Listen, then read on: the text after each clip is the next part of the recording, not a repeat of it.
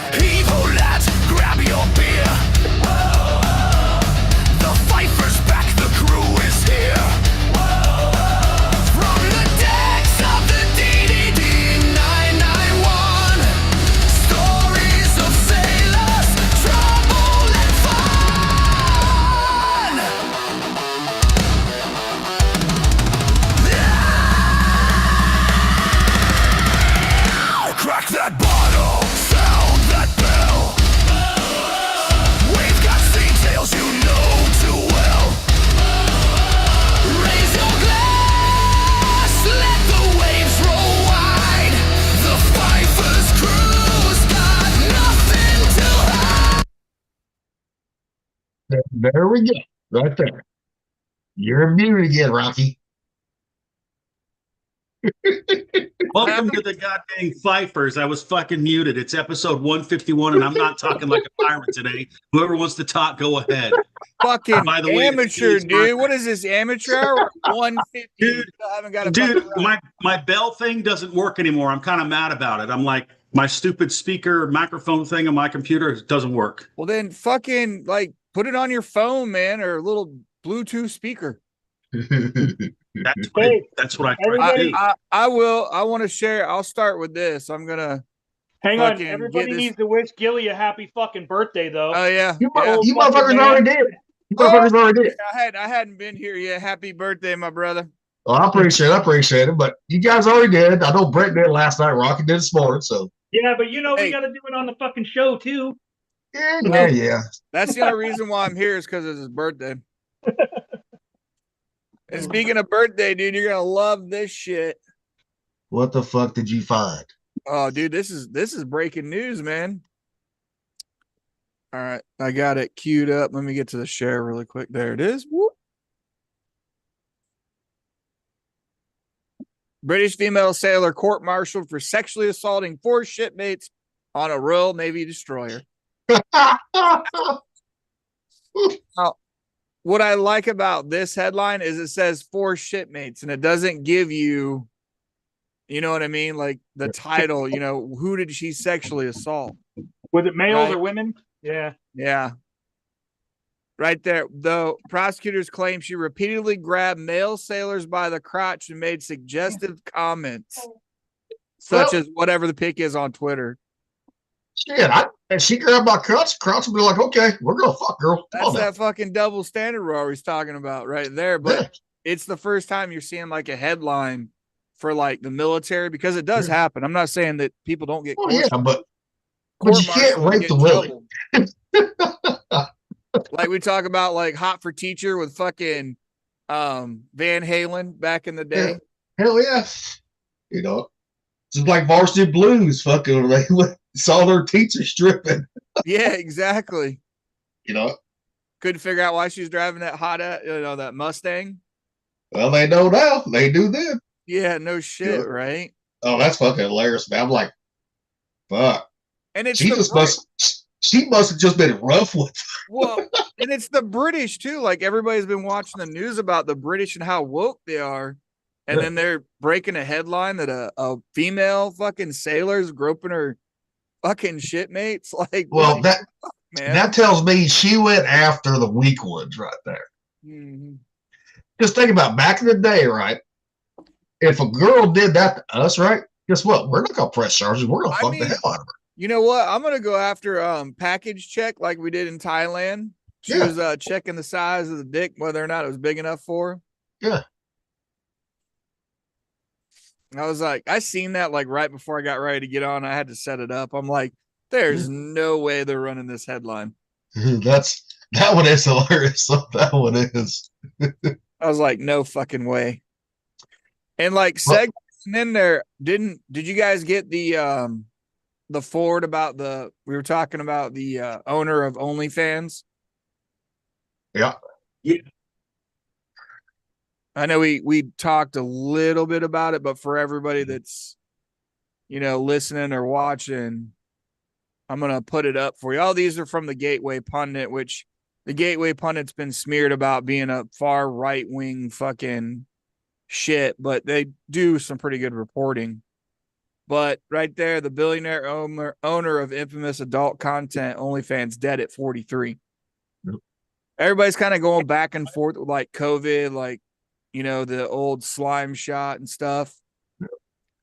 But like I was saying, what's interesting is he was a Ukrainian American entrepreneur who acquired it back in 2018.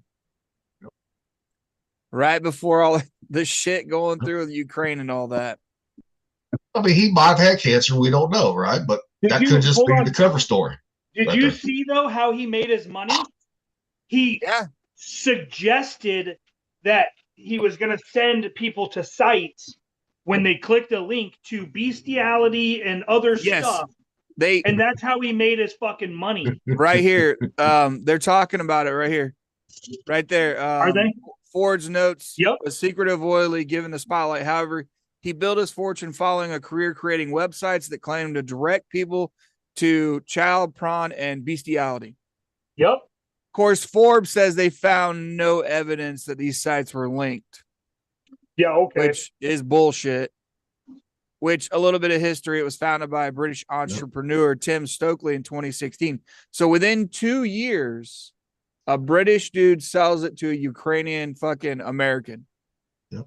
And it had, look at that, 377 million users. Yep. And that one chick right here, Sophie Rain, made over $100 fucking million.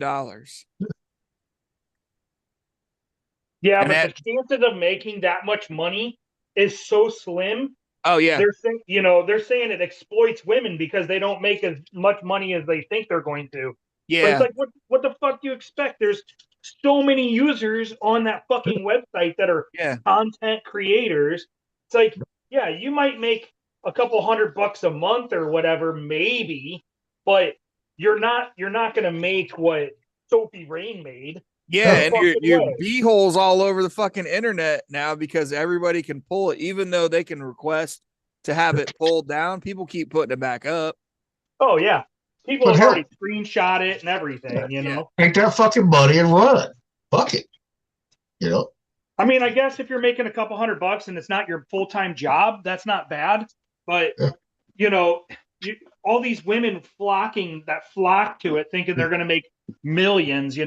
Only because they use that example, because I've heard it more than once come up, talking about these women that make all this money and they use them as their spokesperson. Yep. And then now you've drawn in so many women and girls, like younger girls, like as soon as they turn 18, they're in there, and we all know that you can fake all that, especially the users. Oh yeah. So you got any number of people that are watching it that are underage type stuff. So if you want to talk about directing links to those, it's still sick because there's the people watching it that may not be of age anyway. Well, there's also that fucking there's also that website that kids under 18 can be on it's suggestive, where they wear like bikinis and shit. And then when they turn 18, then it switches over. They switch over. It's like the gateway to OnlyFans. I think if I remember right, Twitch. It was started on Twitch because they were getting around it with the hot tubs and the bathing suits and shit. There's a whole different website now specifically for that reason. Maybe Kick. Was it Kick? Maybe I can't remember now. I don't know. We have to look it up. I heard about it on a Sean Ryan episode. Here's the funny shit though with OnlyFans. Did you see this with Elon Musk? Yeah, he wants to buy it just to. I'm gonna play it real quick. This shit's fucking dude. It's getting crazy with this shit, man. Especially with what he's been buying.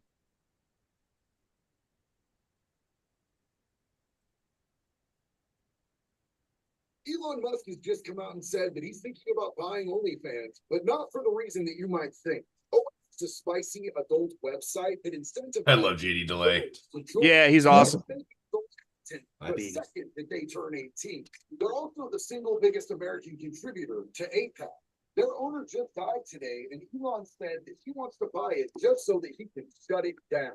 He actually does that. That will be one of the most epic things that I have ever seen. What do y'all think? I mean, if he wants to shut it down, he can. You know, it wouldn't be hard for him to shut it down. No, I found it interesting about APAC. So you got You know what else? You know what else I've noticed that he's done?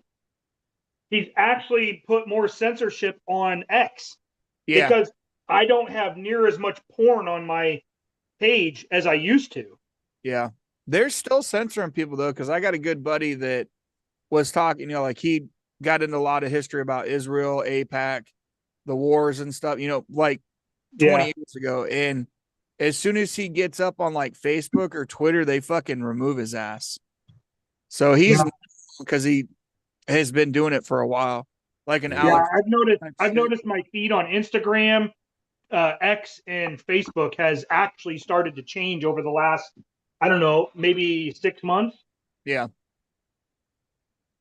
It's just all interesting that all of this shit is just like bam, bam, bam. Like you're like, whoa, where's the news cycle going this day?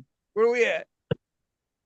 Right. Well, And you get more and more people on board. You know, they've already talked about Gen Z already losing interest in Israel and the money, like we've talked about. Like, let's bring this money back to us, you know, and get rid of the EBT fucking members that are stealing all the money. Dude, I was hot earlier.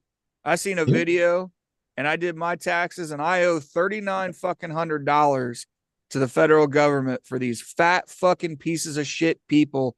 And if this hurts your feeling, my background shows you the kind of fucking people that are getting this money. I got to pay $3,900 fucking dollars.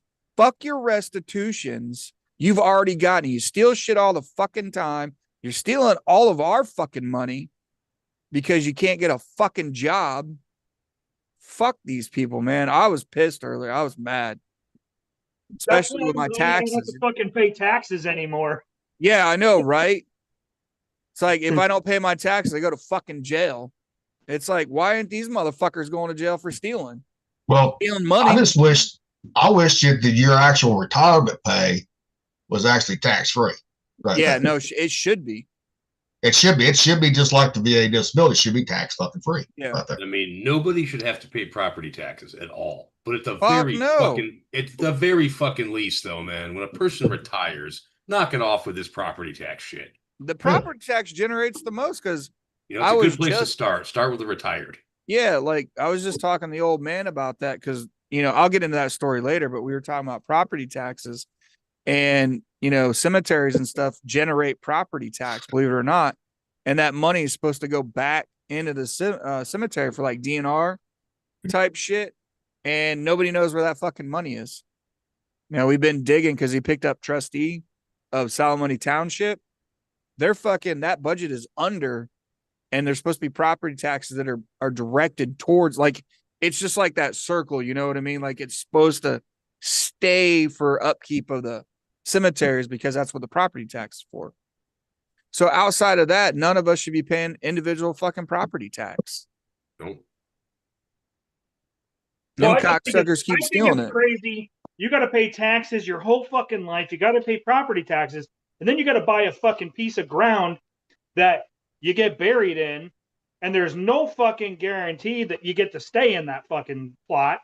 You know, because actually some countries, a lot of countries, you're only guaranteed that spot for 99 years. After that, they can dig you up and reuse the fucking hole for somebody else. You look like Poltergeist when they moved all the headstones and buried, you know, made the pool in that housing edition, but never moved the bodies type shit. Think about it. You know, in 100 years, most of the generation that remembers you is already dead. Yeah, right? no, nobody's going to remember you in 100 years. Like they've already talked about that. Yeah, that's just put me burial at sea. That's all you got to do. Not there. I told the old man the other day when we were driving the cemeteries, because like I was saying, the trustees for Salamone Township own the cemeteries. Like there's a couple that are owned by the township. And I was like, look, I'm telling you this right now. You're going to fucking cremate my ass and take me to the Marianas Trench for Davy Jones' locker. Don't let anybody fucking tell you different. And I said, it'll be in my will. He started laughing. But yeah, that I was talking to Gilly about the same kind of shit. We were talking about it last night. One of the oldest cemeteries in the town, half the headstones are gone. They're in the fucking corner of the graveyard just sitting there. Nobody knows where the fuck they go. It was vandalized and all kinds of shit, and then just pulled them and set them off to the side when they were mowing it. So you got a whole section of plots. Who knows how many people are there? Like you said, dig them up and shit. I mean, they should have, before they removed those, right? Yeah. They should have marked out where they was at. Well, and I told the old man about that earlier when I was talking to him. I was like, I sent him those grants, like the Hartford or Hart Family Foundation. Yeah. They pay for those kinds of things like we were talking about, that they'll do archaeology survey. That's what they pay for, but it's a 1-for-1. So you got to generate, payback for the grant to get you started. So, yeah. And then they go from there. But I mean, that's the only downside to that grant right there. Yeah. I was reading like more through, and I'm like, damn, it's a 1-for-1. Yeah. And it's kind of hard to get a hold of. It's a little bit harder, but Indiana on the DNR has it. But at least the grant side of it have to go through that class now. So yeah, and dad was like, yeah, I found somebody out here that's got a lot of money too. I'm trying to get donations from. I was like, well, we'll do both. We'll do fundraising, donations, and grants. Hey, little Tate, if it's an old woman, right? Just hear me out. Just hear me out on this one. I know you're about to say, I know. Just take one for the team. Just take one for the team. That's like selling your soul to the devil to fucking reconsecrate holy ground. Like, there's that twist in that shit. I mean, if she looks halfway decent, might as well. Right. She got a lot of money. I scared a lady earlier because she parked up right behind the truck where I was getting ready to put the rooftop tent into the bed. Yeah. And I went up there. No situational awareness, dude. People are fucking just none. I'm like coming around. I'm about 5 feet from her car. And I'm like waving, trying to come around the corner, not to scare her. And she jumped because she's staring in the fucking rearview mirror and looking around at shit. She's like, you scared me. And I'm like, just trying not to. I was like, can you move that car back? She was nice, but none. And she's the older lady too.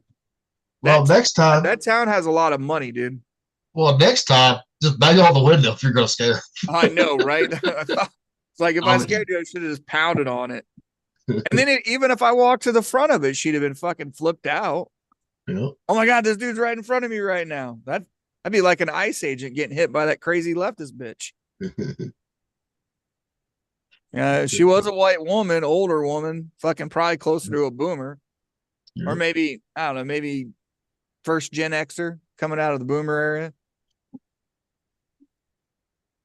All that bullshit.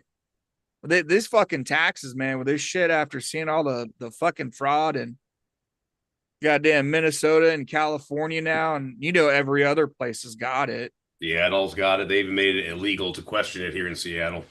It's fucking crazy. Well, the attorney general said you will be brought up in charges of harassment or something if you fucking look into these places. Like they're not even trying to hide it anymore. At this point, you just burn the motherfucker to the ground. I'm not putting any suggestions out there, but if you're already going to get charged, that's what the Irish have been doing. Yeah. Oh, dude, I was seeing a couple of videos of them talk. This guy ran some polls on that shit, the amount of immigrants they got, and then the percentage that weren't in school and are on welfare. And it's like over 50% of them. It's like 60% of them that are there. Fucking parasites, dude. They're useless. Yeah. I mean, and it's from the same fucking communities that are fucking sucking off of us. And they look like the person right fucking behind me. Yep. Yeah, I don't give a fuck if you get pissed off about it. I'm sick and tired of fucking us fucking, especially white people, fucking pattern recognition that's been going on for fucking years since before, the 60s and the civil rights movement fucking came into play. Fuck you, motherfuckers. Yeah, but when you finally do get divorced, right? You file a single, right? That will change probably. right Oh there. yeah, for sure. I And mean, you're not living in Virginia, a high tax rate yeah, at I that mean that's state why, level. you know, when you look at it, like Mick's saying too, like, and Brett, you know, he like, you get taxed on sales tax from $1. You Yep. get taxed on fucking gas from that same dollar. You get property tax off that. Yep. That shit is what, taxed like 9 times before it ever gets anywhere. Yep. Goddamn, it's such a scam, dude. I hate the Federal Reserve. When you start learning all that shit, hell, it was happening before the Federal Reserve with the barons, the railroad barons, and all them. Federal Reserve. I got a book about the Federal Reserve. I want to show you guys the title. You might be interested in reading it if you want to read it. Yeah, I'll be back in a second. I don't really need to read it because I already know enough when they sank the fucking supposed Titanic that was the Olympia for an Yep. insurance fucking claim. I know. Is that in there? Did they put that? The 2 guys that were opposed to the Federal Reserve, they killed on that? I bet that. I wonder if that's in there. Probably not. You know, it might be. I don't know. Oh, speaking of conspiracies on top of that one, you know how we were talking about the Pentagon the other night? Salty Cracker had it up, and he had the same view that you were talking about, that circular, like Yeah. perfect circle in there. So he had that Yeah. front view. Yeah. And it is, man. It's so fucking just so blatant. Like, yeah. And then she came out with this one too. Generation hoodwinked. Yeah. Yeah. And you look at what's going on. Everyone's been hoodwinked. Oh, it's been going on for years, dude. That's nothing new. It's been going on for a long time, but people are starting to wake up to what the hell did we believe for so long? Why did we think this way for so long? You know, I'm going to put these books back, but I just mainstream want to show media you, like, because I your haven't read parents these and books yet. grandparents believed in it. Yeah, I haven't read these books yet, but I'm going to after I finish what I'm reading right now. You know, when you looked at newspapers, even before that, everybody believed everything that was in print and everything that was on the news. Walter Cronkite. Mhm. If he said it, it must be true. Yeah, exactly. But at least back then, they didn't give their opinion on that. Walter Cronkite never did. Yeah, they just gave straight propaganda. Yeah. Yeah. You know, but You know, they Yeah, op-ended pieces to hide Project Mockingbird. it. Yeah, 100%. Yeah. And they've already proven that so many times now when they pull up, you know, the montage of all the news stations across the country. And they're all And it's like word for fucking word, dude. You can't even get away from. Yeah. Yeah, the AP puts out something on the wire, and that's exactly what and how you say it. Yep. And it goes right across on, just like it's sent out in the email. Producers like, this is what you'll say. It's in the earpiece, and it goes down like that every time. that's one of the reasons why I like watching the Five with Gutfield's all there, right? Yeah. Because he don't go by what the fuck he's supposed to do sometimes. He's pulled his earpiece out too a couple times. I know. He'll pull that shit out like, I'm not listening to what you have to Yeah. fucking say. And even Jesse Walters, I'm surprised those two have not been fucking sued. I'm surprised he hasn't been crucified about the 17-year-old fucking girl and his comments on it. They did for a while, and then that was it. Like, it went away. Yep. Nobody, you know, the memory hold is small nowadays. You know, because like Obama said, and if you hadn't, nobody remembers that, he talked about the Times Square, you know, the town square. If you flood it with enough sewage, which is misinformation from the news, nobody knows what the fuck's going on. Now you got AI making fucking videos. Yep. Well, that's why I love when Greg gets on Jessica, right? On the Five. Oh, God, he beats tears the it up. shit out of her, man. He had her in tears when she left, up and left one episode. I'm surprised You know, she What hasn't. happened? Jessica Tuttle on the Five, right? Big Democrat, right? And a Jew, too, right? Greg Gutfeld just tore her to pieces on one thing, right? She got up and left in tears, you know, because she's always backing the Democrats no matter what, right? No matter what the fuck they do. Yeah, she's a hardliner. Oh, yeah.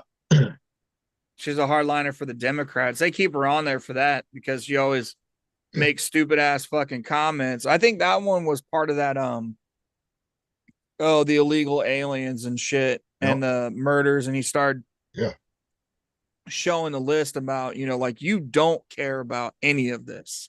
Yep. And he 'Cause, just yeah. he just tore her to fucking pieces, man. Yep. Well, and the other guy that's a Democrat, fucking, he's mixed. What the fuck's his name? Fuck.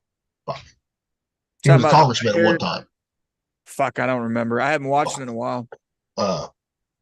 Never mind. But still, he's the only Democrat that's actually all there, right? That makes sense, right Talk there. about Fetterman. No, not Featherman. This is all the five. Oh, sorry. It's one of their He was- commentators that they bring Yeah. on, like they're Oh, okay. He was a congressman at one time and all that, right? that wasn't Juan, was it? Because Juan went out a No, lot. not Wall. No, not Wall. No. Talking about that older guy that's got curly white hair. Is that who you're talking about? Yeah, but he's actually mixed. He's actually biracial. Yeah, no, I know he's mixed. Like, Yeah. Because he's the only one I remember besides Jessica since Juan left that's been on the show, like as part of the five. Yeah. But he's the only one that actually makes sense on Democrats. He's not that hard line. No. That's why you don't see him on there a whole lot no more. You Shit, know? I was watching a short clip of that earlier by Greg Foreman, the black fucking conservative perspective. Yeah. And when they showed all of the videos of the black and Mexican ICE agents that they're unmasked at the airport, yeah, these people just fucking lost their minds, dude. Black people, the leftists and all that shit, like they were. I mean, they lost their shit, man. Like it was fucking hilarious. Oh, the cowboy got confirmed, and he's the head of fucking DHS now. Yeah, Mullen. Yeah, I did see that. Yep. Yeah, Yep. I seen it earlier. I was like, oh shit, he got it. Yep. Is he good or We'll bad? see what he does with it. Oh, he's good, man. He's good. You Is know? he ruthless like we would be, like getting everybody out of here? And if they don't get out of here, they're going to leave in another way in pieces or Yeah, a see, body bag? he's from Oklahoma, Rock. He's from Oklahoma. See, Well, he needs to go after the people that are starting to be terrorist cells. They need to hunt those people down. oh, he will, Christy Rocky. Nome from He will. Oklahoma? Or they need to deputize people like me, and I'll go hunt them down, and I won't show mercy. There But is you gotta no go mercy through. for that. Yeah, but you gotta go through Fletsy Yeah. before you can do it. I don't care about that. I don't care about any of that. Fuck. That doesn't. Brett's right next to fucking Illinois, and they're already putting task force together to go after ICE if they win the midterms. I can't wait. Do it. It's gonna be like, dude, it's gonna get fucking crazy after these midterms are gonna get nuts. I know. I can't wait. Like it's I think the forever purge is gonna be there for a little while. Even Brett, even though he's been through Fletsy with the federal, the DOC, right? He'd have to go through it again, just like somebody we know. He's gone through it 3 times doing different jobs. Yeah. Yeah, it's when you hear the argument about violent criminals and them being criminals, you're like, motherfucker, they're all criminals. They came here illegally.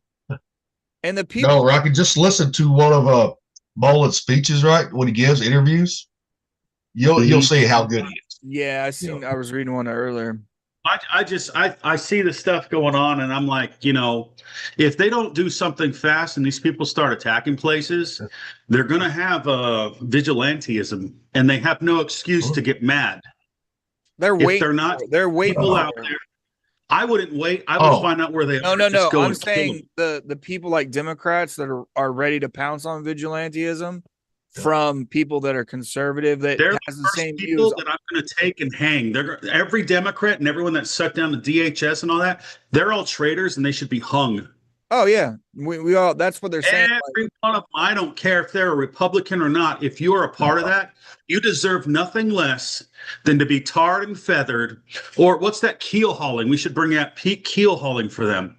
And you know Off of what? an We've got aircraft- GoPros off an now, aircraft so you could GoPro his fucking keel hauling and actually see the barnacles scrape him up on the bottom of the boat. Oh yeah. If you Get back make to the it, pirate days, man, you couldn't forward to see app. that shit. Oh, Mama Hodges just- goes Harold Ford. Sorry, real quick.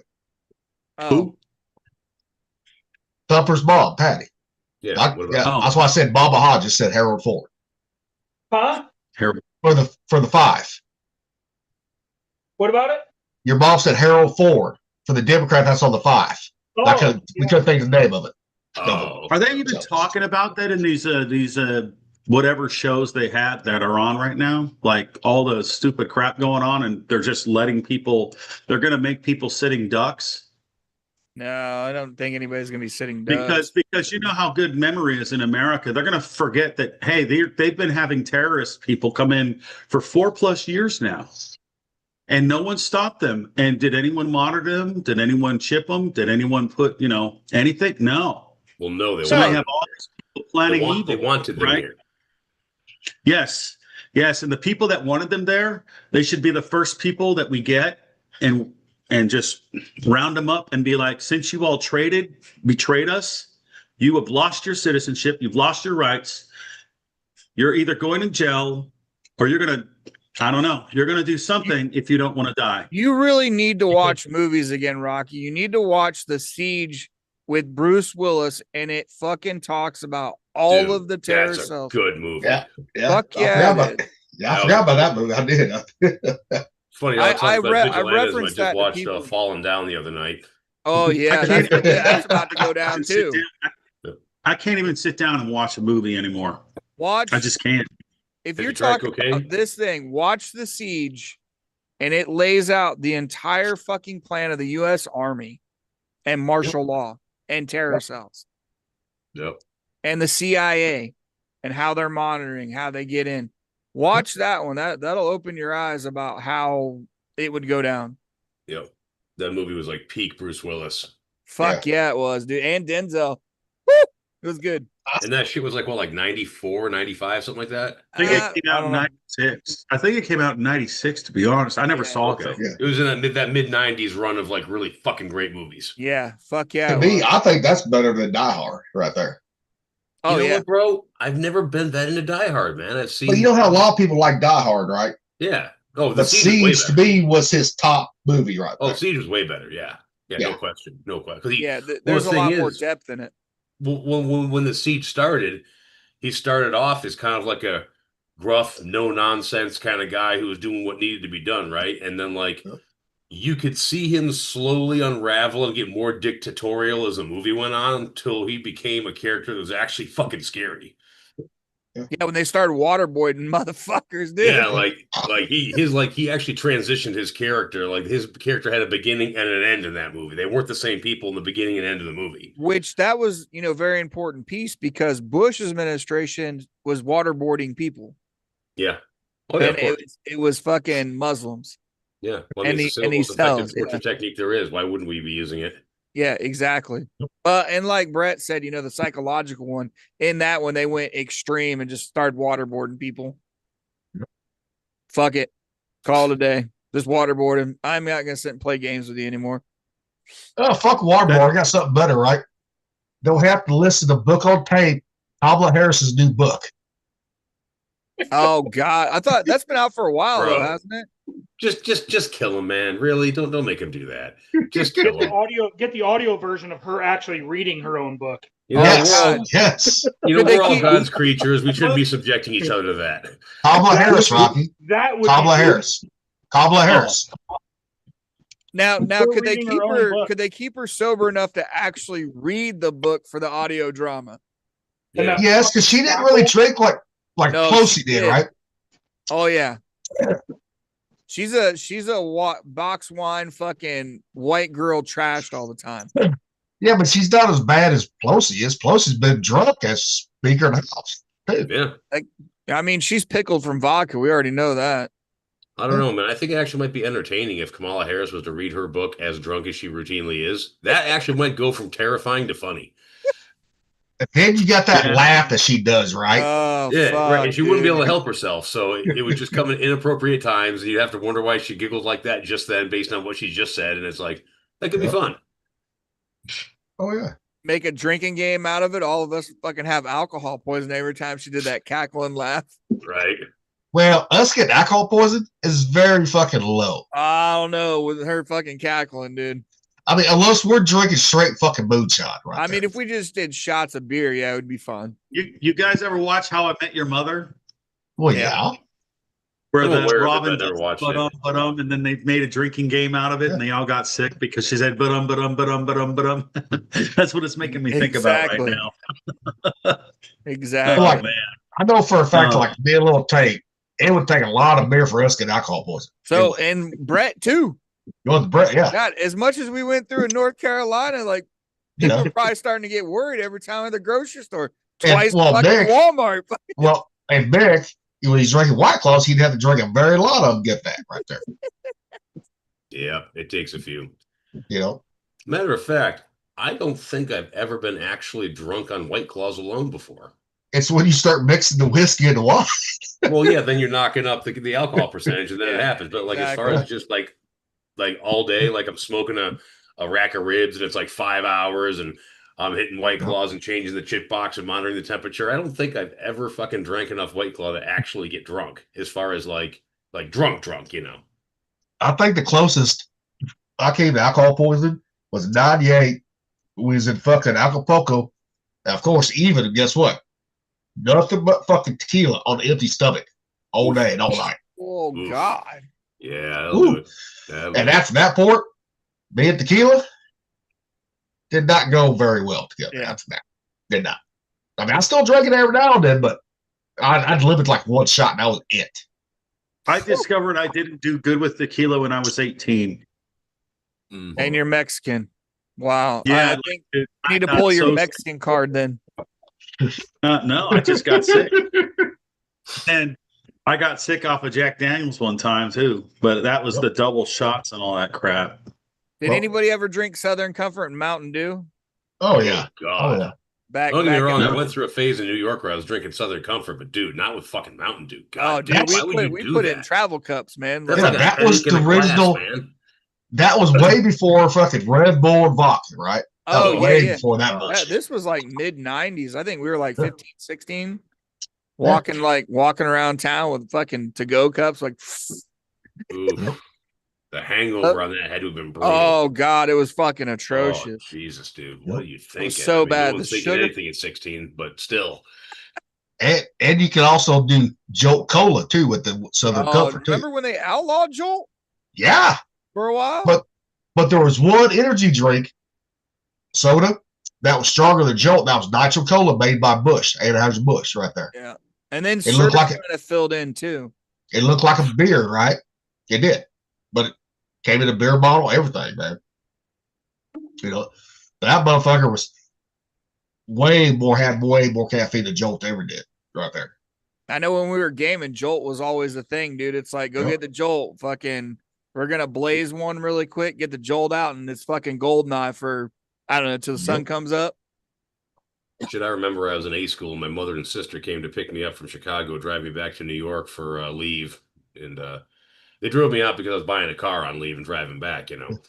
And yeah, I took a Jolt Cola and drank it and talked to my mom and sister till the cola was gone. And about 15 minutes later, I was dead ass asleep in the passenger side, and they couldn't fucking believe I drank a Jolt Cola and then took a nap. No, well, boot camp makes everybody tired because that was the first thing I did when mom and grandma picked me up. Is I laid on the hotel bed and just went to fucking sleep. Dude, yeah, And sleep that is was like it. currency in boot camp. Yeah. Oh, dude, First that's thing the I- worst thing too, because I mean, the brothers would do all their hooting and hollering and shenanigans after lights out, and I'd be yelling at them like, "Dude, shut the fuck up! We only have like 6.5 hours to sleep. Fuck you! Stop!" Which my division, we didn't have the brothers. They were pretty good. They wanted to go to sleep too. You know, Oh, so- dude, ours were fucking wild, man. They start yelling and running around and shit. Like, God damn it, guys! Didn't you have a fucking enough today? Go Right. to sleep for the love of God. Fuck, I had a guy, I'll never forget him, Newton. I bunked with him. He was on the top and I was on the bottom. And every day, you know, making your racks together, like he's like, I Yeah. just want to punch you in the face. Like, I don't know why, but I just want to do it. I'm like, whenever you feel froggy, we'll go to town, brother. And he Yeah. was from Chicago, you know, but he said it every fucking morning, man, when I bunked with him. Till he got asthmaed back because he was stupid as fuck, you know, He dumb. sounds like a railroad scholar. Your doctors and 'cause- engineers. That's because you look like a little crackhead. Yeah, I Definitely. was pretty skinny and I didn't have facial hair at the time. I smiled a lot too because none of Yeah, that you're gonna shit have to give bothered us a me. picture of you back when you were 18. I think I have my boot camp picture stashed somewhere. I'd have to find it, dude. Like I was skinny, like I was cracking. I think I weighed about 115 pounds. Well, when you got to the belt, about 105, soaking fucking wet. Yeah, You were tiny, bro. yeah. He- I was little. I shoulder that's- press more than that. That's why his nickname, when he had his head shaved, Little Tommy from Rugrats. Oh, And it stuck with me when we went to Thailand. That's what Yep. we used to talk to women was like, my name's Tommy. And then they'd Yep. come up about Rugrats and obviously nobody knew it overseas, but Uh, and then you had Hannah call you. Is Tommy there? Can I speak to Tommy? oh Call your yeah. mom's house. Oh, dude, my stepdad name was Tom. He was in Vietnam, right? So mom knew this. So she calls on Thailand time looking for me. Like I left my number for her. And she's calling looking for me and asking for Tommy. And my mom answered the phone and she's like, what the fuck is going on? She's like, who you looking for? Tommy. And mom was telling me like nonstop. All she said was Tommy, Tommy, Tommy. And finally she woke up my stepdad and he's like, goes to talk to her and he's like, I have no fucking idea who you are, but he knew the accent. And he was like, she's definitely like Thailand, like somewhere over there. And he's like, have you talked to Matt about meeting any women over there? And then when I came home, I told her what had happened. And she's like, you motherfucker. She's like, I almost divorced Tom over that shit. I was like, oh, my bad. Which, like I said, me and my stepdad got along because he was a Marine. Yep. He was the Aptos driver, the recoilless rifles. oh yeah, yep. Yeah, he was in one of those. He told me quite a few stories, and we just got along. You know what I mean? It'd be like Jarhead, Leatherneck, fucking Squid, fucking Bubblehead, all that shit back and forth, dude. Nobody knew what the fuck we were talking about, so it made it like our own conversation, kind of like we are now. But yeah, that almost divorced that shit because of that whole incident, dude. I was like, my bad. That's why I never gave out my parents' fucking number to any girl overseas. Dude, I didn't. That was the only phone number I could think of that was like stable at the time because I moved around a lot and Yep. didn't have a real stable number. Yep. So, being houseless and half homeless and shit that happens. So, Yep. that's another one I seen about fucking homeless. Like Elon was talking about on Joe Rogan, like the people that you see in California living out of the sewers. Did you see that shit? They're finding people that are living in fucking LA's sewers now. Sewer Yeah, people. same thing with all the underground tunnels in Las Vegas. They got entire Yeah. fucking shanty towns down there in the subterranean tunnels. Fuck yeah. And you know what? People are living in it. Me and Gilly have talked about like white people living in caves, like because we're pasty white and most white people have better night vision. Yeah. So it gets really weird that these people are living in these caves and most of them are white. They're running electricity down there and shit too. Like, Yeah. And There are some areas that don't have electricity and they're Well, like old people. but the fact that there's any electricity is like pretty amazing. Yeah, no shit, right? That's just like Demolition Man right there. Oh yeah, Mhm. 100%. Demolition Man called that shit out. Yeah, exactly.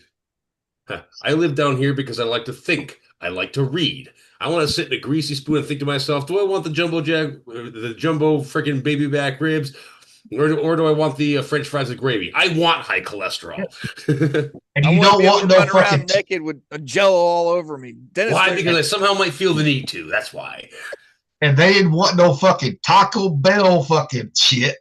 oh yeah, I love the rat burger. the El Rata. This is a This rat is a burger. rat burger. Best burger I've had in years. Hey, I guarantee it. One of us has had rat before. Guarantee. Have we been to Mexico? Have we eaten? We've had rat. Yeah, Or Hong Kong, fucking. I mean, Yep.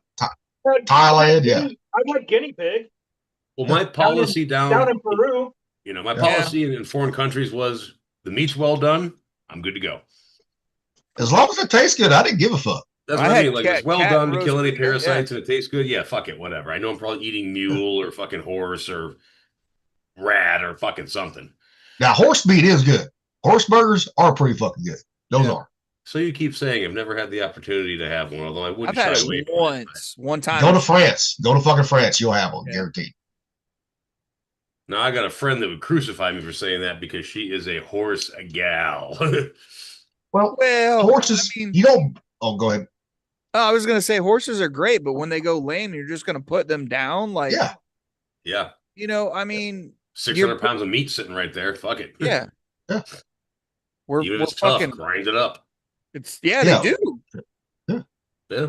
I mean, Make you really pate think out all of them it. fucking old Yeah. West settlers, you really think when a horse got dropped, they were going to waste all that protein? Fuck Fuck no. no. Fuck no. Fuck no.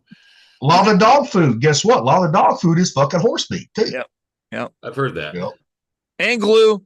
All the Yep. Elmer's glue back in the day, all fucking horse hooves. It's a Yep. horse hooves. Yeah, yeah. Yep. Look how much glue we had to buy for school back when we were going through in elementary. And that glue did taste. And that glue did taste pretty good too. Yeah, it wasn't bad. I didn't Glue eat the sticks glue. were a little funky. I never tried the glue sticks, just the liquid Yeah, shit. they're funky. But remember, you used to put it on your hand, right? And then you make Yeah. like skin and you're like peeling it Yeah. off. And Yep. Yeah. and you know, it actually held your fingerprints really good too. Like Oh, I yeah. wonder if that's some of the ideas like the CIA, you know, you see all the movies with, you know, that latex skin in there and Probably. because Elmer's glue did it, like original Elmer's glue from way back. Now the Elmer's glue now, guess what? It don't do the same properties. It ain't like that. Must not have horse hooves in it. I don't think it does. But you know, like going through that, like people forget about our history, like with these meats and animals and stuff like that. And when we're overseas, like China hosts a fucking dog eating like festival, Yeah. and they bring fucking dogs in and fucking eat them. Like, you know, I don't understand why we got to encroach on anybody's fucking beliefs. Yeah. I You mean, know, just because they don't see dogs like fucking family members like we Yeah. do, right? You know, it doesn't mean they're wrong or we're right. Well, and they don't follow the Muslim tradition either, where they say dogs are dirty. They just eat them. My problem with the whole dog thing is I'm a dog lover. I could never eat a dog unless it was an emergency situation. You know what it is, right? Mhm. But my big problem is they treat those animals fucking horribly before they eat them. Animal That's- cruelty is never good. Yeah. That's my biggest beef with the dog eaters is I've seen what they do with those dogs before they eat them, and it's not fucking right. Well, is it any different than Mike Vick and having pit bulls fighting? I'd hang his ass too if I could. Exactly. All these motherfuckers that breed pit bulls and have them fucking fight. It's like I'll go to a cockfight, but I wouldn't go to a dog fight. I've been to a cockfighter farm before. It's fucking Sure. crazy. Well, I'm sure it is. Oh, cockfights, man. That's fucking awesome to watch. Really. Oh yeah. You know? You know, and we eat chicken nonstop, dude. Yeah. And I will say, Go to a cockfight. dog eat a fights, lizard. I'm- Cool. I've been in dog fights here, you know, in the Midwest, right? Mhm. I'm telling you, the most vicious breed that I ever saw, right, was a pit bull and lab combo right there. I believe that. Because labs and pit bulls, guess what? They have no stopping them. They don't. Right there. No. And labs But can that be mean. bit- I've known some mean labs. But that combo does not have the locked jaw at all. You know, so And you get that's that what musk- makes them very fucking vicious right there. Yeah, I I can believe- see that. And labs Yeah. are a good deal bigger structurally, like taller, like longer. So you Yeah. pack Yep. all that muscle on that taller frame, and yeah, you got yourself quite an athletic Yeah. animal. It's like if Gilly and fucking Brett fucking bred. Right. Really? I couldn't help myself. I couldn't No, help it myself. would be Sorry. if we fused like Goku and Vegeta. Yeah, exactly. That's that, you know, going after that. Yeah. Hey, bro, I'm going to be inside of you right now. Let's go ahead and fuse right now. Remember, Vegeta was always against it in the anime. Because he didn't right? want Goku in his fucking head. Like, I don't disagree with him at all. Bro, I'm inside of you. Oh, fuck. Get out of my head. You know, because Goku, like, they're polar opposites, which is why it works. But Oh yeah. you know, it's still funny when they do all the player stuff and they join. So Oh, and guess what? They're continuing that arc later this year of the Are they? Supra. Now they're bringing Moro into the saga now. thought I seen a couple intros on that with them Yeah. doing it. Yep. Yeah. Yep. Oh, dude, I got a clip a while back. There was a chick talking about anime and hentai, And she's like, if you're into anime, you have watched fucking hentai. There is no fucking lying about it. And I was like, she right. Yep. She 100% right. Yep. Fucking Does Japanese. Legend of the Overfiend count? Unless you do Black Church. It's, I mean, I've seen Legend of the Overfiend, and it's pretty sexually violent, although I'm not sure it would qualify as hentai necessarily.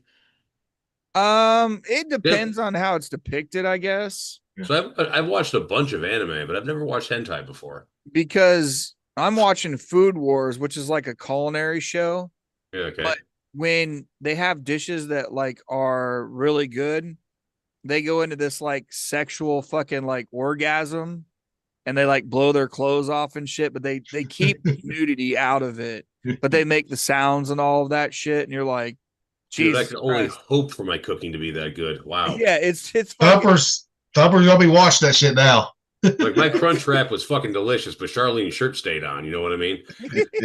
that and when it's bad, like in the first like season, couple episodes, he makes an octopus dish that's really bad, and you see the tentacles going after the chick. It doesn't show anything, but you know what's going on. Like it's got right. tentacle porn in it. You So know, it's all suggested and off screen. yeah, it's all suggestive in the script. But, Okay, this is an anime. oh yeah, It's called what? I'll grab it. Food Wars. Food Wars. I might have to. This sounds like it could be funny. Is it on Crunchyroll or something? No, they got DVDs. I went and bought them because I didn't feel like going for Crunchyroll. Let's see if I can get it up there. The only reason I know about that show is because like my sons asked me to watch like Jujutsu Kaisen with them, Yeah. Death Note, and then there's another one called Joseph or something like that. He wants me to watch, and Attack on Titan. Those are all fucking lame, dude. That's what they wanted to watch. I'm like, okay, I'll watch it. I mean, I've never really watched anime before. It's like, I really like it's all- the Castlevania series. yeah, that was pretty good. New Castlevania was good. Food Wars is all Crunchyroll, but the first 2 seasons are not. Yeah, no, that's why I went and bought them, because like my oldest son got Crunchyroll and like shared it with me because he knew I like watching Dr. Stone and stuff, and it wasn't on Netflix yet. Yeah. And this is on Amazon. Yeah, this is on Amazon Prime. Was 2015 the first season? Yeah. Okay, so Prime's got all of them. Oh, did they? Nice, That must have been new. I mean, I bought this a couple months back. So Yeah, this is 2025 through 2021. Yep, nice. nice. Okay, Yeah, I bought it, but is it I have it on funny? Like DVD. it's a comedy, right? Yeah, Okay. it's just a really good cooking show because they actually go into like French techniques. Like there's families that run prestigious like cooking, like prestigious type. So it's not all that crazy shit. It's actually legit. But when that goes down, you're like, oh my God. Okay. So they give you like, they talk about ingredients that you can use making dishes. And these are all like Asian dishes, but they run into like French dishes because they got a French instructor. Like it's a good show if you enjoy watching cooking stuff, like a very different anime. Are you ever coming on the galley, Tate? Ever? If Ever? I can, I may come on one of these times. I know you guys want to watch me cook. It's fun. I think it'd be a kick to see you cook something. Oh yeah, I have a lot of fun. Yeah, especially since you did do it out there in North Carolina. Yeah, because you motherfuckers had all your own recipes that you wanted to do. Where do you fit in a third extra dude cooking and feed the 3 of us and not waste anything? So Hey, go fuck yourself on that one. Hey, we didn't waste very much food. We did not. Okay, so when we're down in New Orleans, how are we going to handle the cooking? Because we're going to need pots and pans and utensils and spices and this and that. Put together a kit. Just bring it Very in. easily. You're muted, jackass. Fuck off. I know, bitch. I'm hitting it. The Airbnb will have pots and pans that we can use. Billy has to get his own.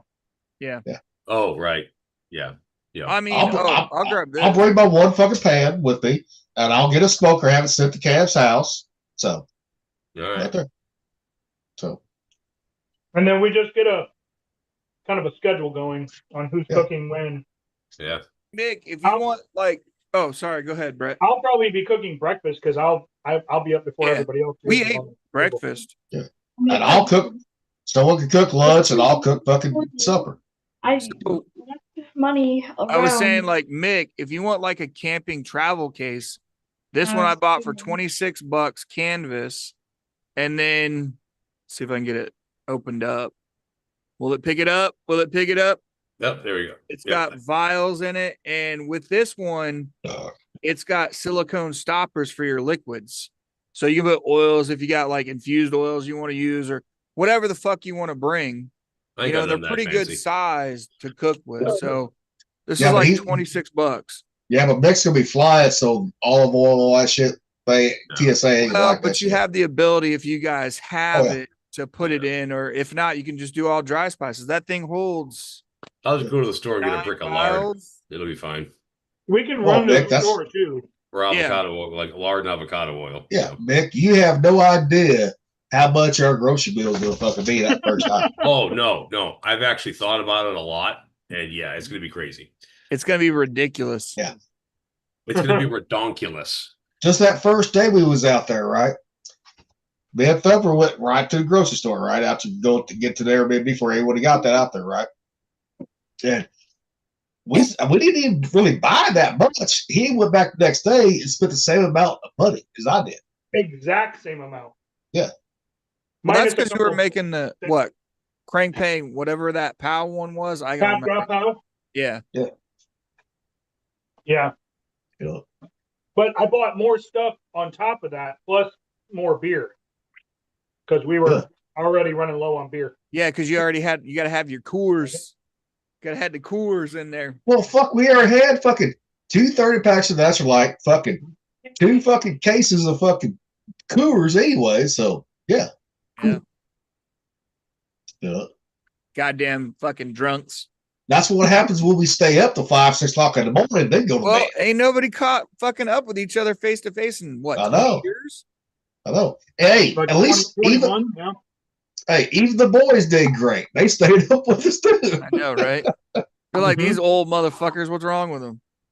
River liked it. River liked staying up. Then he slept to what, dude? Mhm. 1 o'clock, Mixed it. like the rest of us did. It's good though. The garlic fettuccine. It's got a lot of cheese in it. Yeah, Mick, you have not seen how much money we spent on food. You will see, guaranteed. It's Yeah, a lot. well, Food and alcohol. Yeah, I mean, and we're gonna be buying fucking fresh seafood out there too, fresh. mm, Oh yeah, you can No. get that fucking down there. Oh, Cam's already got the fucking. Yeah, I told him, I said, we got to have crab boil. But remember, can't put the sausages in it for me. He said, I won't do that for you. He said, I'll have another batch for that. Right there. Yeah. That's I okay. do want to go get fucking oysters. Fucking Yeah. Well, I do want to go do some oysters. their oyster industry just got hit because they had oil fucking spill out there at Basin 12. Mm. So they're getting hit hard now on that one. So they're going to be a little pricey. Oysters are going to be. Guaranteed. Yeah, we'll see how it is when we get down there. Are you gonna? Did you want to do like the planchet, like you did the smoker out at Rockies, and then put the burlap sacks over it to steam them? Good. I'm like a just. pa- I like a thought pan you fry might cook myself. them. Yeah. I've seen that done down there, and they seem like they're pretty good that way. Mm-hmm. I just don't do raw. I had them raw one time. I don't like raws either. See, I like it raw. I See, I love like it raw. raw. So Nope. I love raw. I mean, I like it clams, raw love or I can mussels, cook I too. love So, oysters, but just they got to be cooked, man. but once I figured out on the raw ones, just let them slide down your throat. You're good. Yeah, you know you like sliding down your throat, Oh, fuck off, dirty bitch. That whole motherfucker. feeling is just a bit unnerving to me, man. It's like swallowing a gigantic fucking booger. I just Yeah, that's what I was about to say. Like a loogie. yeah, fucking like just hard no. It's like the Coke, you know, doing it back in the day. Yeah.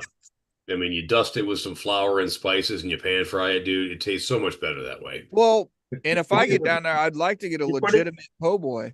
Keep it on the shelf, put it on the fire, and cook it that way. Yeah, Don't- grilled oysters on the half shell. Yeah, But even that's but good even too. Cass said, Little lemon and butter, garlic sauce. Yeah, But even Cav said, right, if you're gonna try a po' boy, before you try any of the other ones, you got to try the original version of it. That's what I'm saying. Like, I want an original, like, po' boy. I don't Which- want That's no meat, and that's just potatoes. Just potatoes, po' boy. What that one is. that's It's fine. starch on your starch. But he did say too, the roast beef. He said you gotta try that one too. Yeah, I'm gonna fucking leave out of there like 30 pounds heavier, dude. Well- I don't know if I'll be able to drive. Well, because Cav did say everyone goes for the shrimp po' boy, right? Yeah, yeah. He said, but a lot of people sleep on the roast beef po' boy. He said they do. Well, I Shrimp just said and ate the can't- mass. That was oyster. delicious. Yeah, you said you can't sleep on the roast beef at all. I believe it. Dude, that'd be the first one I'd try. It's Exactly. because people don't associate roast beef with down there. Yeah, yeah. That's not something that they associate with, so they always think the shrimp is the original Yeah, and it's not. the one to go to. Yeah, Yeah. and the potato one is the original one right there, fucking depression time. Because they're Right. looking at like Italian beef style and shit, you know what I mean? From like Chicago and up there, that they're expected, they expect it to be up there and not down in Louisiana. But their po' boys are totally different than Italian beef in Chicago. Well, Totally. I know that. I know, but that's what people Yeah. see. You know what I mean? It's like Yep. when you go to Philippe's in California for French dip subs, Yeah. with roast beef, they get them kind of confused, Oh yeah. thinking like Brett said that they only have seafood down there, Yep. which they're known Well- for great seafood. Don't get me wrong. Well, it's just like one of the things people sleep on down New Orleans is their fucking shrimp pasta with the Creole sauces and all that shit.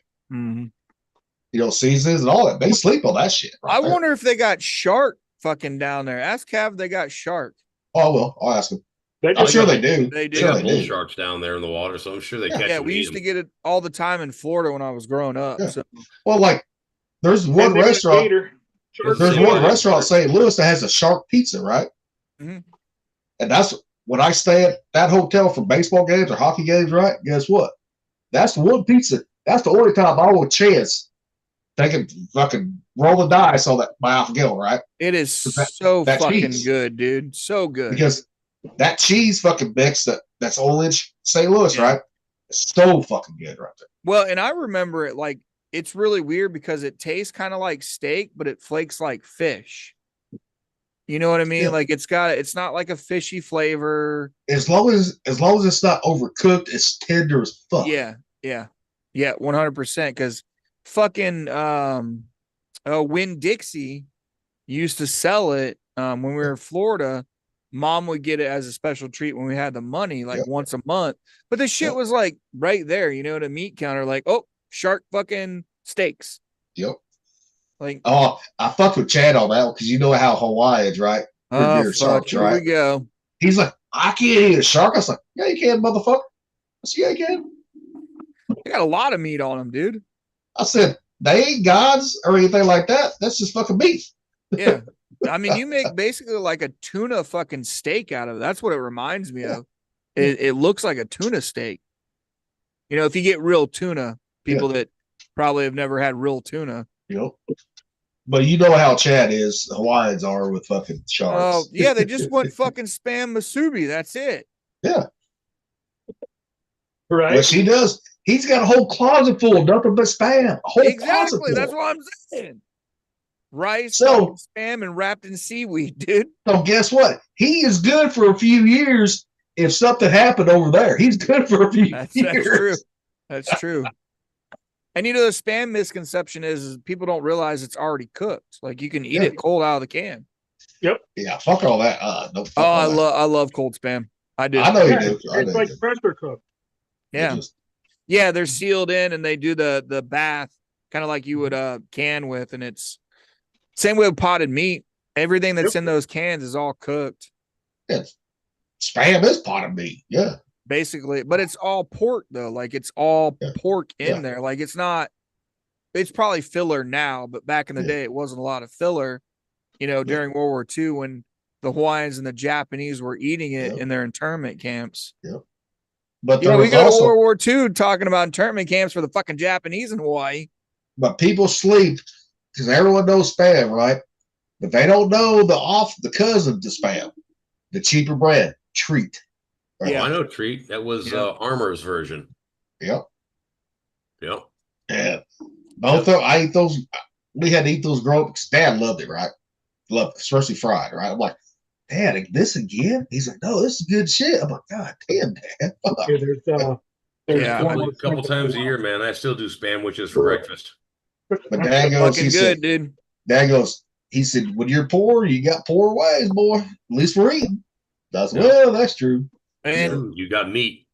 and yeah, I mean, I just picked one up the other day or a while back that's got teriyaki and Korean barbecue flavors now. How Yeah. was that?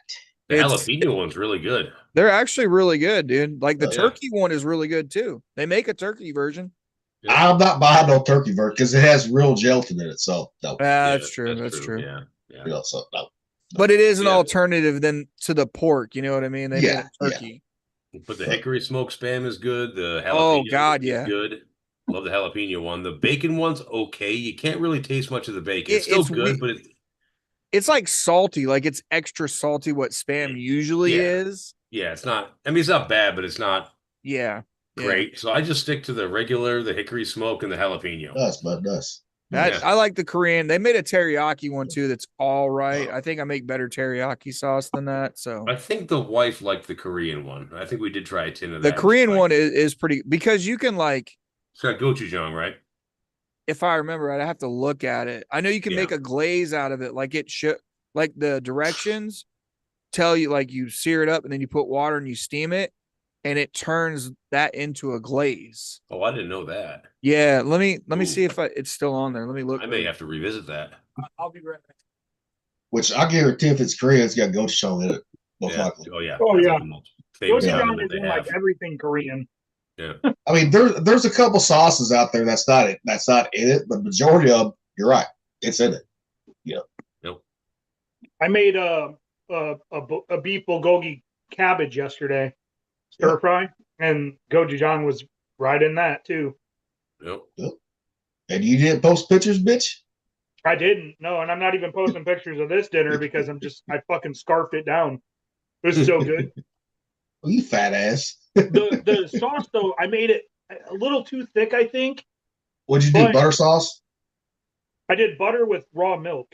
Okay. And the garlic I rough minced it and then I mashed it while I was stirring.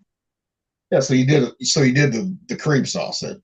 Yeah, And I tonight used- we're having flour tortillas with chicken El Pastor and fucking lime rice. Nice. Nice. I used a sweet cream butter instead of regular butter. So Yeah. I used a sweet cream butter with raw milk and then Parmesan, a little bit Shitload of of it. pepper. Said a shitload of it. No, like a cup of Parmesan. Well, he's Yeah. not making. Yeah, he's not making traditional fucking Alfredo, little Tate. Oh, No. Yeah. No, I used raw milk and sweet cream butter. Mm. But I might be. Oh, go it's ahead. good. Sorry. It's good. It's just thick. That might have been the teriyaki flavor one. It's not on the Korean barbecue one, but I do remember them having directions of putting water in there to glaze it up in there, which teriyaki would make sense too. Yeah. I thought A it was little- on the Korean barbecue, but it's not. But little Tate, he's picky about his teriyaki sauces. He is. Yeah, I make. I'll make. You know what? Like I told you Way more before. on my plate than you did. I'll make that on the Friday stream because it's a 4 ingredient Japanese recipe because teriyaki was something that was made up later. You know, Well- people wanted sauce on their sushi, so they came up with a quick teriyaki sauce, and it doesn't use pineapples, Yep. any of that shit. It's sugar, tamari, mirin, and sake. That's it. Now we got to work into the fucking fold here, the rotation on this because we Yeah, only I'll cook have to one work into person it. cooks. So Yeah, my brother, dude, when I first made it for him, the Yeah. smell of the sake, you know, the alcohol burning off, and he doesn't drink a lot. And he's like, God damn, it smells like a fucking distillery in here. Yeah. Because you got to cook it off, which it Oh, doesn't yeah. take very long. no, 15 minutes. I'll have to pull the recipe out though. I think it's stashed right now. Because this Friday is Thumper, so you just gotta tell us when you want to work That's into fine. the rotation. I should be able to work it in. I know this weekend I got to go to Ryan's because he's going to Texas. Yeah. So Well, we actually what we do like Thumper's cooking this Friday. I'm cooking next Friday. Rocky's cooking the following after that, right? Then we could actually work you into after Rocky cooks right there, that's fine. which would be a if he few wants weeks to right cook, there. if he wants to cook this Friday, he can. Well, yeah, if he wants to, I don't care. I don't I care. have everything but the sake because if I get the sake way beforehand, it'll be gone before I get to making it. Yeah, 'cause you like drinking that shit. Fuck yeah. Like it, because I'll get the I mean- Gikikon, which is like the Japanese, like it's the cheap sake, like priced, but it's the one they use in the recipe. And this guy's from Japan, so that's what they use. If you want to cook on my day, you can. You're more than welcome to. I can. I'm just gonna only show you how to make teriyaki sauce like I do. Because I mean, I can cook, but I mean, I've been doing it. You haven't, so I'm okay with letting That's you fine. do it if you want to. Let's see. And I just got- throw that with some ground chicken or something like that, real quick. Oh, dude, Yeah. I guess what I'll do is like talk about it and already have the chicken marinated then to make the teriyaki chicken then. Yeah. The way that I do teriyaki chicken, I don't throw Yeah. all those fucking vegetables in there to fill it up like you get at the Chinese restaurant. Yeah, you do yours the way you want to do it. Yeah, Yeah. I do chopped chicken thighs and marinate it overnight in there because that alcohol and everything gets really down in there. Oh yeah. And it caramelizes a lot better, but I got to get white sugar though. Yeah. Unfortunately, it calls for white sugar itself. That's the way they Yeah. work it. I never, even if it calls for it, I never use white sugar. I always use my agave, one for Yeah. one. I mean, that's just the way that I've done it, that recipe. So I stick with it. I haven't switched it up. Yeah, Now, because I mean, you could do agave too if you wanted to. Try it one time, or honey too. Yeah. Local honey. And then you shift it up. If I feel like adding sesame oil to it, I add a little bit of sesame and sesame seeds and, add that teriyaki sesame fucking in there. So, but the base is just 4 ingredients, dude. That's it. But we're not going to be going live on the cooking one no Yeah, more. no. We're I know. going to record it, and if we need to pause, we're going to pause it. Yeah. You know, Well, that's something I need to work on too, because everybody's been doing it from their phones. So maybe me and you get down and we'll fucking, just test it so I can figure out how I need to set up my phone for it. oh, And- I'll send you the picture of the stand I have right from my phone. Yeah. Yeah. You know, which works good right there. I mean, you can move it around. It's not don't have to be on a table, be on the Mhm. floor. I mean, it's Yeah. I tripod my phone for it. Yeah, I think the Yeah. sound quality could be better. I should probably get a proper camera. no, your phone is fine, Nick. It's just sometimes in your way. Like, you know how I'm set mine up while I'm on the side view of the stove, right? Yeah, You know, if you had a tripod like I have, right, that sits on the floor, because yours just sits on the counter, correct? no, mine's on the floor. Mine's 6 feet tall. Okay, so you can actually move yours just like I do mine. I've done Okay. it before. Yeah. Okay. I mean, speakerphone, it has a cutout point, to keep from picking up other noises. So Yeah. we've done that a million times already. What'd you say? I'm over here by the stove. My phone's over here on the fucking Yeah. counter all the way over here. That's why, as long as it's nice out when it's my turn to cook, guess what? I'm doing my shit outside. Yeah. No, and I'll get back into it because the weather's getting good. I'll go out to the pit barrel and smoke on the pit barrel. But the problem, but if you do it at Ryan's or your cousin's house, if you got a lot of people coming in and out too, which is fine. No, not at my Not cousin's Diane's? house, dude. If Okay. I were to tell her and Skylar, like, hey, I'm Yeah. gonna do a cook show really quick like we've been doing. Yeah. I'm gonna smoke right here. They'll stay the fuck out of the way. Like, Yeah. as Well, respect, you know what I mean? Like, hey, Yeah. you're doing Well- something. What are you making us? And they'll leave me alone. Well, and while you're cooking, while you wait for it to cook, you can fish right there too. Oh yeah. You know, Like I said, the turkey breasts take a little bit of time, but that's chicken less than thighs two. That's less than 2 fucking hours. yeah. Oh yeah, dude. I did mine Turkey in like breast. I did mine during Thanksgiving while they had all the plates out, and I fucking beat everybody putting the spread out. Yeah. Full like turkey breast done. Yeah. 2 different 'Cause when you- styles. Because on the pit burner, when you're running 360 degrees, right, 365, Oh yeah. guess what? Depends on how big the breast is, right? Yeah. Hour and a half tops, right there.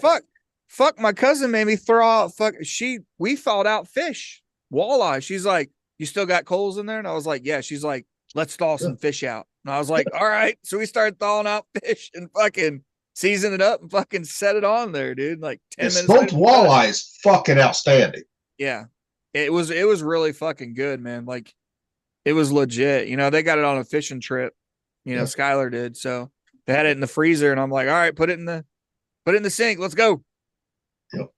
And we got it thawed out quick enough that I could get it peeled apart, wipe it down, put oil on it, and season it. Yeah. And I use that high flying chicken on it, dude. The high flying chicken's legit. Yeah. But technically, you don't even have to oil it down. You ever tried mustard on fish? That works too as a body. No, I wasn't thinking about mustard, because mustard's usually if I smoke pork butt and shit. Yeah. But I've done. I didn't want to put oil on it. I said, "Fuck, we tried mustard on like smoked catfish, right?" I think At I was least- doing at least you oil to didn't say keep it from fucking ketchup. sticking. At least you didn't fucking say ketchup. Hey, Yeah. I never use ketchup as a fucking binder. Never. God damn it. Have you No, done but you'd be a bit meatloaf bizarre. yet? Huh? Have you done a meatloaf with like any of the ostrich and stuff? Speaking of ketchup. Oh, I've never. I mean, I do a barbecue one. I don't put ketchup on my meatloaf. It's barbecue sauce. Plain simple. Oh, that's fair. That is so. But I've fun. never The done one on the show yet. Fucking dish where ketchup actually belongs, and you're like, nah. Exactly. Like he's not using it. Like, what the fuck? I've not done one on the show yet, which I can, and I will one day. Fucking But I traditional can meatloaf. do the fucking big ribs too. Yeah, with that. You still got that mold? Oh fuck yeah! I got the molds. Hell yeah! I didn't know if you'd used it and got rid of it like half the shit you buy anymore. Oh no, those bowls are never going away. They're All not. right. Fair enough. Fair enough. No, they're never going away. Right there. All right. Brett, why do you look like you just ate too much food and you're like dying on the couch? I did. I am so full right now. It was a lot. Yeah. It was good though. Oh Well, I man. mean, and I think we talked before about the cooking, like everybody getting the recipes together as the rotation goes. So, Yep. To get ahead of it, you get a week to kind of get your shit together. So, Yeah. and I think all of us are diverse enough that we won't kind of like step on it, but there's also versions because, like I told you, I'm going to test your cookbook. I haven't got around to it yet, but Yeah. I'm going to test your recipes to see how my palate hits it. So, Yeah. No, especially that fucking Missouri style soba right there. Yeah. Yeah. Well, and it's an alternative. You don't have to Yeah. always have red meat, and it gives everybody an opportunity to Yeah. get away from it with the chicken, the turkey. Yeah. If you can get some exotic meat, which I don't consider ostrich or emu fucking exotic meat. It's not, but they do here stateside. Yeah, that's so they can charge more money. Yeah, I know. They I know. quote like alligator was exotic meat, and you're like, dude, they catch them fucking nonstop. Yeah, yeah. Exactly. How is that exotic? It's because it's not mainstream. Fuck Yeah. off. Yeah. Or like organic. God, I hate Yeah. that fucking word. You used it earlier too, Brett. I'm like, oh, fucking organic. Like George Carlin made fun of that shit. Everything's fucking organic. What's funny is like organic from the store now is not really organic a lot of times. Uh-uh. It meets the requirement, but it's barely the requirement because you can have so much shit added to it and it will still be considered organic. But like those noodles, I mean, it was literally it's one thing. There's not even folic acid sprayed. I mean, we know there's water in there, so that's two things. But we know there's water. It didn't even have water listed. I know, but they got to use water to make them. Come on. Yeah. I mean, I've gotten ones that like there's no water on it, just says egg, like egg yolks. On some of the, like we said, some of the styles they require that. That's that line is flour, egg yolk, salt, and that's it. And then you do the bronze cut, which I don't know. Have we explained what bronze cut is different than Teflon or slick pasta? I have no idea what I don't bronze think cut we've is. actually explained it, but You know, we've talked about it on this podcast and the food podcast. I was just curious. Like I said, when I talked to my doctor, she was like blown away. She's like, "Oh my god." She Well, didn't know all the it difference. is it's a rough cut pasta. It's rough, Yeah. not slick, nothing added to it. Plain and simple. And it's got a lot more starch in it, so you need a lot more water in there, which Yeah. helps bind to the pasta and the sauce. Especially if you're using that pasta water to make a garlic butter sauce right there. Yeah. Or Yep. real Alfredo. That's what you need. More starch you want right Yeah. And I didn't use enough. there.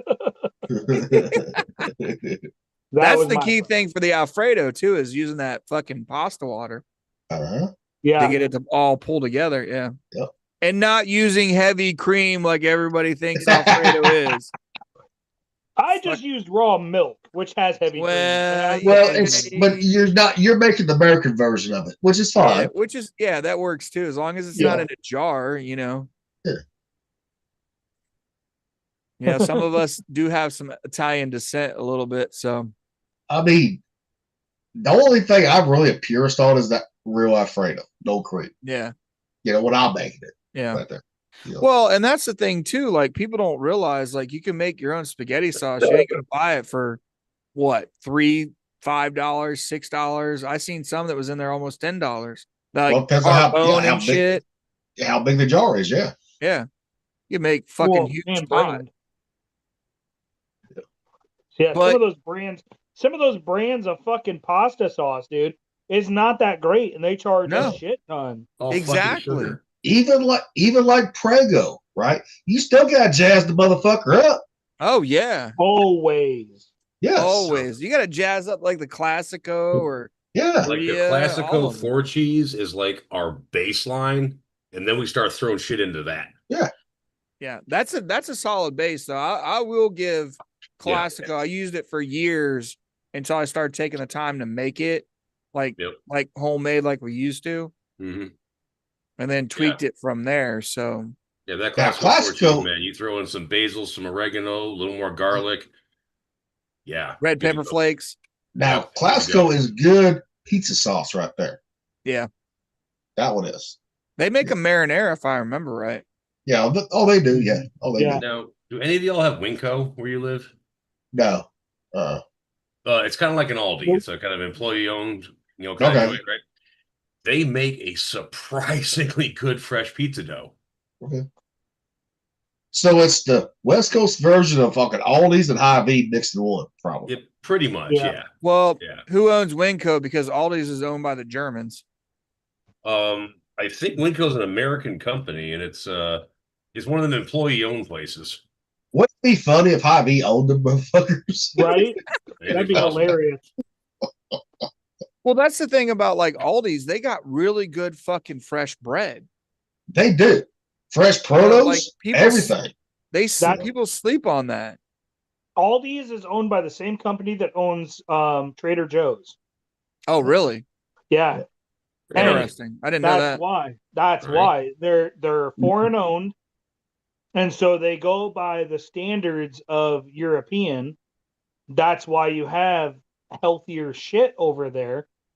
And so, like, I'll go there and I'll get, like their breads and shit aren't as bad, and then they're like Gilly said, the vegetables and shit, their produce is a lot better than like fucking Hy-Vee.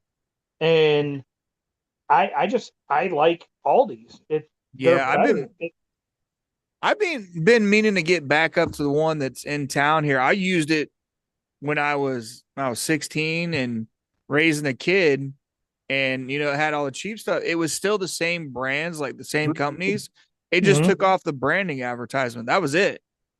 Yep. And it was still really, it was actually better than the name brand shit, just like we're talking about pasta, that slick shit. Everybody's Yep. like, oh, Berea, which I used for years. I ain't gonna lie, until I really started cooking again, and I was like, what the fuck are we actually using? Yep. And started shifting it over, and remembering how we seen it in Italy. All that shit started coming back. Mm-hmm. It's like that name brand shit. You see it, and even Rouse is good, but it's just a little bit higher. Yeah, but Rouse is not. It's made in New Jersey. Well, just their pasta. I'm not talking about their sauces and shit. Just their pasta. Because they make a Oh. limited number of styles for Rouse. Like you can only get a certain Yeah. couple styles out of them. But it's still made in New Jersey, not in Italy. Right there. Well, I got it. Fucking Jersey might as well be Italy back in the day anyway. Yeah, Yeah. at one point, yeah, basically. Like New York, fucking Italians are running New York. Italians and fucking Irish. Yep. Yep. You know, That's a fact. for the spaghetti, I get the Rouse, right? But if I want other cuts, I get the Better Goods one, Rouse cut. Yeah.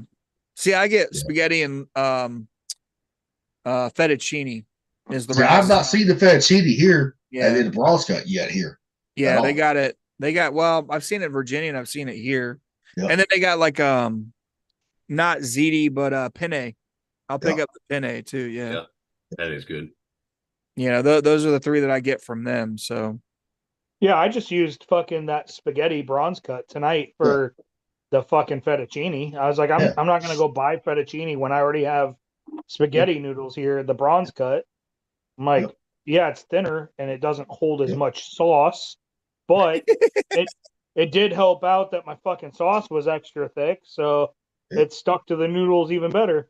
which is what people forget is that those noodles, like the bronze cut, soaks up a lot of that sauce into the pasta. Yeah.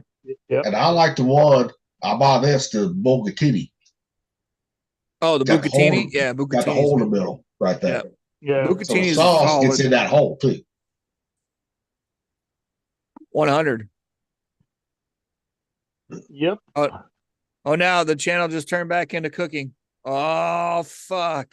But Oh, you can't say, fuck. hey, you can't say nothing else, Lil Tate, about that shit now. Like you did Nah, with he's one the one thing. that brought it I up, will. think, I'm not actually. working like I was. You know, I've got kind of everything where I'm settled in at. So It's like, I guess, as Mick talking about food, you're like, motherfucker, we got a cooking podcast for that. yeah, right. My bad. My bad. We'll stop like we've been caught before. Every all of those back when we start talking about cooking. And you look at Rocky, he changed his name to Taco King. Yeah. Are you sure about that? Are you sure about that? Dude, when we did that thing a few weeks ago, my son works at that restaurant, right? They had more people there than they'd ever had before. They were overwhelmed big time, and now they're getting more people there because of it. Yeah. Sorry, And are you Heidi's talking to them right now about doing something for Cinco de Mayo. so you're getting a little bit of a revitalization and maybe a rework on what you guys were doing on your plan. Yeah, and we said we would do the Tenzi car show. They have a Team Tenzi car show. It's like a Fast and the Furious kind of thing. And those we've done so good. We've had like almost like $5,000, $6,000 days You know, there. right there, if you've done it before, that's where you introduce a new fucking recipe or new style of something to The bring Heidster. fresh to the table. Have a taco called the We, Heidster.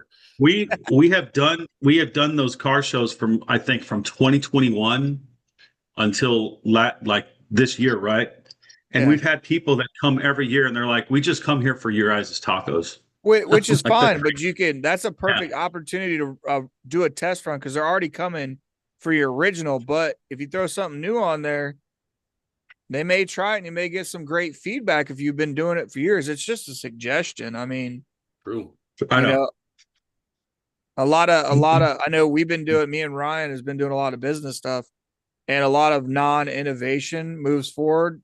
Your fucking company unfortunately loses a lot of profit than, you know, spending it at that time. So, you know, we've been working on a few things. I'm not going to say what it is, but you know, in the security field, there's certain things that can be built, and we're looking at a lot of those, and it's innovative stuff. So, you know, it's a way to test out your recipes. Like if you got something new that's on the back burner, like, hey, we've been working on this and we want to see what it is. You know what I mean? Like give them a little mystique. Like this is something we've had in the one thing that works. I wanted to master was the carne asada. There you go. Yeah. Carne Like asada we fried. worked Remember on the how carne popular asada. those I were? like the carne asada, and we tried different recipes. but I was never happy with it. Like, this is good. Like, this is so good, I want to sell it. We did sell some and people liked it, but we were just like, this is not our best work. We still need to go back to the drawing board and fix it. You know what I mean? That's what I'm saying. You make No. a mystique. Like, we've been working on this one for like 4 years. You know what I mean? Like, what do you think? We've been tweaking it. And if you get the feedback from people, that's what you want. You know, like I was just saying to Gilly, he made his Alpha Gal cookbook, which him and River have their taste buds. And it's like, okay, let's test it. I'll test it and see what my fucking taste buds have. You know what I mean? Because everybody's palate's 100% different. Everybody's is. Well, And if thinking you're about used to eating it, it gets into a certain flavor. Like Gilly likes natural light. I like fucking bush light. Everybody's got their own fucking palate for everything. Like I used to It's eat pickles. I drink sleep. pickle juice. I can't stand it Dude, now. you look like you're falling asleep, bro. No, I'm good. You're like, He's letting us go to town right now. Yeah, I'm just chilling. Did you get a gummy in there when in your Alfredo? Like, No. I need one. Fuck. I didn't take one because I didn't know how it would go because I got a new one that I wanted to try, but I was like, I don't want to take this right before the podcast and be like fucking zombified Right. just in case Yeah. because I don't do it very often. You know what I mean? Like I don't take them very often. Nick, check your phone, brother. I haven't taken one in a while, so Yeah. by the time I do, it's gonna be fucking stupid. Well, I've been careful because I've gotten offered a couple DOD jobs out here that they have, and I'm like, oh shit, want to stay Yeah. away from it. Rocky, check your phone too, brother. dude, that shit looks spectacular, man. It's still a work in progress. No, Which that's one are we doing? But your pictures, your layout, like it looks like something. I sent the Rocky and Nick the one I sent you. Oh yeah, 100%. Yeah. When we were talking about I pictures, sent for you the a it cookbook, looks yeah. good. It looks really good. Hell No, yeah, it's still man. work in progress. I still got some other things to add to it, right? But You know, Dude, but them pictures, man, they look like pictures you'd see in a cookbook. Like they look professional. They look good. Like this They're makes you actually want to good eat your ostrich burger. They're aesthetic. They're not like Yeah, ugly. exactly. You know what I Like- mean? They're good pictures. did you guys use pictures on the truck, Rocky? Yeah, every picture we had, like Heidi took, and somehow we just got the lighting right and everything. They were like just natural pictures, or Kiki would take a picture of something like that, and they did a great job. Like the way they did the lighting, whether it was in the taco truck or in my commissary or wherever we were cooking it, right, taking pictures of it, the stuff looked visually aesthetic. Like it was good looking food. It made your mouth water looking at it. And that's how those pictures look right there, dude. I That's, mean, that's a good battle, man. If you and guys there's only get 3 it, pictures on there that's AI generated because I didn't have the pictures for that. I said, "Fuck, let AI make the picture, right?" it's all We'll right. see if you can make the real picture of that stuff eventually. Oh, I'm going to. I'll send you two. I'll send it to the group. This is the one Okay. of the. Well, I'm thinking about using for the burger, right? Mhm. I don't Pepper ain't gonna like it. So Rocky, for like alpha gallers like Gilly and stuff, what would you think of making like a chicken taco with like a mango salsa? We already plan on doing that. Heidi and I made him a version of our birria. What the hell? It's like the rub. The seasoning, the seasoning. The seasoning, the birria seasoning, Yes. right? We made him a version for that, and then I gave Yes. Matt and Brett the regular one because they don't have the Alpha-Gal. So because I know that, I was like, there's a whole other market for helping people out that have that, right? If we still continue the taco truck and everything. Yep. And Which, we might like special appearances and everything like that. Like we were thinking of doing like the really big events and then chilling because I was like, I don't want to overwhelm anybody. You know what I mean? Because Nate's not working with us anymore. So it's going to be me, Yeah. Heidi, and like another girl that we had working with us because they were like fans of the show. They were fans of the taco truck, right? So they were like, yeah, I'll work with you guys. So they were good workers too. So we'll do something like that. But it's Well, only like seems 3 or 4 seems like right events a now year. you're building up demand by keeping yourself scarce. Yes. Which sucks because, you know, when we were open, we had a lot of people come, and then because of all the stupid crap going on in the country with the you know, the economics kind of part, it screwed everything up. As inflation went up, I couldn't raise the prices because everyone bitched. But if I Well- was going to be the real Rocky, I'd be like, look, how do you expect us to live? We're not providing this shit for free. You know, we Well, got to live too. You know, Remember we talked about your fucking overhead, Rocky, you know, price points? You was way cheap on that shit. You was. I Compared to know. what you should have been. Right I there. agree. Yep. You know, Now, because if Rocky, you're doing if your bulk did was you only see that? 50 cents or $1, you ain't making no money, brother. I You know. got to sell a lot I of know. tacos to cover the overhead. You know that. You know, So I'm, you know, that's what makes me glad that we're not doing it anymore. Yeah. I miss the tacos, and like there was a day where we were podcasting, and Heidi made the birria tacos. Man, I hadn't had those tacos in like 5 or 6 months, dude. They're great. now this sent So- y'all a picture. I'm thinking about using that for the ostrich burger, right? Yeah, I the was smash gonna burger, ask. onion one. That looks real. Is that AI or is that real? No, that's real. That's real. Yeah, it looks real. Yeah, no, that looks really good, man. That's a good picture, dude. Yeah, That's why I need said that. Brett won't like his got ketchup on it. I don't mind ketchup on a burger. You know, You need to use that picture. That's a good picture, man. Yeah, that's what really good. Rocky, that's Yeah, what I'm gonna do right I'd there. use that. Okay. But this Absolutely. that book I sent you is just a prototype, bro. Just a prototype. That's all it is. Hey, dude, the books are awesome, bro. I think But it's that's awesome. that's the one I am actually gonna try to get a publisher for. Is that one right there? You know, Do it. and then like Lil Tate told me, guess what? I'm gonna be making one with the old world shit too. You know, Yeah, because everybody's gotten into the vintage stuff. You can look at all the channels that are out there. I've watched a few of them doing like medieval recipes, and some of those recipes that they have from old world are fucking legit, man. Like Yeah. it's like Sumerian beer recipe, dude. I watched a guy make Yeah. that. You Well, it's know, like- it's like a They Heffenweisen, supposedly but have the best beer ever. yeah. Some It from is- Samaria. Yeah, it ends up being like a Heffenweisen, like it's cloudy and shit, you know, but it's a Yeah. really good fucking beer. that's like when I did that chicken dish. Thumper had already done one like that, same one, right? Just not smoked, right? I did it differently than he did, right there. Same ingredients, pretty much. You know what's taken off now too is seen a lot of them like recipes from like the 70s and like 80s that everybody's kind of like forgot about. Like You're real hamburger helper. Yeah, like yeah. Growing up on Hamburger Helper. Yeah. But you know, you looking at they were talking about, you know, us as Gen X. Yeah. The nostalgia is hitting harder than any other generation, you know what I mean? Like all the retro video games, retro foods, like everybody's getting back into that because they want their childhood stuff Yeah. again. Like we're the most locked into nostalgia right now. Oh I yeah, don't really think it's nostalgia so much as we're the last generation that remembers when the world wasn't complete and total shit, and we want some of it back. that's true. Yeah, I mean that's true That's too. true. I mean that's good nostalgia. You know, I Oh, don't think it's real quick. nostalgia so much as just wanting standards to come back. Oh, Mick, real quick. Yeah. I didn't use the yellow or sweet onions. I used the purple onions for those yeah, burgers. I can see it. I can see it in the picture. Yeah, You know, yeah. Which they say the red onion is actually better if you're going to eat it raw. They say that's the one. If you're going to eat your onion raw, the red has the most flavor, from what I've heard. yes. But actually, when you cook it down like that too, it gets sweeter too. It does. Yeah. Well, It's sure. it's sweeter.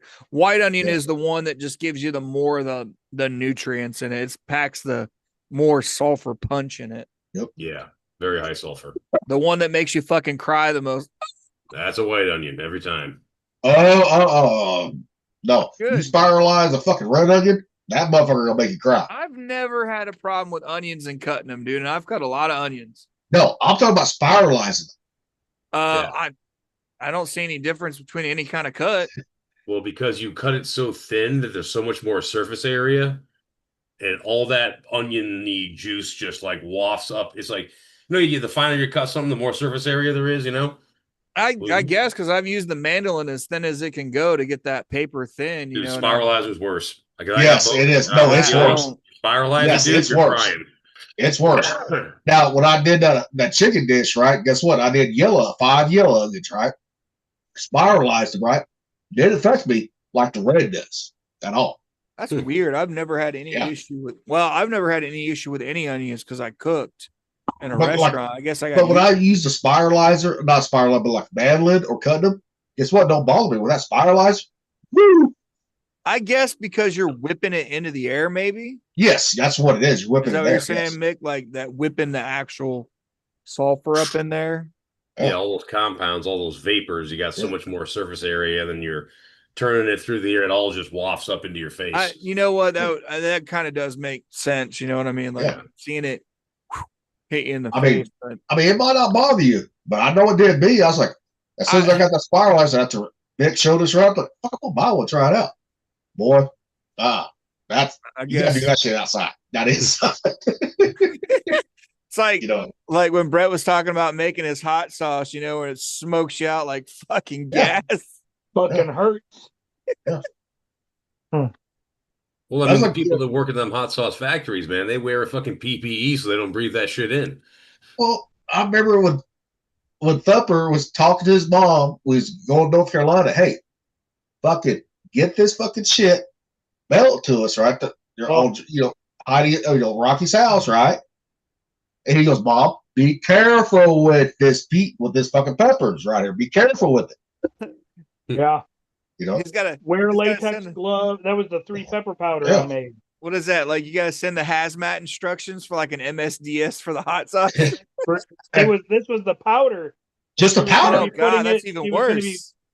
She was going to be putting it into a small container, and when you pour Oh, it yeah. or scoop it, Yeah. it goes up in the air. And I'm like, you need to be very careful with how you do this because And I was sitting in the back fucking laughing my ass off. The one time I touched my wiener after dicing up a habanero for chili, and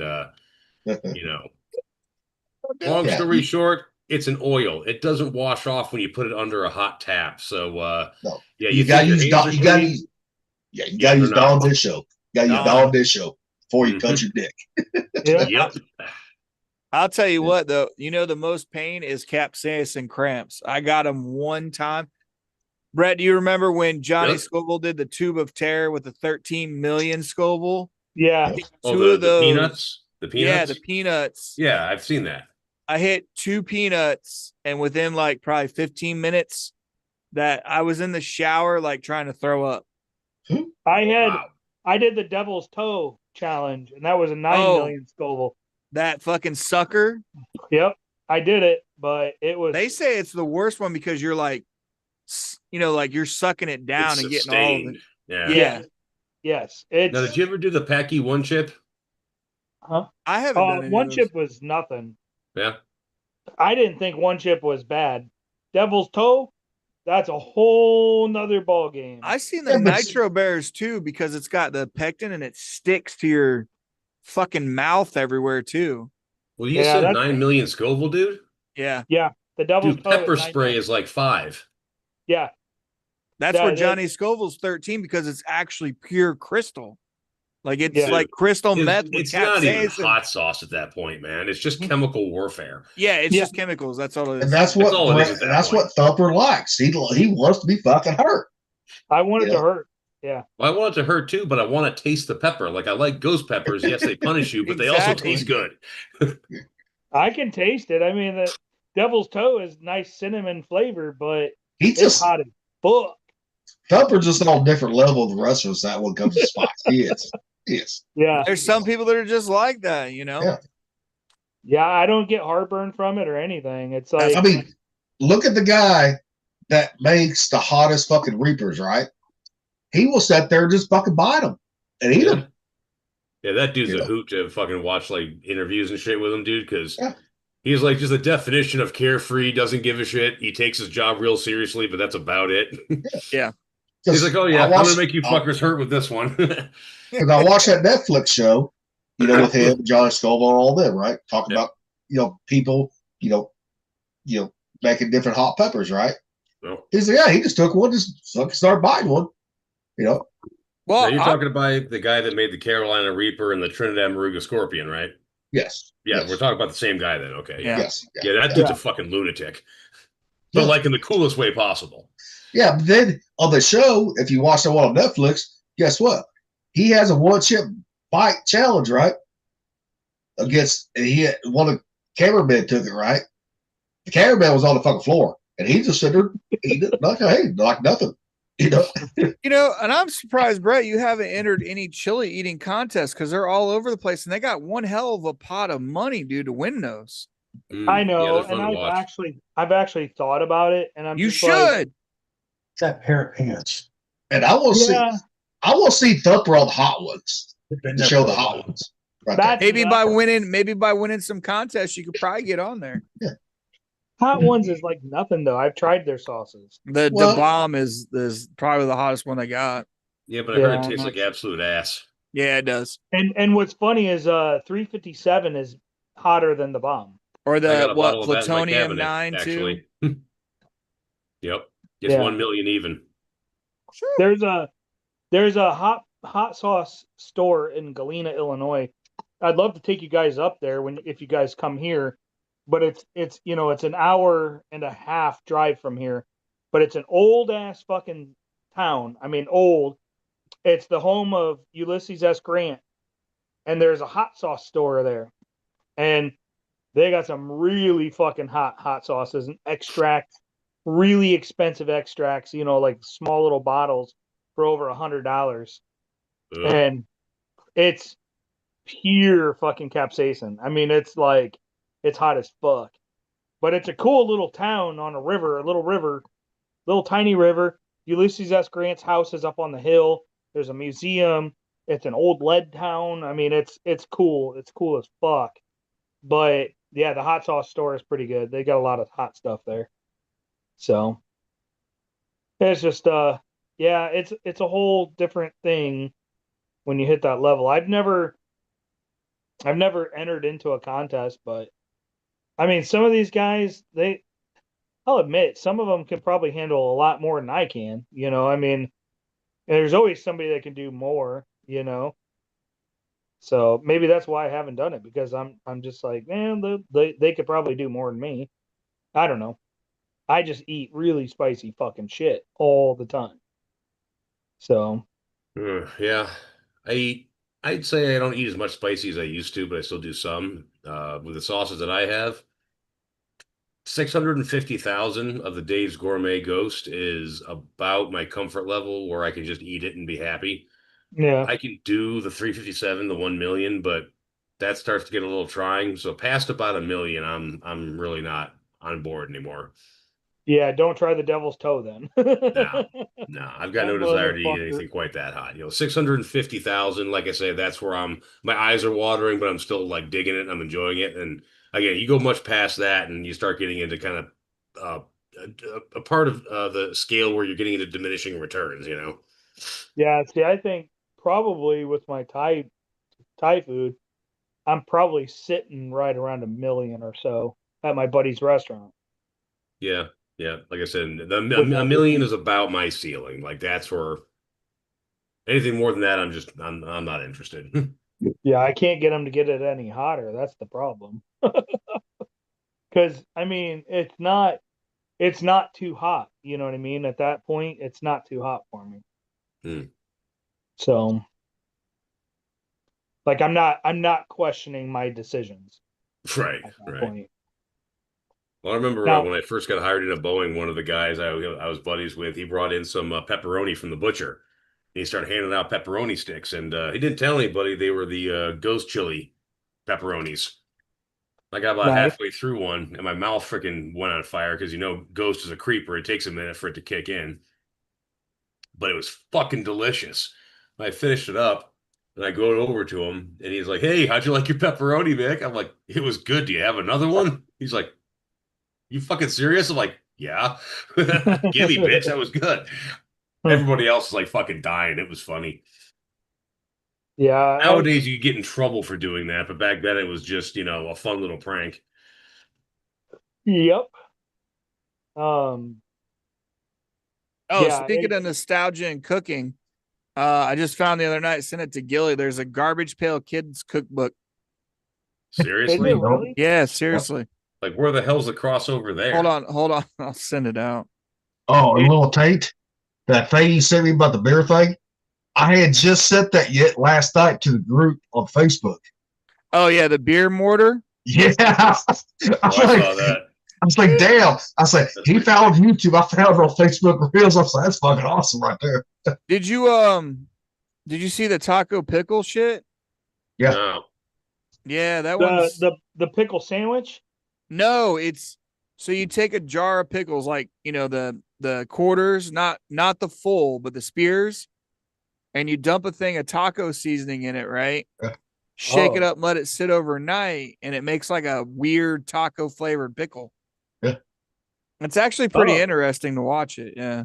I saw like pickle bread you put some cheese down and then those flat slices of pickles across it and then more cheese on top and then you bake it and then you use that as a bread. And then Well- put like Reuben meat in there and then fucking eat that because Yeah. you got like a little Havana sandwich. Well, if Rocky or Heidi's fucking beer is season, we'll go with the pickles right there.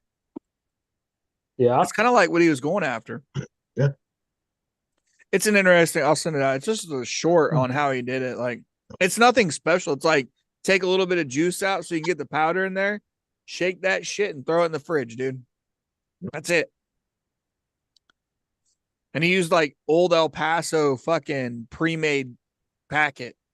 Yep. So whatever weight that is what you would use or comparable to make the flavor. And speaking of nostalgia, now Thumper and Little Tate might remember what this is right here. Since this was like a Midwest thing right here. Zips. No, I never seen a Zips. We didn't have one around here, but there was some that Yeah. I've seen. I mean, but The big They- one they- I remember out here was Hot and Now. Like that was the weird one, was Hot and Now. but their burgers had a funky taste to them, but their fucking fries were outstanding right there. Yeah. You know, Hot and Now's was like Mm. McDonald's like cheeseburgers, like Yeah. they kind of copied it because it was, real cheap, not like Yeah. White Castle with sliders, but a regular, real thin burger. And Yep. it was cheap, man. Their fries are pretty good, but you get like 10 burgers for like $5. But we go there every time when we were fucking blazed out and stoned. Like it was great munchy fucking stop. Which Yep. they're actually rebuilding it. I don't know what they're putting in, but the building's still there and they're refabbing it right now. You know what I used to like out in Indiana? We get fucking just hammered and fucking high as fuck, and then go to either Fazoli's or Boston Market. Oh, dude, Fazoli's. There's still one in Virginia, dude. There is one here, just one, and it's in Illinois. It's I like, I haven't been there in fucking forever, but it's across the river. But yeah, we used to get fucking blazed and either go to Boston Market or fucking Fazoli's. Well, see, Fazoli, like- I forgot about that one. Fazoli's, I never have liked that place. Never have. It was not meant to be liked. It was cheap I know. Italian food. It wasn't great. Yeah, it was I mean, breadsticks and I have- fucking. If I get the spaghetti right, guess what? I got to add ketchup to it and give it a little fucking taste. Of Right course you do. You don't even need to fucking state that. At We this know. point, you might as well just spoon out tomato paste, dude, and eat it. No shit. I was like, I was Yeah. dating this one girl, right? It's been back in 2015. I went to her house. Oh, She's like, I'm fuck. getting some Fazoli's. I said, okay. I said, I'm ready to catch it. She said, what do you mean? I said, yeah, you need a little taste to it. That has no taste to it. Fazoli's had none. God, When no, you're don't high give as him. fuck, it doesn't matter. Yeah. It doesn't matter. Now- Remember CC's Pizza? Does anybody have CC's? CC's, yes. Yes, Anybody yes, around it? yes, Okay. Yes. Yes. I was Yeah. just curious because it went, it kind of was great in the hype, and then Yeah. it just slowly But- went down, and Showbiz Pizza right there. never heard of it. Showbiz, we had Showbiz here too. Yeah. That was before Chuck E. Cheese ever came along. Put that Yep. way. Yeah, Yep. I've only ever went to Chuck E. Cheese. Yeah, it Oh, was Showbiz Pizza was- before. It Yeah. was Showbiz before Chuck E. Cheese. Chuck E. Cheese bought out Showbiz. Oh, okay. It was a lot better than Chuck E. Cheese ever was. Way better, yeah. I mean, it's like Oh. buying their frozen pizzas now. They got back on board with Chuck E. Cheese fucking pizza. Did they? Yeah. Yeah, I've tried it a couple times. It's actually, for a frozen pizza, not that bad as cheap as it is. I haven't seen that yet. I'll let you know how the Cheez-It one goes. You still ain't ate that motherfucker yet? No, it's over at my brother's house. We're gonna share it, like that kind of shit we share when I find it. So Yeah. As Well, in hell, the you snack just- cracker yeah. Cheez-It snack cracker crust pizza. pizza. Fuck, you just over there. I figured Well, I you mean, didn't the try Dorito that. Loco Taco is pretty good, so I guess anything's possible. Well, did you guys see the French fry dough for pizza? Yeah. Yeah, they make a French fry. Hold on, I'll go grab it really quick. Yeah. I think I got a bacon and cheddar in there. It's like literally like eating a fucking baked potato. Dude, I think American consumerism has finally lost its fucking mind. Like, I think once we got into like candy corn Oreos and shit like that, like it's just completely off the rails. Like the train is going through the prairie. Nick, you need to come out here in the Midwest and State Fair right there. You'll see some shit off the fucking rims. That you no, will. I'm well aware of what state fairs have. Yeah, they got them up here and back east too. Yeah, Dude, it's the way to get fairs, people all the super fucking fat. gloves come off. I Dude, can't See it, Tombstone- little Tate. I Can't know, see I it, know. I'm buddy. trying to get it in fucking focus. Give me a second. Goddamn camera doesn't want to play. I think with your me. background might eat it if you show it. I know, right? Ah, Not my motherfucker. pizza. Can I get it? No. Can I get it? Can I get it? No, she's trying to eat it. You got to in her take the badge. background off. There you go. There you Tombstone go. French fry. There you go. Tombstone. There you Okay, go. French Yeah, fry, yeah. Tombstone French fry breading or crust, and this is loaded bacon cheddar. So it's like literally it smells like baked potatoes and it tastes like it. It's really fucking good. Surprisingly enough.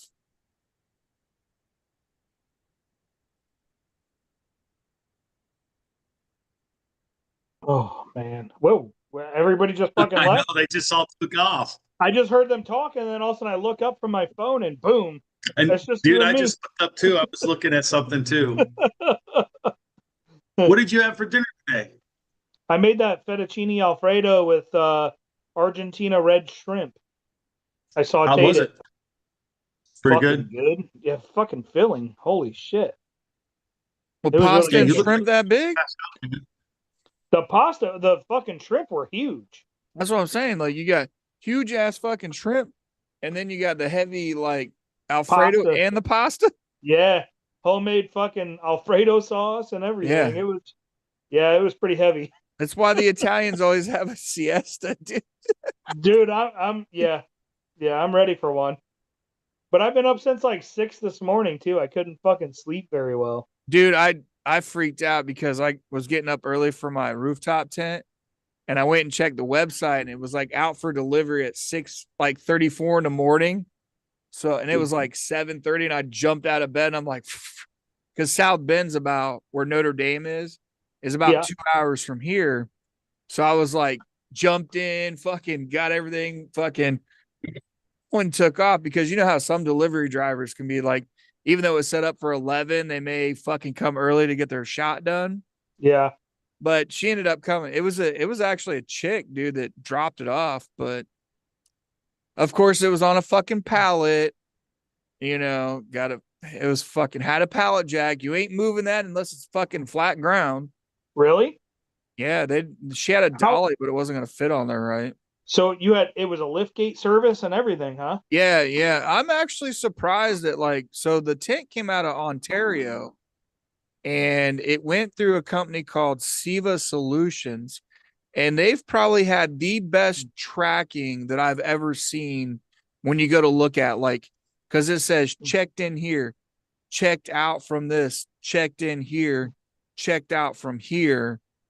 And you actually seen its fucking flight, because it flew out of Ontario, flew into Chicago, gate H10, and then went out from Chicago to South Bend, which, you know, if you're coming from Chicago, it's coming down South Bend for that point, and then it went out with the hot shot from there. So Right. How when she fucking called, heavy is How heavy is that fucking thing? Is that gonna make your fucking lesbo No. fucking vehicle squat like it's taking a piss or what? No, I've got the suspension for that. I paid the extra money for the suspension, you know, the OEM, but no, it's not gonna You're squat. gonna It's see only your like car out in the woods. It looks like it's a fucking lesbian taking a piss in the woods. it may all squat when I get squatting my down. fat ass up in there. It'll be like 300 pounds on the roof, dude. Good thing it'll hold 600 total. You know what I mean? Like the crossbars are only 300. It's like, whoa, I'm pushing the limit. So if you got two fat lesbians in there, there's no way that's holding anything. Well, Your car is telling every other car around it wants to talk to the manager. Yeah. Fucking two Karens. well, It's like you better get some fucking help putting that motherfucker on besides you and Ryan. Well, that's what he said. Like, I called Dad, and Dad was like, you know, whenever you need it, just let me know. And we got Carter. So it's like each of us can get 1 point on it and then, you know, set it on. So Well, shit, get Jeremy's ass over there and help you.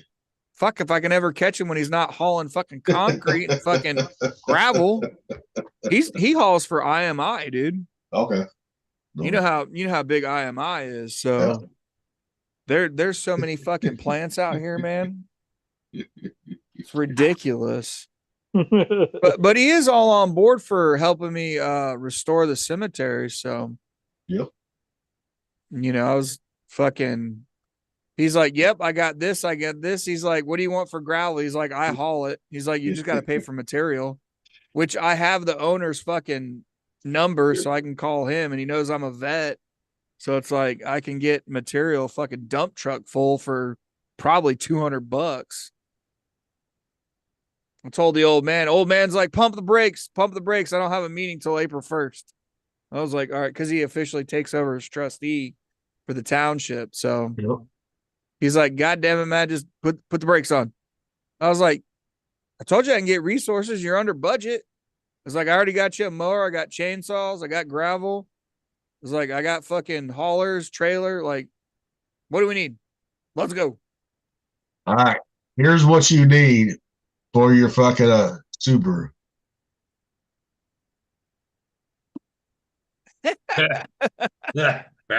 Nice. Perfect.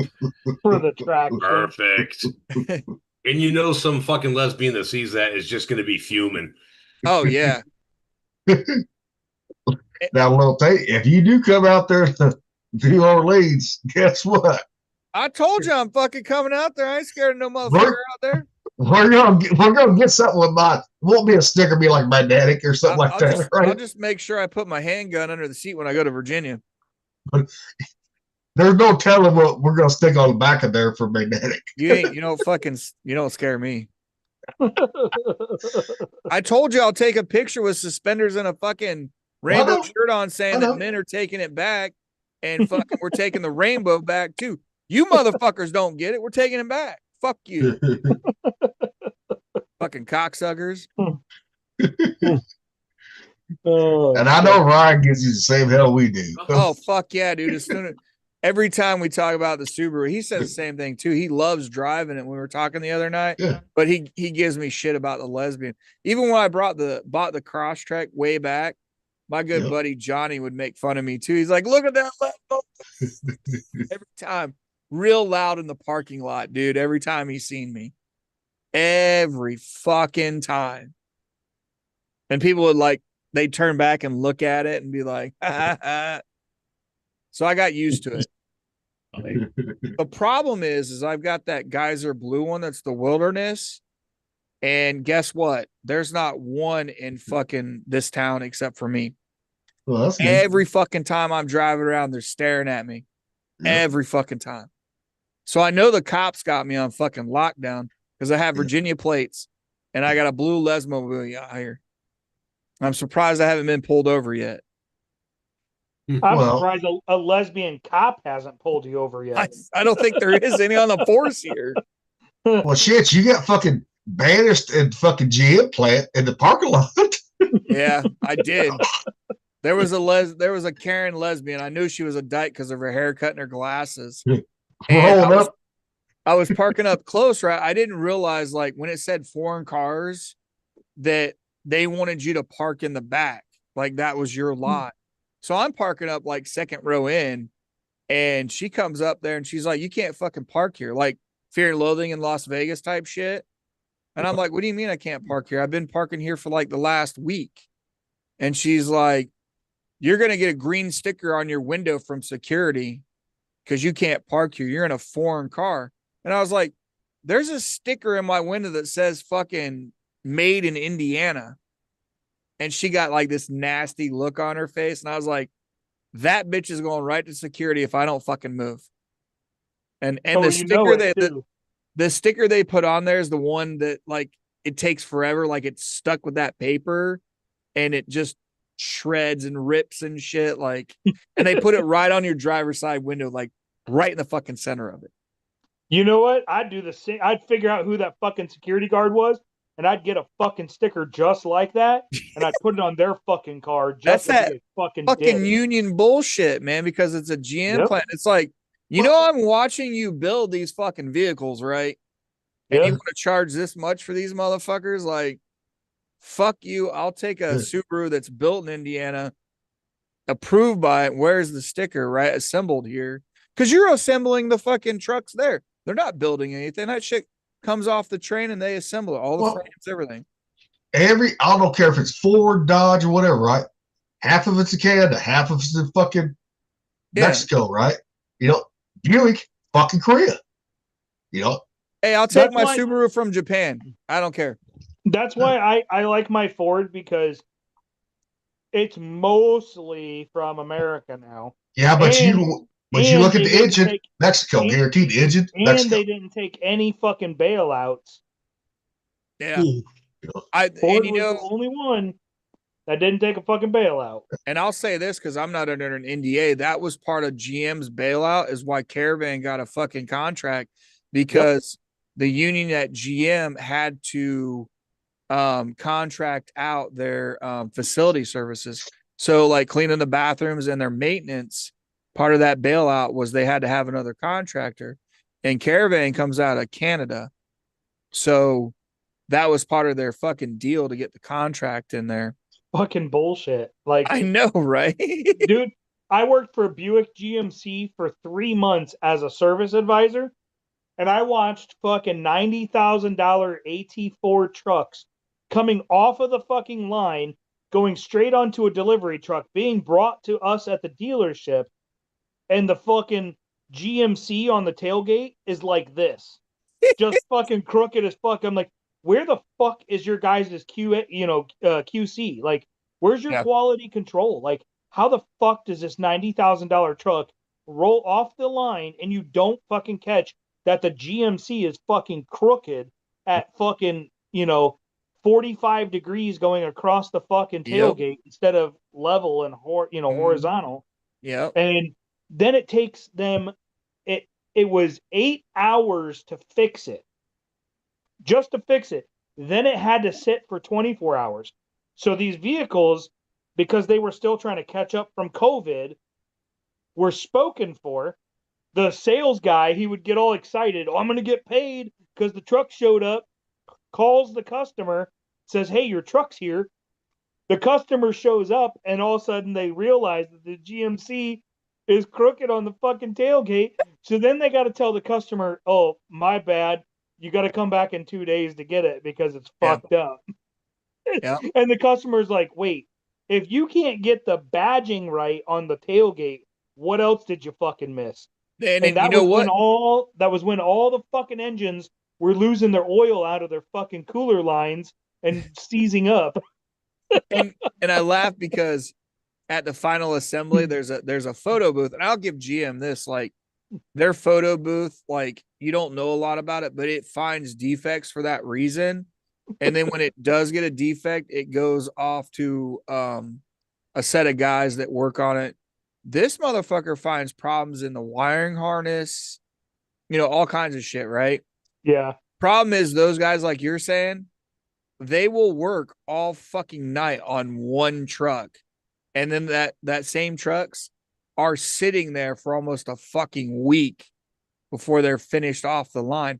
And on top of that, I almost been hit by those guys when they take them off the line to go park them, right? 'Cause they're To get pissed. shipped out. they fucking blast those things. They're like, you haven't even broken the motor, bro, and you're fucking like It's running barely these got things off. oil up on top of the fucking engine. Yeah, you're like, what the fuck, dude? Well, It- shit, my it's- fucking Nissan Titan, everything here is made and assembled in America versus my Buick. Yeah. You know, I'm like, what the fuck? Yeah. Toyota, same way. All GM sucks, dude. Yeah. Cadillac, fucking Chevy, all of them. They all fucking Jeeps and Chevys and everything with the 3.6s. Those fucking engines are fucking trash. So's their transmission control, like the TCM. My old man had a Yep. problem with it, and guess Yep. what? The one piece that went bad was not covered under warranty. Yep. And their turbos. Yeah, Their fucking turbos for the fucking like the small little cars and shit. Their fucking turbos, dude. Oh, that's like when I managed an auto repair shop, when one of those little fucking cars came in with a turbo, I'm like, yes, automatic $1,900, baby. Hell yeah. Instant. Guaranteed that motherfucker's failed. and like all the motors are out. Like they got those itty bitty turbos for the truck engines, and you're like rolling past them. You're like, what the fuck is that? Why are you even putting it on there? It's like Yeah. this fucking big. Like it's like Tiny. miniaturized. Like it's Yep. so small. But those 3.6s, man, if a Jeep or a Chevy rolled in or anything with a 3.6, man, it was like, oh yeah, I guarantee you there's fucking metal in that oil. Guarantee there's fucking metal in that oil. Like when you drain that motherfucker, put a magnet in that bitch. I need Oh, to yeah. shit. And they would drain the oil. They'd come in for a regular oil change. I'd get a whole new engine in that motherfucker. You would figure like they would have like the magnetic plugs that we used on the engines. You know what I mean? Like it's not anything special. Some It's do. a little Those little are down. magnet, dude. Some do. BMW especially, Audi, all the imports have the fucking magnetic plugs, but fucking yeah, no, they don't. the GMs, they don't. Not even fucking Cadillac. And Cadillac, what's fucked about Cadillac is a lot of the dealerships, if your car is over 10 years old, they won't even allow you to bring it to them for any type of service. Really? Yeah. Ford, Anything and over 10 Ford's years same, old. Ford's the same way too. Ford has an age restriction too. No, I take mine to the dealership all the time. No, they do because when I got divorced, I had 97 Ranger I left with, right? I said, hey, I want to get the oil change. They said, nope, your shit's too fucking old. We can't work on it. Really? So Yeah. so that might be that dealership, because I can tell you I've taken older Fords to Ford here and they've never said that. But I know Cadillac for a fact is that way. Yeah. Cadillac But I for know a what- fact. That could be Just- that Ford dealership down there where they don't want to fuck Because with it. because that fucking engine in that Ranger, guess what? It had the 8 spark plugs in that motherfucker. Oh yeah. Well, You know? my buddy has a fucking Ford Ranger that's a diesel. Yeah. It's a But they fucking would- diesel. It can't get over 50 miles an hour, but that motherfucker still runs from the 70s. Motherfucking Ford Ranger. Well, a lot of people forget that Ford had a diesel, the same motor that was in the Ranger and the Escorts too. They Yeah. did make that too. Yeah. Yeah, and he still drives it to this day. That motherfucking engine, dude, it fucking purrs. And Yep. but like I said, he can't take it on a lot of interstates because he can't get over the fucking minimum. No, but it'll But go off road just fine, especially if you have a manual. What was that? Flat straight 4 in there or straight 6? Was it? I think it was a 4 on that one. Was it I think it was a 4 It was a flat. 4 on the diesel. It was always a Yeah. 4 on the diesel. Right there, Yeah, Yeah. you know. Motherfucker run forever, dude. dude, that engine probably has over 1 million miles on it. Oh my fuck, dude. Can Easily. you imagine the miles that Ford Rangers got over all the years together, dude? Yeah, Well, It's shit, that hilarious. fucking hell, that 97 Ford Ranger I had, it had fucking 500,000 miles on it when I got a hold of it. It was still running strong. You know, 500,000 miles. That's a trip to the moon and back. and it's still the guy I sold it to, right? About an hour north of here. Shit, he's still driving through this day. Fuck, the miles ends up looking like Superman trying to turn back time, You know, fucking around there. I almost wonder what happened to the Nissan I sold, because when I sold my Nissan before I left for the Navy back in 98, it was an 86 and a half. That was the year. It was Oh, an 80, 86 and a half. How do you get that? 86 and a half. It had no name. It was just 86 and a half Nissan SE 4-wheel drive truck. Yep. No name, nothing. That motherfucker had the manual locking hubs. Like, you had to get out to put it in 4-wheel drive. You had to like fucking turn the hubs and then roll it backwards to take it out and all that bullshit. Oh, and then it had almost 300,000 miles on it when I sold it in 98. That fucking truck ran like a fucking champ. Well, and I'll argue with Buick back in the day, because the one we got a Park Avenue that my mom picked up, and that had 326,000 miles on it, and it The older fucking one, rode, dude. Yeah. My mom had a, what was it, a 96 Century, Buick Century?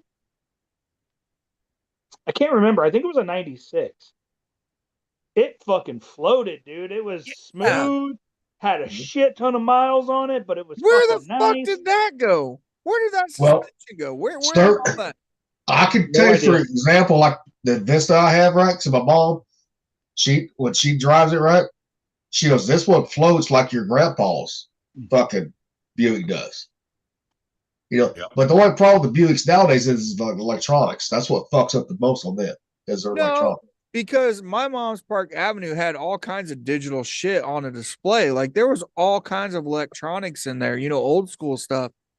But I think their quality for their engines went downhill when they started pairing up with fucking Pontiac.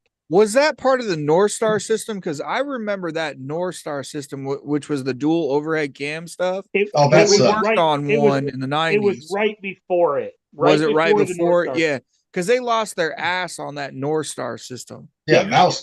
Yeah, Cadillac North Stars. That wouldn't want to fuck. Yeah, they were fucking trash when because we did it for mechanics class But in they high had school. one That of the was best like, engines ever made during that era. GM had the 3.8 liter V6. That was one of the best fucking motors ever fucking built. does it beat a Honda Civic? No. The 3.8 had so many fucking problems with the upper plenums. Dude, that was like a whole nother ball game there when they came out with the 3.8s with the plastic upper plenum. Those motherfuckers, those would warp and leak, and you get coolant in your oil in your coolant. So automatic $2,000 to fucking fix. See, the Automatic. thing is, whenever we got in a Valero or a Grand Am that had a 3.4 liter, the 3.4 is the ones that would do it. They'd come in with a low coolant light, and we just knew. Order that plenum and gaskets. Well, The here's the 3.8s thing. never did it. Yes, they did. Oh, absolutely. So Well, the I mean, 3.4s, in my experience, they never did it. yeah, the 3.4s and the 3.8s is when they switched to Dexcool. When they switched to Yep. Dexcool actually eats aluminum. So you get all that pitting on that upper plenum, and you get that fucking leak underneath the fucking plenum into the other chambers, and that's where you get the fucking problem. So when they switched over, and that, like I said, when Buick and when they actually merged with Pontiac and started sharing their engines, they went cheaper, and that's when they went to fucking Dexcool, and Dexcool just fucked everything up. It's just like going to DEF for diesel. It eats the fucking block because it's ammonia. It's not it tears up a fucking block. That's why DEF actually cuts your engine life in half.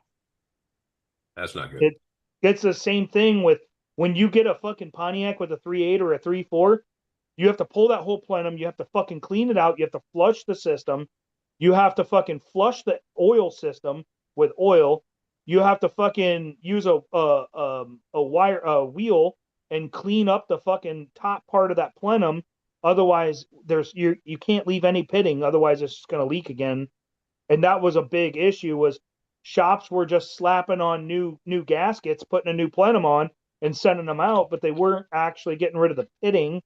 And then it would leak again, and then people would get pissed because they spent $2,000 on fucking fixing it, and then they have to turn around and do it again. So A gasket and Permatex? well, it was just a gasket. You didn't even use Permatex with that.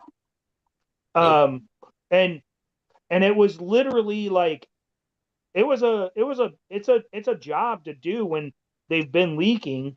You have to clean all that shit up, and it fucks up your injectors and all this other shit because it's crossing into all those little fucking channels inside your fucking block.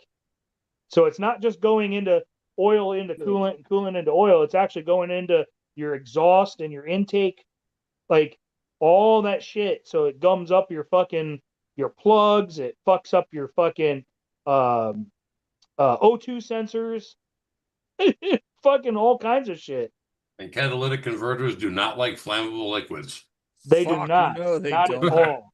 And they don't even like fluid that isn't combustible. Like You know what they do like though is cut out and fucking use a dryer fucking tube between them. right? Right? That's what they do like. I had to do it on my Ford Escort that I had, that I got for my, when I was with my ex, my baby mama. I had to cut it out and fuck because it clogged and just put dryer fucking tube over it. That was a big thing back in the 90s too. See, you can get away with it here in Iowa because we don't do any type of emissions. See, my grandpa, he had 98 Chevrolet, right? Cadillac converter plugged up on it, right? Guess what? He took it to the motor shop. They drilled it out, put a fucking metal pipe through it. Yeah. Yes, sir. Hey, you could hide it. You know what I mean by doing that too. Like, oh yeah, it's in there. Yep. And now you got crackheads stealing them for fucking money. It's like we could have gave them away back in the day. Here, take it. Yeah. I don't fucking need it. You can't even recycle one here for money without getting a letter from the sheriff. Yeah. Oh no shit. That's awesome. Yeah. When when I go to when I was a shop, I had to get a letter from the sheriff saying I was for a business, right? But if you take your own in, you actually have to go down to the sheriff's office, get a letter stating you can actually recycle it for money. That is so sad that they have to do that. Well, Because you have all Oh, these I know fucking why. meth It's heads. just sad that they have to do that. Yeah. There was so many fucking meth heads, dude. And that was like music to my ears. I'd hear It's not unreasonable. It's just fucking sad. I would hear a car pull into my lot and it'd be so loud, and I'm like, oh yeah, that's money right there. That's It's a cat. catalytic converter, baby. My sales are going up. Yep. I still think O2's fucking sensors are the biggest scam out of all of it. Yeah, what do they really do? Well, you know how like diesels have a not a fuel filter, but an exhaust filter, Yeah. right? They have an exhaust filter. Yeah. They are trying to make an exhaust filter for fucking gasoline vehicles too. It wouldn't work. They're trying. What are you gonna Because catch? They're it's already one more- ridiculously clean. It's one more fucking thing. Well, if you think about it, diesel exhaust is actually cleaner than gasoline exhaust. So Yeah, why 'cause- even have a filter for that? Yeah, because it's less refined. It's less refined, so it burns better actually, and it's more efficient. So you're So also burning it at 25-to-1 compression ratio. You're getting way more complete combustion out of diesel. yeah, but they have a filter for the exhaust, and they're trying to work it into gasoline engines as well. And it's a money grab. It's just like your fuel filter. You know, you get that changed out, you're paying a pretty penny to get that changed out. You know, and nowadays some of the cars, the filter is actually on the pump. So if you have a clogged fuel filter, They all are. They're all in-tank sending units with the filter attached. Yeah. now they Yeah. used to be external along the body rail. Yeah, Yeah, they they were on in the the body line. rail be a little canister in line with Yep. the fuel. Yeah. And you could you could change that out. But now they're attached to the fuel pump assembly, which means you get a clogged filter. Guess what? Now you have to replace the whole fucking fuel pump. Yep. And you're paying fucking the pretty penny for that because, you got to drop Either that you're- fuel tank. well, gotta it's drop either it. No, either it's behind drop the it's fuel under the tank- back seat now. or pull the top of the back seat up. Yep. To get to it. Which is either way, it's a fucking pain in the dick and it's a lot of money. And your whole fucking car stinks like gasoline for 2 days afterward. Yeah. I That know. and you go from, a shop that's going to charge you $100 for a filter. Now you're paying $500 to $600 for a fuel sending unit instead, just for the part. and then the labor on top of that is tripled to quadrupled because it takes longer.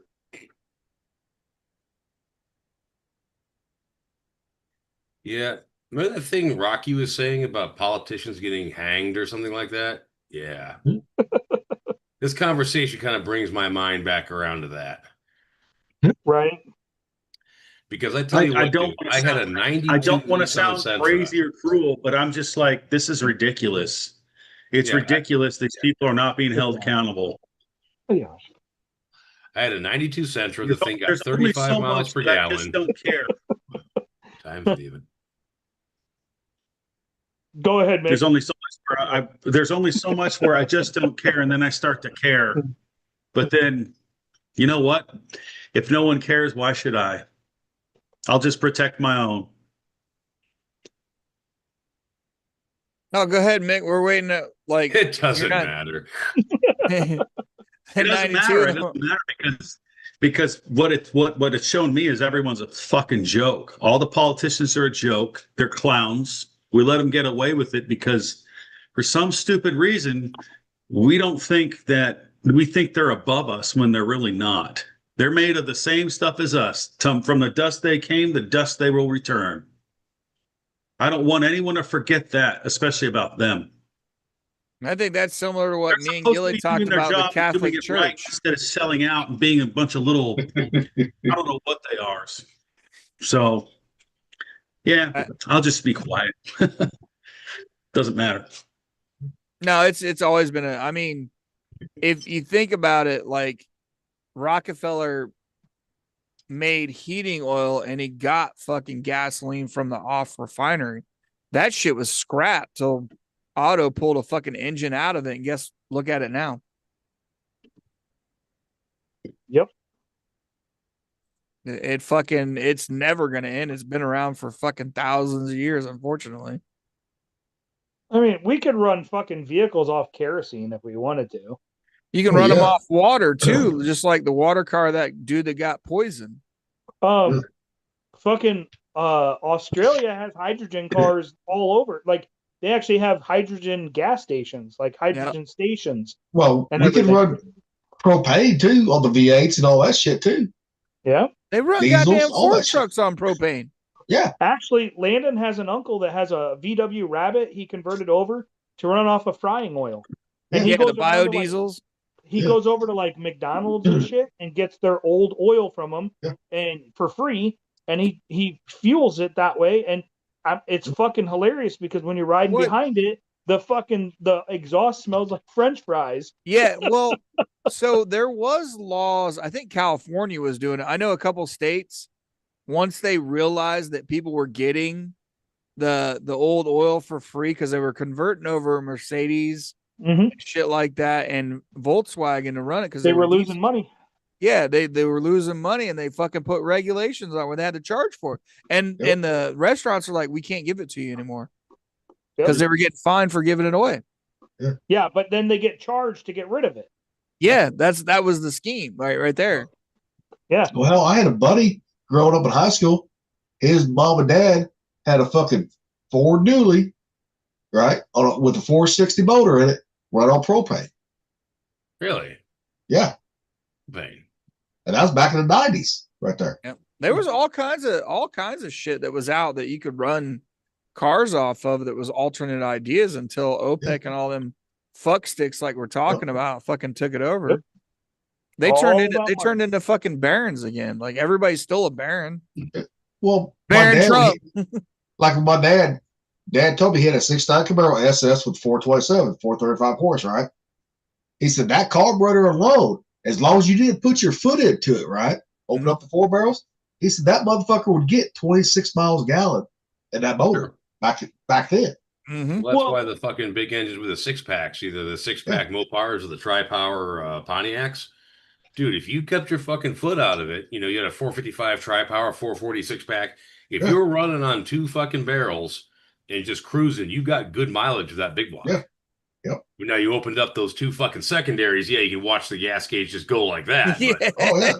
but Might if as well you be didn't do standing that, there if you were holding just gas puttering in it. around, yeah, you didn't have any problems gas mileage. Because that's what Dad's fucking car was when he was fucking working the railroad. coming from mid Missouri to St. Louis, because that's where he was stationed out of, was St. Louis for work. Yeah. You know, he said, "Yeah, we got 26 miles a gallon." He said, "But if I opened up," he said, "guess what? That dragged the motherfucker down."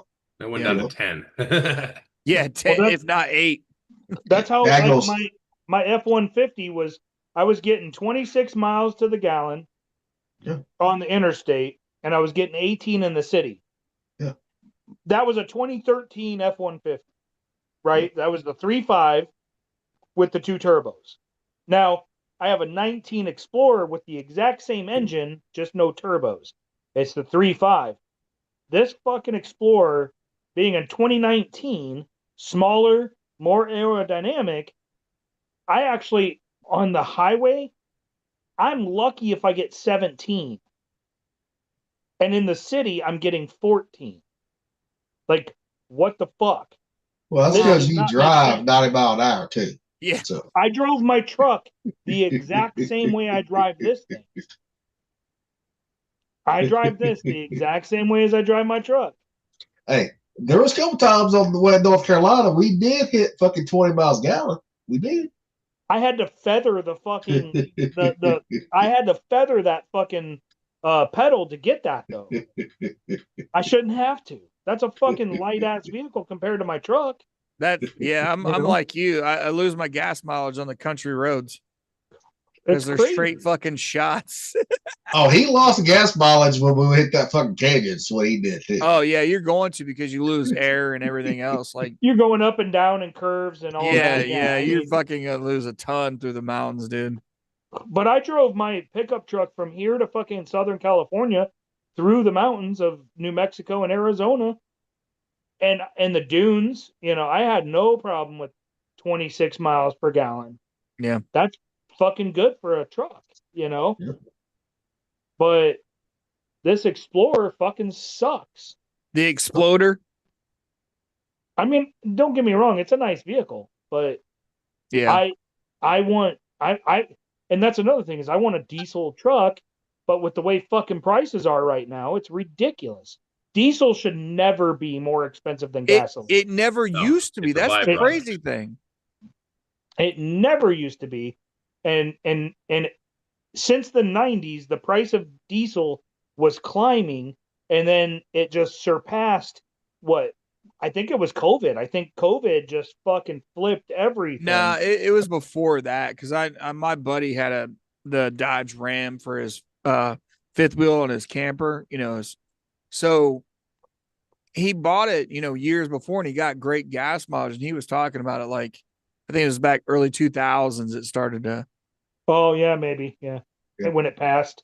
Yeah, because I was working at the truck stop fueling trucks for diesel and it was low. Like those guys are putting like 500 gallons in at a time. And it was cheap for them. It was cheap fucking gas in the 90s. That's why Yep. everybody went to diesel. Diesel was a big hit because of the price and the mileage, that difference, that vector in there. And even like the Rabbits, you know how old the Volkswagen Rabbits are, everybody was driving those too because they were diesel. And they get better gas mileage Yeah. than modern cars. It's like with the technology we have, if you're going to charge us for what you do, like my F-150, I bought it brand new in 2013. I paid $35,000 for it. The same truck is $55,000 to $60,000 now. The same fucking engine and everything.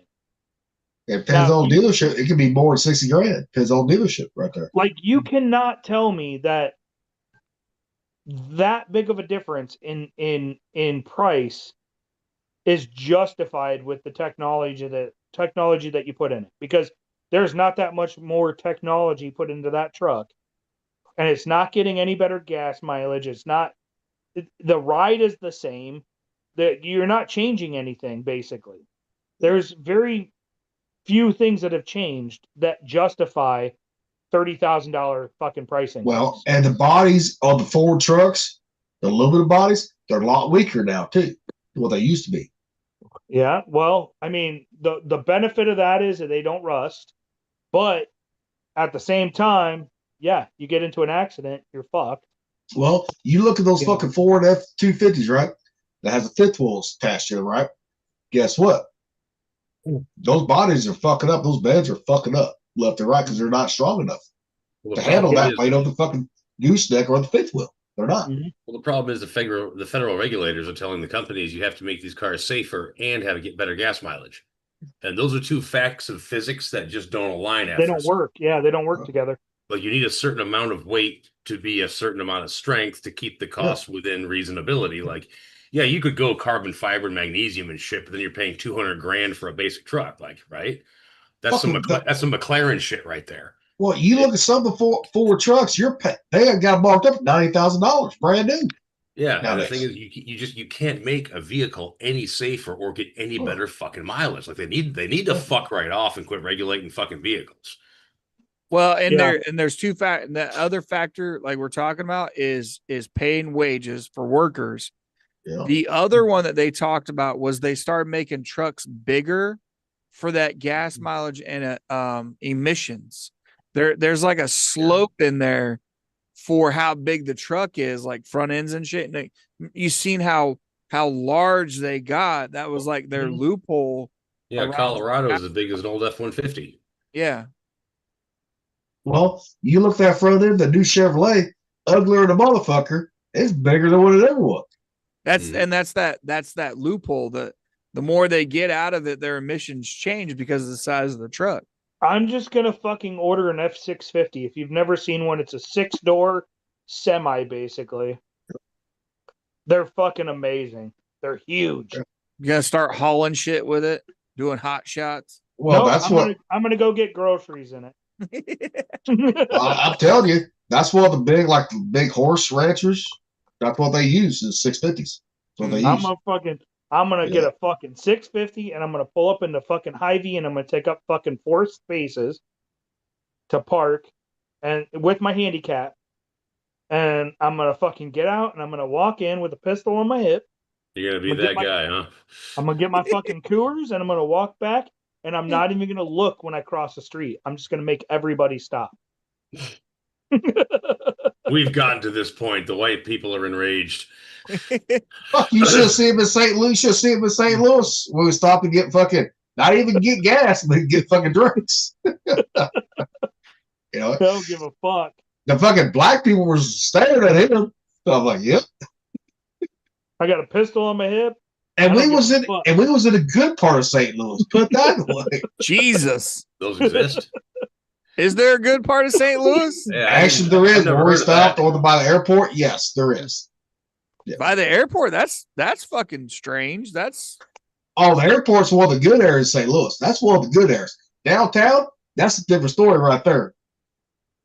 I remember I'll wear my pistol like proud, and I'll walk in front of everybody. I don't give a shit. because in Chicago there's that alternate airport that's a fucking ghetto, dude. Like Oh, Midway? Midway. Yeah, Midway. Yeah. Holy Well- shit, we went there to drop off one of the guys in C school, and I was like, none of us have any fucking weapons with us. Yeah. See, No, I never flew out of Midway. I always flew out of O'Hare. I didn't fly out of Midway. This guy got a ticket to fly Yeah. home out of Midway. I was like, they still running this motherfucker? It's cheaper. Holy yeah, no shit, like 10 times cheaper. But I'd rather fly O'Hare if I fly out of Chicago. Yeah, no, Fuck I mean Midway. O'Hare's nice. I like O'Hare. Yeah. I Until stay the in Rosemont. Democrats got a hold of it. I stay in Rosemont in the hotel, and I do a park and fly.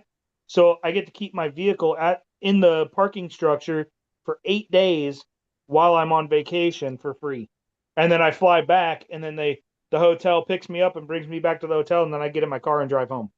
What are you in a third world country, like going to fucking Jamaica or any of those places where you only go to and from the hotel? Pretty much. I mean, They don't take you to any other part of town. They just take you straight to the hotel and back. it's nice, dude. Like you drive up there, you park in their parking structure, you stay the night in the hotel, and then you fucking get in their van, you go to the airport, they drop you off at your gate or like your airline, and then you go to your gate, you fly out, you do your vacation, you fly back, get in their van, they take you back to the hotel, you check out, and you drive home.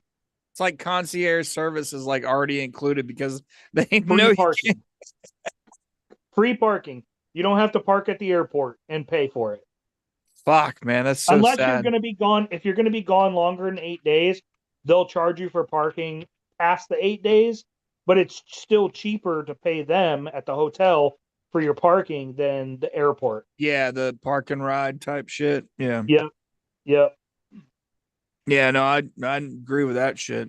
Because the old man did it years ago too, like not having to park there because the amount of money that Fort Wayne was charging at Bearfield Yep. for parking at the airport. It's like, dude, that's another racket. We can sit here and talk about rackets all fucking night long.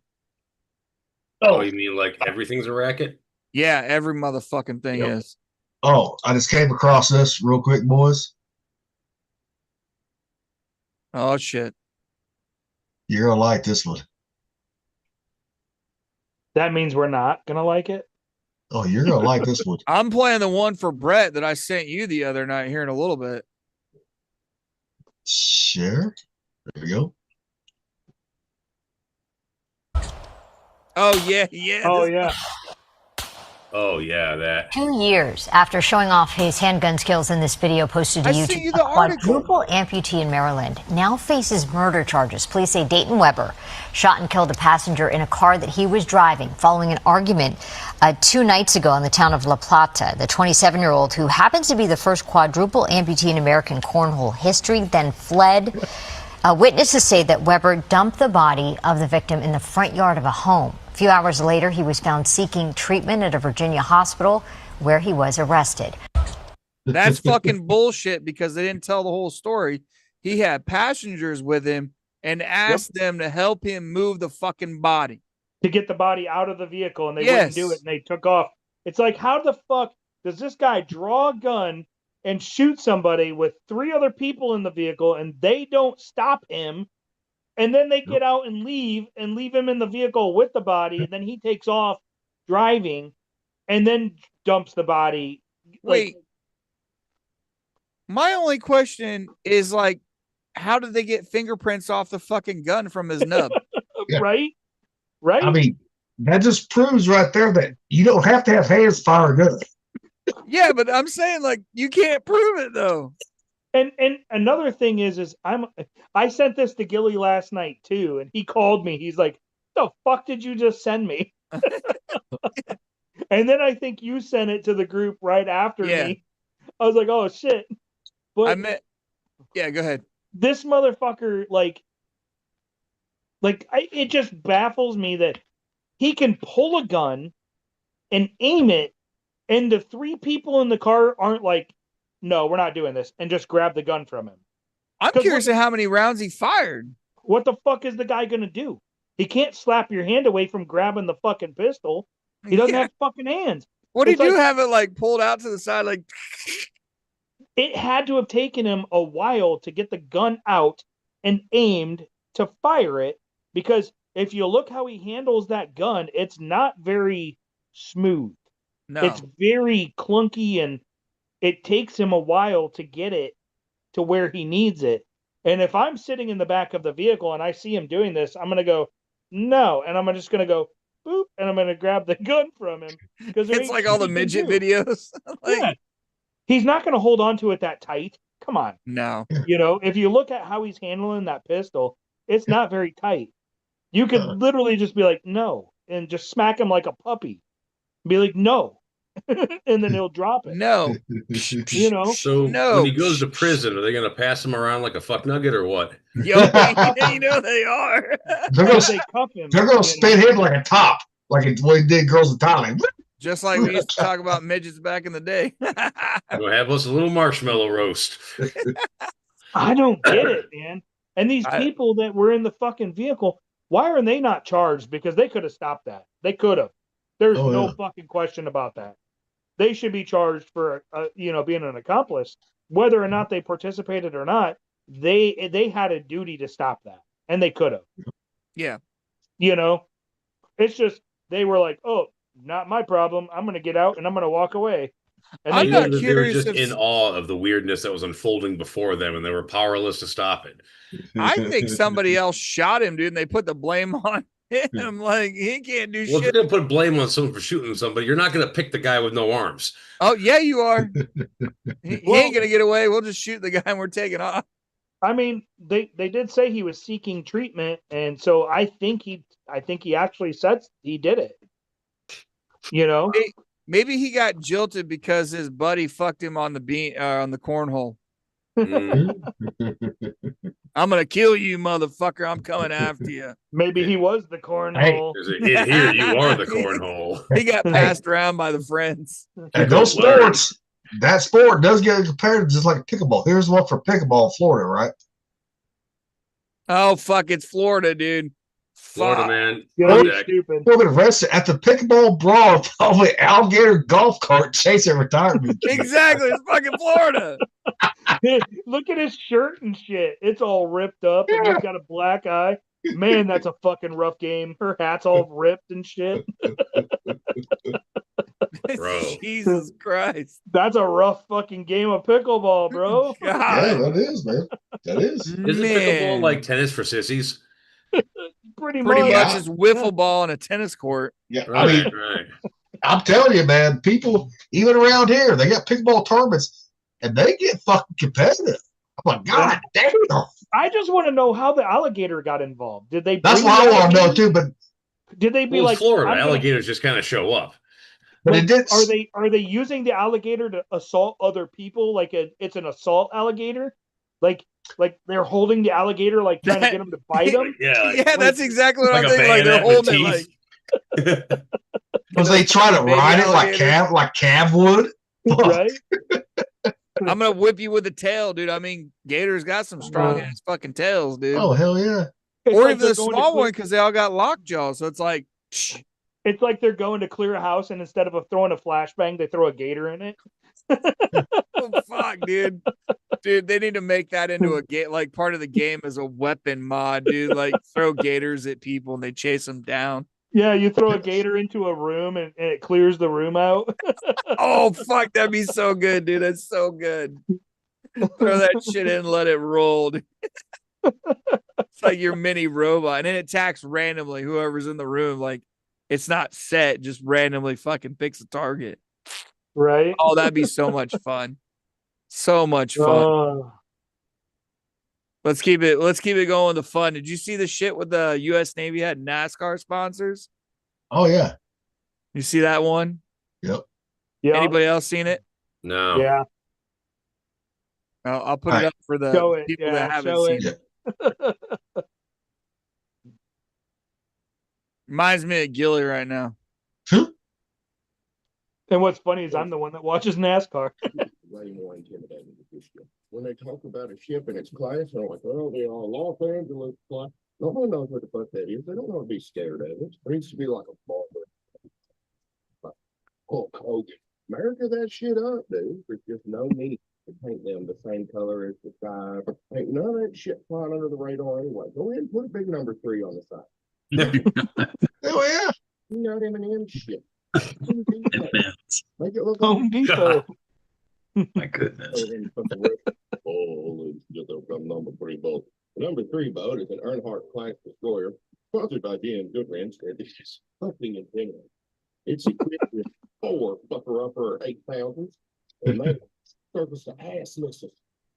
Surface to ass. The two-part boats, fucking little piggy. What assholes.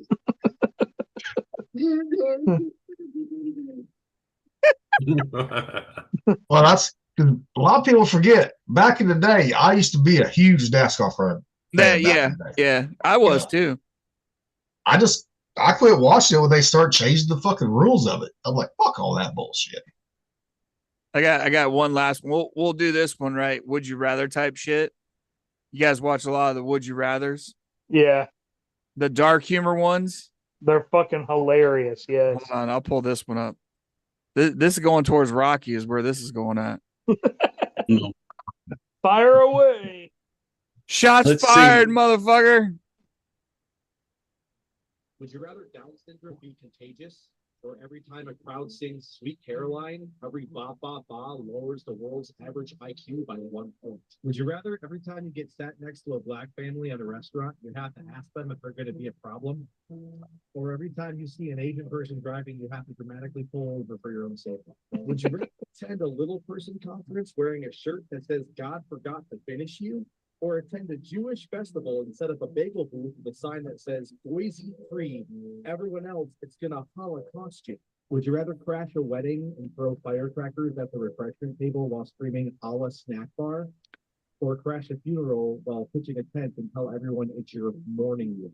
Would you rather go to a Native American reservation handing out blank thank you cards in case they ever want to show their gratitude for the prime real estate we gave them? Or go to a nursing home and try to convince the residents with Alzheimer's that they owe you money? Would you? I would definitely go to the Alzheimer's place and be like, you owe me money. Yeah. It's so wrong, dude. So wrong. There's another one I think that I got in there too that was like explosive diarrhea shit. Did you see that one? I don't believe so. No. Okay. I don't know if I saw I got that. it. This is just one of them instead of like a compilation.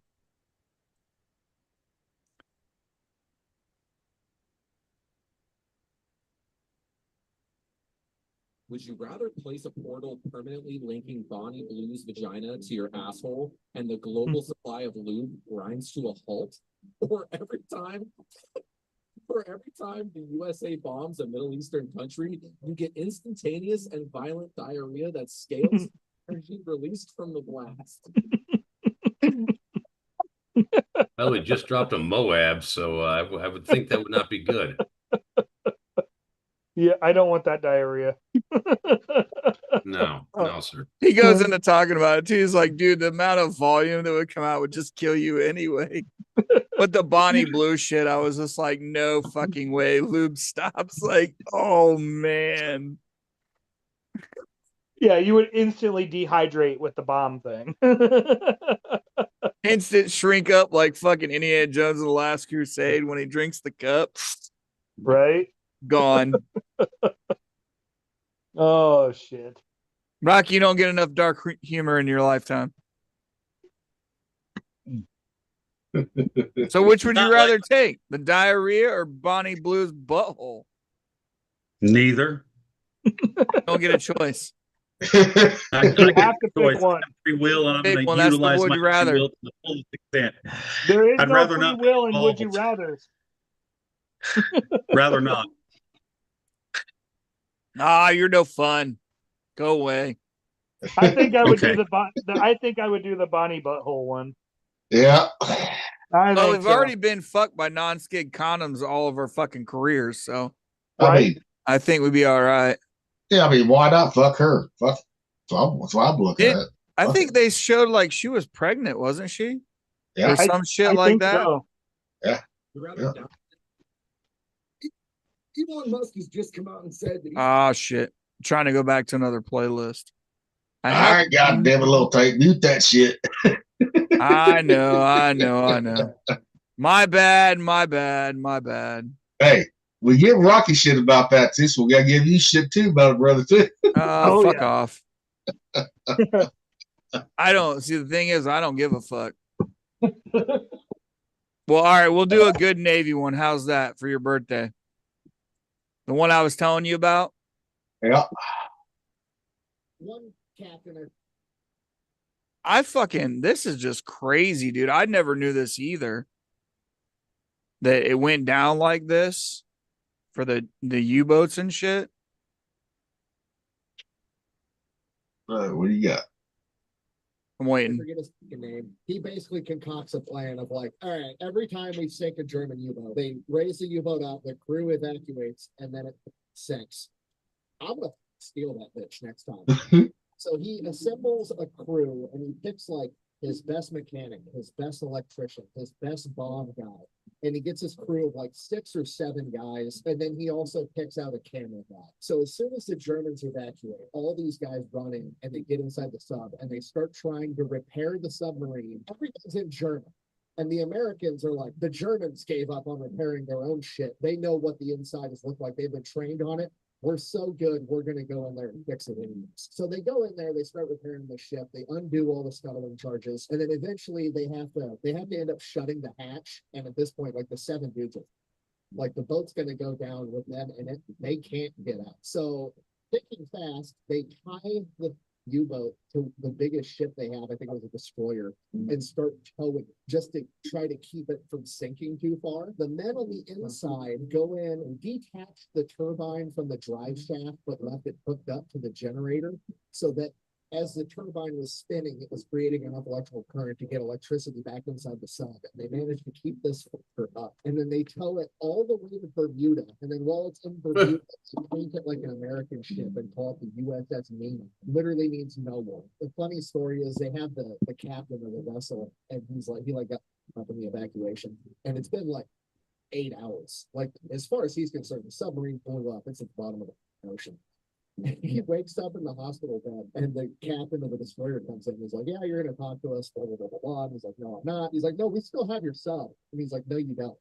"Yeah, we do." And he goes back and shows them. He's like, "Yeah, we're towing it right now." And the dude just starts crying, like, they're gonna kill me. They're gonna murder my whole family for this. And he's like, "Bro, by the time they find out, the chain of command's not going to exist. You're fine. It's no big deal." And then, they took it over the East Coast, and then they took it over to New York, and they let everybody tour it to sell war bonds. And they took it down to Philadelphia, toured it to sell war bonds. And then they were just going to scrap it. They were going to hit it with a nuclear bomb, like America did after World War II with all the ships they didn't want anymore. And the commander of the ship is like, I stole that. I'd like it back. And his brother was on the Chicago City Council, so they raised money, and the city of Chicago paid to have the submarine transported all the way to Chicago. It's still there. It's the last German U-boat of that type in existence. Huh. So you want to talk about pirates, motherfucker? Now, if we had a pirate ship, guess what? That would be something that we would fucking do. Right there. Exactly. When I heard that, dude, I didn't realize the USS Nemo, like, none of that history. And I seen that, I was like, that sounds like some true American shit from World War II. Yeah. I mean, think about it. It's so sad that we can't do the stuff that they did in World War II, like bring shit back. You're in a war and you got a fucking German gun, you can bring it back. But like when I was over in Iraq, they were like, you can't bring any fucking souvenirs back, no war trophies. It's illegal. If you do want one, you have to submit this paperwork, but 99.9% of the time it won't be approved, and you gotta leave it here. And I'm like, you know what? That's fucking bullshit. We've been doing it every war. Every war up until fucking these. Yeah. Because the first Gulf War, they brought shit back. Yep. It's like, what the fuck? Yeah. I know that for a fact because at Coronado, they have one of Saddam's fucking AKs on the wall right outside the XO's office. Yep. It's the silver one. Fucking has the plaque on it. Shit. Like, it's up there. You're like, and these motherfuckers take a whole U-boat with them for technology. You know what I mean? Like, we didn't have that kind of tech at that time. Well, see, and think about it. Has a goddamn Iraqi tank on the motherfucker. Well, see, and think about it. If we had our own pirate ship, right? Guess what? If we went across a boat that has a gas turbine, there's 3 of us that know how to work on them motherfuckers right there. Well, and I think the craziest thing about that is because all of us being in the Navy, our inventiveness, they disconnected, the main engine and kept power going as it's being towed, which we know can be fucking done. Yeah. And we got fire control, man, for the weapon system right there, right? I don't know if anybody's firing a fucking torpedo out of that thing, but sure. And then we got Rocky for fucking. We'll fucking do it. But then he got Rocky, for D-Seaman, right? Right there. Got D-Seaman / MA, the gas turbine mechanics, and then MC. Ain't none of us EOD though when they set charges on that thing. Well, Brett got a little expense on that. Okay. So he's 50-50. He's 50-50 on that. Well, I mean, it is a 50-50 shot when you cut the wire. Either it fucking blows or either way, right? You know, so yeah. But I mean, that's a cool piece of history that you just don't hear about. I've never heard of that shit. I've seen that clip before. I've seen that one before. Yeah, Yeah. I I've just seen thought that it one. was awesome. Like, I got to put this out to the guys because it's like we talk about pirate shit and buying that motherfucker. It's like we always were real fucking pirates. Like, it hasn't changed. Yeah. I mean, the Huns from the north, when we hit fucking San Diego, stealing parts off the Hewlett. Like I was telling Gilly, we got in trouble. Yeah, I but you stole the Exos furniture. Yeah, because you dumbass bet strikes stole the Exos furniture. I know. Well, I went in with us taking parts for the engine room. I know, but you also went in because you was cranking at that time. Oh yeah, I was cranking. That's why I say best cranks. And MS1 Cook, man, was like, let's go. I was like, what are we doing? We stole the Exos furniture. It didn't help that while you were doing that, we had 3 people brought back by Shore Patrol in cuffs within 45 minutes of hitting the fucking pier. I was not one of them. I was not one of them, so it was not me. So we pulled in, they called Liberty. You guys went over to the other ship. They went out in town and got brought back in fucking cuffs. That's why you got to start off your trip there with Del Taco. Get yourself filled up first. Well, I was part of the raiding party on the gas turbine side, right? Now the Europe. Oh yeah. So I was fucking not drinking at that time. Our CO, XO, and Command Master Chief got fucking hit from all sides with all the fucking complaints all at once with the fucking XOs fucking and the COs shit getting taken off the fucking ship and then guys getting brought back in fucking cuffs and the CO's shit was already gone. The XO was still in charge of it. And the other one too that they got pissed off about was the commissioning plaque. Yes, that's what I was going to say. Yes. Too. Yeah. That was the big one. The commissioning plaque. That's when they with the XO's furniture and the commissioning plaque, everybody was cut off. And we didn't need 1149s for requisitions. So it was like whatever you took, nobody was tracking anything you took because I took all 3 low pressure turbine starters, the gas generator starters off there. And that's why Simba was pissed off at us right there. That's Durst's fault when he did that. I know, but I'm saying they did have tags on that shit. They did. No, he said that shit like I don't see your name on it. Well, Durst started ripped those fucking tags off, so he did. That may be because we all knew what we needed for the purifiers. Yeah. You ain't gonna fucking use them? Because I seen him do it. He's like, oh, fuck these motherfuckers. That was the lube oil purifiers. Like I took the idler arm and got the spring and shit, and like we're cranking on it, and they were running down the pier like, oh fuck, there's the Huns from the north. Oh fuck. Run. That shit stuck, dude. It was going around base like 2 days later. Shit, you remember the small seawater fucking shredders for generator? Oh yeah. Guess what? You see me carrying them motherfuckers down the pier. Yeah. We took we raped the Hewlett, dude. Like, you know, we fucked it up. I had this one fucking chick. I don't remember where she was from. She goes, "You're the first person I ever seen as short as you, as small as you are, fucking carrying those motherfuckers." I said, "Sweetheart," I said, "This ain't nothing."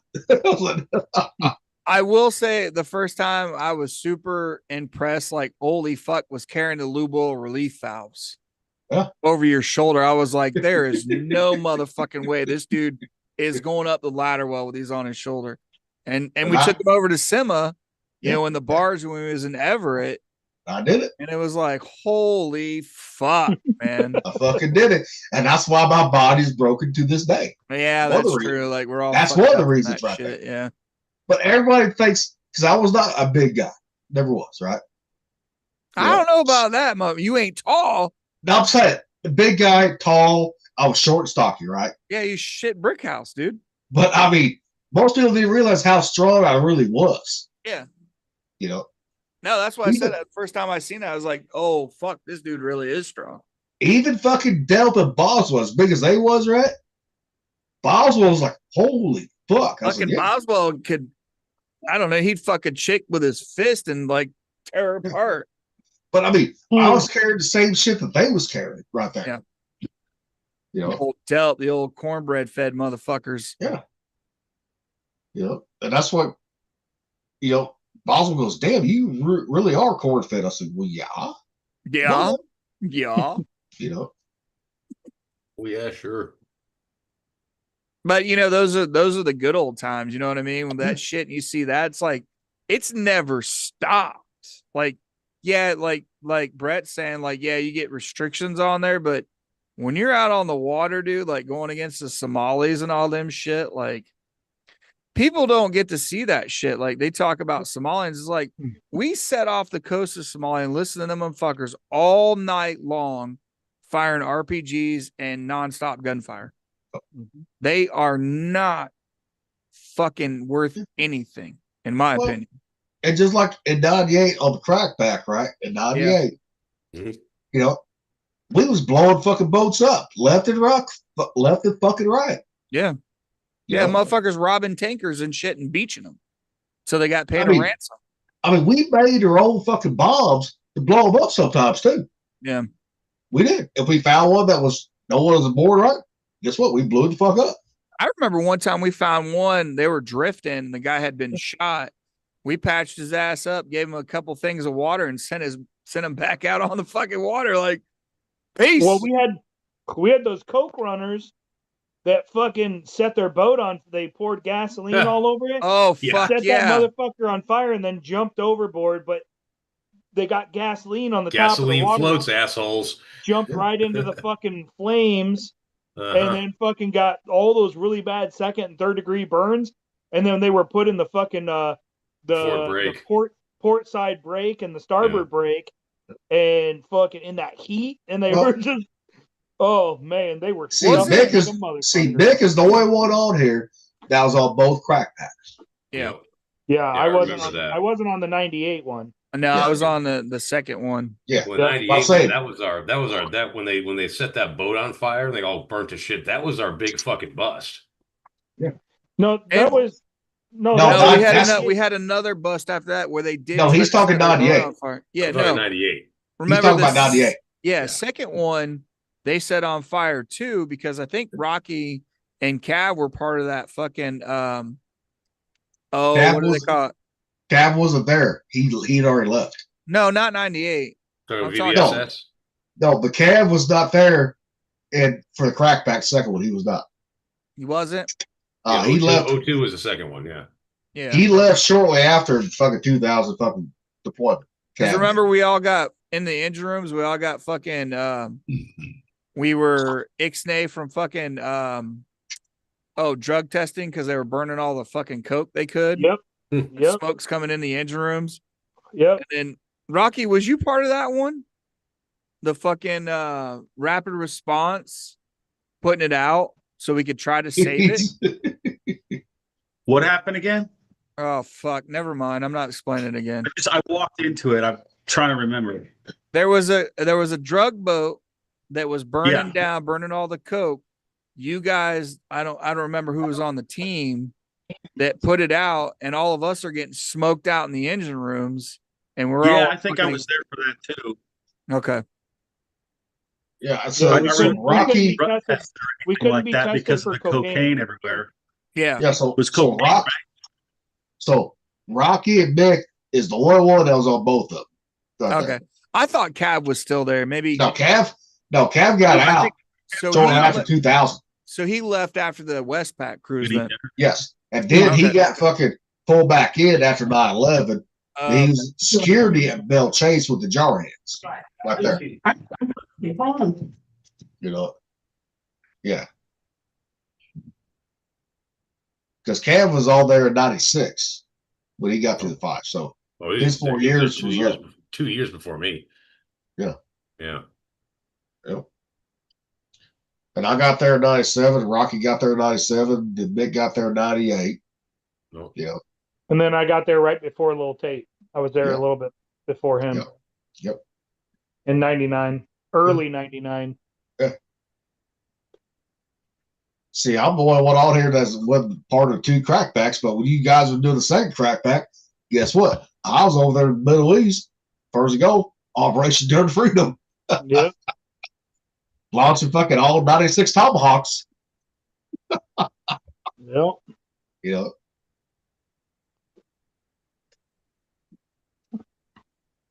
I was like, I told my fucking counselor at the vet center, right? He said, "What do you think about that? The tomahawks?" I said, I smiled. I said, I had the biggest smile of the years. Just remembering what we did to Afghanistan. Yep. He said, "Is that a good memory or bad?" I said, "I know that's a good memory there. That's a good memory." In '08, I liked those little tomahawks when they flew in. Well, and I told him, I said, "Look, there was only one tomahawk that we did not launch because we could not." Right there. And I'm guessing that was the spicy one. Yep, the spicy. It's a spicy dirt. The special payload. Super spicy. Super spicy. I mean,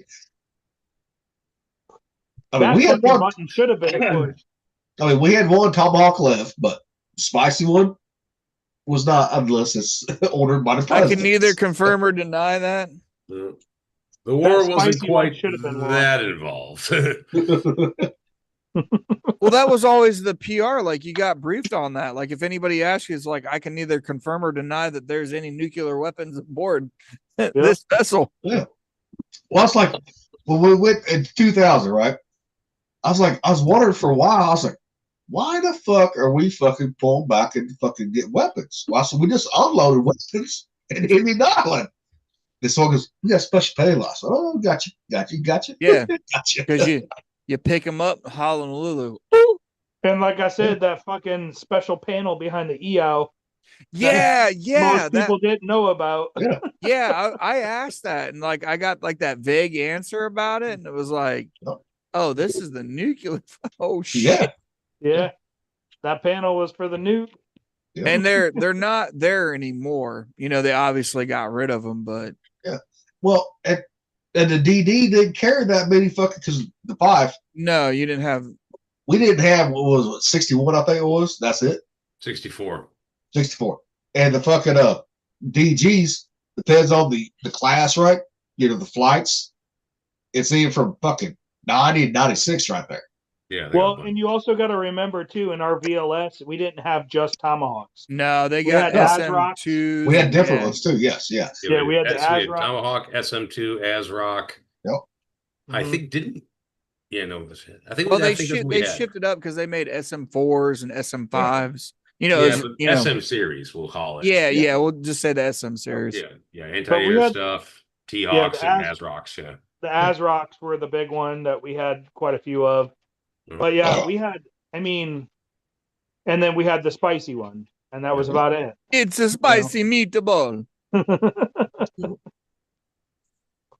I mean, what was cool to see was them actually getting to use a fucking torpedo instead of for training exercise. I think that's fucking awesome. It was like, well, they should have they should have let the subs that we have in the Persian Gulf do most of the damage anyways. Oh yeah. They should have just let those motherfuckers go to town. They should have. Yeah. They should. Well, how big is the warhead on that Mark 46? Same as any Mark 45s. It's just a bigger fucking payload in it. Like it didn't change because it still fit in the launchers. Yeah. The side launchers themselves, off the port and starboard side. So it's just more of a higher explosive. Yeah, it's just got a higher yield in it. And now, guess what? Those little speedboats that they got. Guess who's hunting them? The A-10 Warhogs are hunting. Oh those yeah, motherfuckers. we talked about that the other night. That motherfucker was built for personnel. Yes. Them and the fucking Apaches. They're using the Apaches. Yes. Yeah, you get those two coordinating with each other, man. Good night. It's no longer a land fucking war. We're using the A-10s for the fucking sea now. Well, yeah. I just seen that they were fucking parachuting Marines in. I think they're getting on the Iran side of the Straits of Hormuz. And yeah. Clear I want to see an A-10 with an arrestor hook. Oh yes. The thing is you have all the mountains on the Iranian side of the fucking strait, right? Yep. So yep. It's such a fucking pain in the dick for them to fucking launch missiles on shit because some of those fuckers, they pull them into caves and then pull them out, launch, and go back into caves. Yeah, they're And- the old silkworm missile sites. Yeah, and sometimes we just can't catch them when we go, okay, this is where they're at. This is where they're firing from. We have an idea, but they get inside the fucking mountain too quick. So Spicy tomahawks. Yeah. well, They were launching off, outside of the straits. So But we've had boots on the ground guaranteed the whole fucking time. Guaranteed. well, Oh, dude, Marine Force Recon was in country. oh yeah. oh, yes. fuck yeah, dude. Operators? Fuck yeah, dude. Well, you remember we pulled in Bahrain, right? We was drinking with these fucking jarheads, right? Guess where they was at? Iraq. yeah. And they talked about that shit too. That was Yeah. in 2000 too. Yeah. Mhm. So we was already prepared to go to war with Iraq. We Oh already was yeah, dude. We before. had intel on the ground for a while, man. And that was before the coal got fucking bombed right there. Yeah. Yeah, that changed fucking security detail too. With Yeah. fucking the coal getting bombed. You remember they have that fuel purifier in the school. And I'll tell you what, it's got one big dent in it, and that's it. That's how heavy duty that fucking top I is know. on that thing. I know. That, See, that that thing was- is ridiculous. See, that wasn't there when I was in C school. That was not Yeah, there. it was there when I went through in 2014. Yep. They But- had put it in there. But I was in C school with a guy that was all the cold that shit happened right there. I was when I went through LCAC C school, the NEC, Yep. named Mitchell. He was on there and he told us what really happened on there. Yep. He said it was pretty much, and I believe him, because there was other reports, but all the Yep. officers and all those uppities, their asses went straight to their fucking staterooms and fucking hid. Yep. It was And the I- shit bags and people like us that fought all that shit. Yep. And the MPA that I had on Labood, right? Yeah. He was on there. He had all the pictures, all the bodies, every fucking Yeah. thing. But there, I Yeah. talked to another girl too. I forgot her name, but she was talking about somebody getting burned up and then being in the salt water and shit. Like we were talking about, the drug runners. Yep. And it's like the USS Indianapolis pulling people out. They'd been fucking brining for days and their skin fell off. People don't realize what fucking salt water can do to you when you're hanging out in it. Yeah. Fuck Titanic. Look at the Yeah. USS Indianapolis if you want to It'll see what tickle really ya. happens. Oh, hell yeah. It's funny you brought the Indianapolis, right? The guy that built this fucking little division here where I live at, in this little neighborhood, he was all in Indianapolis. Holy Well, shit, really? He was all there, yes. That's I got the fucking article. crazy. I got the article and everything, man. Oh, nice. Yeah. That's awesome. Yeah. I mean, it's a tragedy, but when I remember in boot camp, they had a survivor come in. This was in 99 and talk to the group about, what he had experienced. And that's where he was talking about pulling people out and they like their skin just from their arms just came off. Like you couldn't get a hold of them. And, when you hear that from an old timer on, one of those, you're like, Yep. holy fuck. And Master Chief Hurt was in as the, command Master Chief, and he talked about that shit. Remember he played on everybody like being an undesignated fireman kick, like, oh, I was an undesignated fireman, going back to that, Brett. He's like, I was an undesignated fireman and I became fucking CM, Master Chief Petty Officer of the Navy, Mick Pond. And he played that fucking role, dude. Yeah, oh yeah. Yeah. Oh yeah. But I never got to meet the guy because he'd already been dead before I moved here, right? Oh, okay. So But did the they guy- do it like memorial? Like, Well, the old guy, the reason I knew this, the old guy across the road before he died, right? yeah. He's like, hey, Jason, he was Navy. He said, this guy was Navy too that built all these houses here. Huh. I was So like, he okay. was able to what? Purchase all the land then and He purchased set the up- land, started to build the houses, everything right there. Okay. That's fucking awesome, Yeah. Okay. That's- And that's the thing, like, everybody, every branch except for I think the Air Force has some great fucking history. I don't. I know the Well- Air Force does too for well, like War II, but Their They really history don't. is They really is made with the Army. Put it that way. yeah. You know, World War II shit, right? But there. you look at the fucking Navy and the Marines, like, Yeah. fuck, Hope you like dude. it. Yeah. It's a little spicy. Thank you. It's not that spicy. Not as spicy as that meatball on the boat. What the I hell thought I did was- you? I thought I was muted. No, What did you make, Rocky? What, good thing Rocky, you what weren't did you having make? sex. I made chicken stir fry yesterday for dinner. Excellent. Never made it before. Okay, Outstanding. nice. That's the best thing. Like I fucked up the chicken the other day Here, that I I'll show made you on the what it looks smoker. like, guys. You fucked a chicken the other day? You're, What? Yeah, I did. you're taking away her food, Rocky. Come on, you don't take away a woman's Oh, food. Be a fucking homo. Shut up. There you go. Nice. We've angered Put some Rocky. green onions on it. Give us some goddamn color. You need to diversify that thing. Right? Shut up. I do what I want. You'd think a Mexican Chinese guy would know something about diversity. He's a Mexican. Talk about. She called me a maid.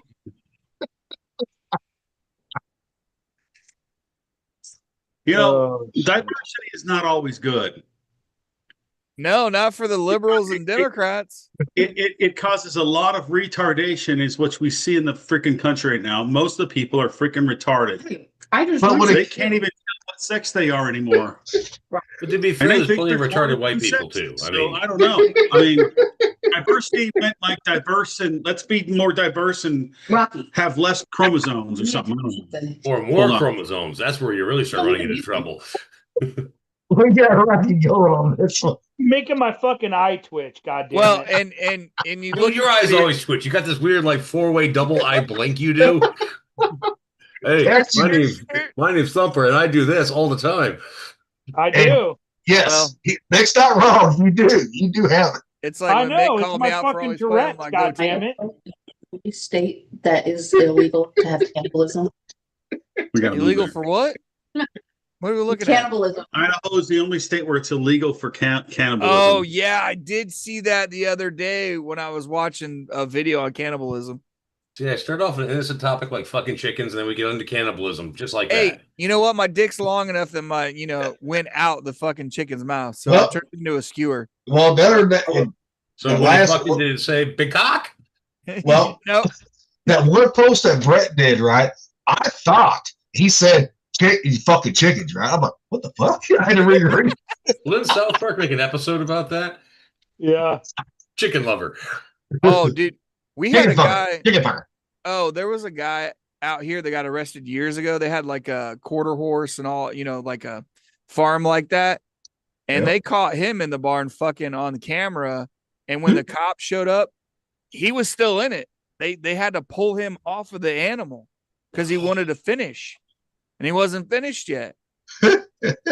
So Clerks Oh. 2 actually happened, kind of. Yeah, Oh shit, gotta finish. you gotta finish it. I'm gonna get blue balls like a motherfucker. I miss my donkey. There is so many videos out there of thermal imaging that was recorded in Iraq of dudes fucking goats and shit.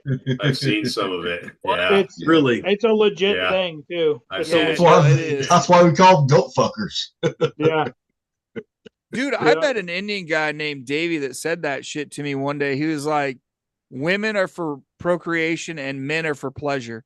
And Yep. I was like, what the fuck are you talking Yeah. about, dude? A lot of that's how Muslims are too.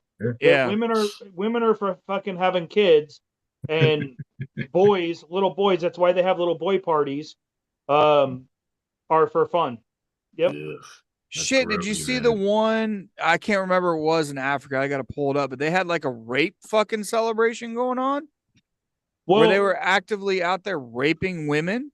yeah, Iraq, and Afghanistan, and all these other fucking countries over there in the Middle East. They throw these parties where they have little boys that act feminine, Mhm. dance for them, and then they fuck them. And yeah, it's fucking crazy. And- I don't Easy get it. tomahawk. Yeah, exactly. Glass it over. It's, But I that's their, seen that. their And fucking it's culture. It's crazy. yeah, it's not like it's a new thing. It's been happening, and then we're Thousands just of now years. yeah, we're getting like reports on it now. That's we're talking about news a while back. And Well, it's like you have didn't a couple of 11 Bravos in Afghanistan get in trouble for putting a stop to it? And then they're like, no, you can't be doing that. You're not probably allowed to interfere with their cultural Yeah. heritage and traditions. Yeah. A couple of guys they saw that shit happen and they were like, whoa, no, fuck off. And leave this kid alone. And they were like, can't do that. We were told we couldn't interfere with beheadings, stonings, or any of that stuff. We weren't supposed to interfere with any of that. and it's now just coming to light, you know what I mean? Like back in 2014, I was seeing like the way ISIS was running too, like they were killing their own countrymen, like put them in mass graves and shooting them. Yeah, it's just like we were instructed not to interfere with cultural religious beliefs. So when it came to their like stonings and all that, we were told you have to leave it alone. And it's just like their fucking poppy fields. We couldn't fucking fuck with their poppy fields, because if we fucked with their poppy fields, CIA. we would end up having to pay them millions of dollars because it's their income. And even though we know where the poppy is going, we can't assume and say that it's for drugs. So therefore, they lost millions of dollars of fields, and we have to fucking pay them for that, which is bullshit. And I'm curious, because what we're seeing right now, right? We're all talking about like you can't mess with their cultural, and then we import all these illegals from these areas, and then they try to go under the freedom of religion. You know what I mean? Yep. Like you've heard that time and time again from these groups, and you were already told, so you're already conditioned from that time not to fuck with these people, and then they get over here and they get constitutional right of freedom of religion. Yep. Like what the fuck, man? That's what the Constitution was for, boys. It was for shit like Sharia law, when honor stuff like that, honor killings and all that stuff. It's like, oh yeah, we cannot over there. We can't stop that from happening. No, that's their law. That's their rule of law in their country. Now here, that's different because that falls under murder here. Yeah, we get it murder, but I'm talking about practicing, when they do prayers and shit like prayers that. And all that. Yeah. Yeah. But it's just crazy that like here we're told it's bad, but over there it's like, well, you can't do anything about it. That's utter hypocrisy in politics. That's called sissy lawlessness in my book. It's called being considerate of other countries and their religion. Mm-hmm. So it's just like if I were to go to a Christian state and they tell me I have to be nice to people that are going to church on Sunday. I'll just make one. Even though I don't believe in it, I have to be nice to them and treat them fairly. It's the same fucking thing. So when you look at it in that aspect, now it's like I have to fucking cater to all religions in their countries, which I think is bullshit, because I shouldn't have to during war at all. I don't care who they are. I don't care what they believe in. If they're an enemy, they're an enemy, period. Yeah. You know? Sidebar for you. Well, most likely you got a white speck, Brett, on your screen. What the fuck is that? It's moving around. See it? Oh, yeah. It was fucking with me because I thought something was on my screen. I see it. Sorry, man. I couldn't. It's probably a glare or something. Yeah, it's probably a glare. Yeah. Oh, okay. All right. Sorry. We'll get back on it. I just couldn't help myself. It's like one of those. It's like one of those little bitty APUs, whatever. I don't know, because or like fucking broccoli in somebody's teeth, and you gotta fucking tell them. Like, well, hang on. I wiped off my camera, and it's still there. Yeah. Maybe it is a reflection, it's right there. like Mick saying. Yeah. All right. Well, no, it's there. So yeah. Oh, Hydra just blessed me. He's gonna be ordering a laser graver, and he's gonna start making some coins with the 5 on it. Oh, sweet. So Put another order in for it. our little Blackfoot fucking GSM brother right there. A little Blackfoot. Little German fucking half kid German. Dude, that is the craziest mix I've ever heard in my fucking life, dude. Oh, yeah. And we hung out, like we drank and carpooled together. So I mean, I drink it. He was one hell of a good dude. fuck yeah. Still is, man. Still is. So I mean, that was part of the group. I think Brett, was you down there in Peru when you guys locked me in the bungalow because I was too drunk that night? Yes. Yeah. Yeah. I think there was Yes. 5 of us in there. Yeah. that's pretty bad that you get locked in because you're so fucking drunk. Well, That's they pretty fucking- forgot that we had Prosecco in there, or Pisco. Was it Pisco? Pisco. Pisco, yeah, in the hotel, in the bungalow. So I was drinking it anyway. So I was fine by myself. Yeah, it was a Pisco. Pisco sour. That's what I was drinking down in Chile when I beat that dude's ass in the fucking street from the other ship that stuck me with the bill because he was buying rounds for everybody. And then I got fucking put in the bungalow and everybody showed up at the end of the night and I was buck naked in the fucking bungalow. Yep, I remember that because we caught the last fucking Liberty boat, and that was when we were. I think was that when we were with Hunt, BM2 Hunt. Was it that night or was it? Yeah, it was with Hunt. Yeah, because I was pissing off the back of the rib, or not the rib, but the Liberty boat. But that's pretty. But I guarantee they And locked you Hunt there was 'cause- holding me by my pants, so I didn't fall out the back of it. But the reason why they locked you there, I got a feeling on this one, right? What? That they want to let the little gremlin loose. Oh no, I'd already fucking tried running around the cab and slipped in the sand and face planted into the fucking road. Like it was like Washington all over again. It was like, boom. I was like, fuck, all right, I'm done for the night. And then I was like staring out the window as they left, like, oh. Chile, the night I beat that dude's ass from the other ship was I rode the fucking donkeys up the mountain to the Pisco factory. Yeah. And we drank a bunch of Pisco. And then I rode the donkey back down. But instead of sitting on the donkey, I was laying over the donkey. And because I was so fucking drunk. And then we went to the bar that night because the bars in Coquimbo didn't open until like almost 1 a.m. So then I went to the bar and drank at that fucking bar on the fucking beach. And fucking, that's when the dude kept buying fucking rounds for everybody. And then he stuck me with the bill. And then I chased him down the street, beat the fuck out of him. And then everybody took me to the bungalow. And then they all showed up at the bungalow and I was fucking buck naked, passed out. What is it with all of us turning up butt naked, dude? We'd turn up butt naked anywhere. Well, it ain't the first time I've been naked, trust me. Well, between me, Thumper, and Lil Tate, we'd all seen one another, but that's naked at one point. No, We- I seen Heinrich's ass too, man, in fucking Panama. Yeah. And if So, he's I mean- listening, he fucking knows because I had to drag his ass out of there because they Which- were getting ready to fucking call the cops. Which when I talked to him, he said, "Well, I just throw a podcast while I'm doing the busy work, right, with the knives, right." Yeah. I said, "Hey, just throw a podcast on. You forget about that one?" He said, "Oh yeah." I said, Yeah, throw that Speaking motherfucker of, speaking of, who was the GSE fireman? He was the GSE fireman, and he became a third class. He was real timid. Nobody really talked to him much. Wanted to try and make it I got sweeter him- though. I don't got know him- what I could add to make it like sweeter hoisin sauce. Poison. I'm trying sauce, what the to fuck? think, man. What was that on the crack pack for that year?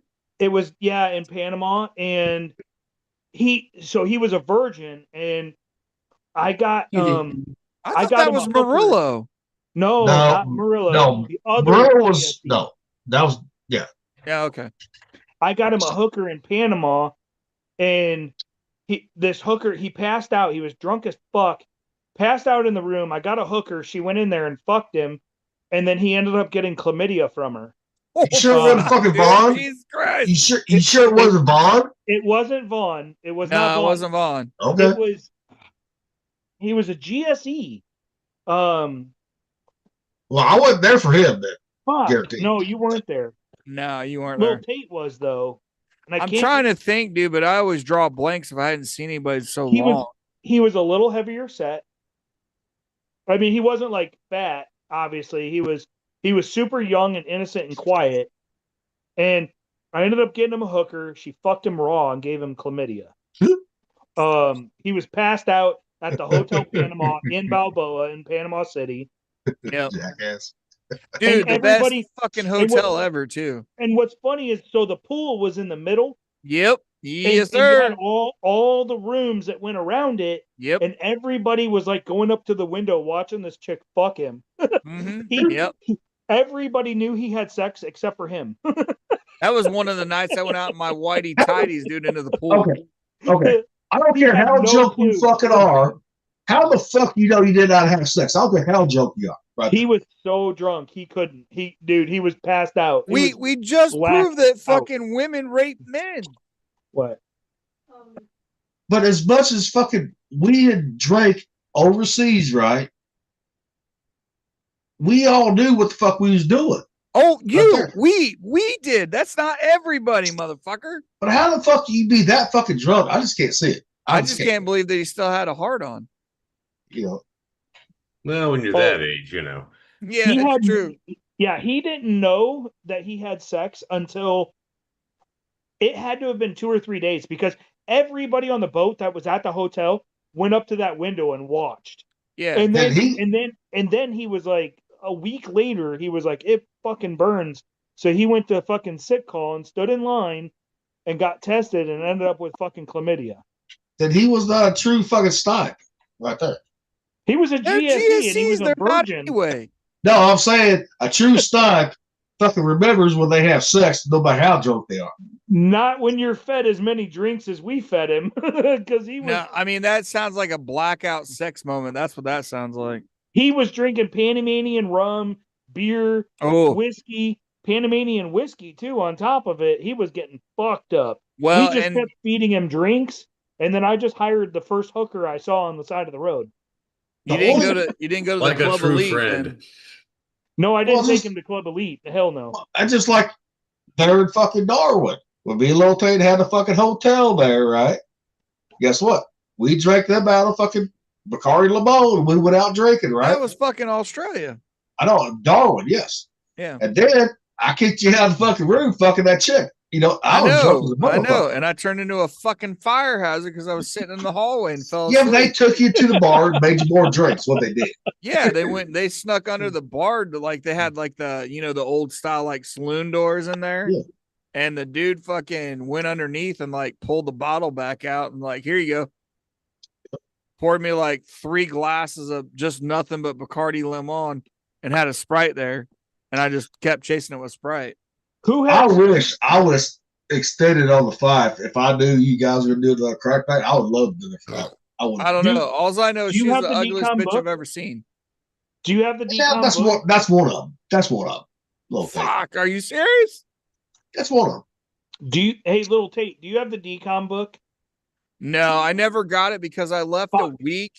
I left a week before that to go to C school for LCAX. I never got it. I got the plank owner certificate, but I never got the decom book. Damn it, because I know, he would I be, wanted he would it be too. in that book. Yeah, no shit. But I the, don't have it. but the thing is, that should be a decom commission. You know, not. No, they gave us owner plank owner status. ones. I I know. You know. No, and you know what? That was the biggest bullshit at decom because I was tasked with wiring up all of the overboards. Yeah. And Sima came in and said, this is how we want it done. So we ran every blueprint, ran every fucking overboard there was. Yeah. And apparently they came back and said, no, we want it tied this way. Yeah. After they sent their own reps to tie it away. Because I found that out with Ian Walden when he showed up for small engine, like boat engine repair. Yeah. And we talked about it and shit. And it was like, these motherfuckers, dude. Yeah. That's We why. should have gotten certificates for 2 Alpha also. Yeah. Oh, I know, right? That was the oldest turbine in the Navy Mm-hmm. when it was removed. Yeah, and I was still on that. I was part of that one right there. Yeah. Yeah. You Yeah, know? we should have gotten certificates for that, and we didn't.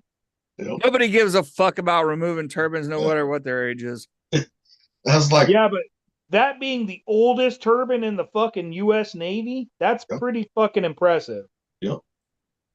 Because we could have gotten more years out of that bitch, but they just decided to swap her out. Yeah.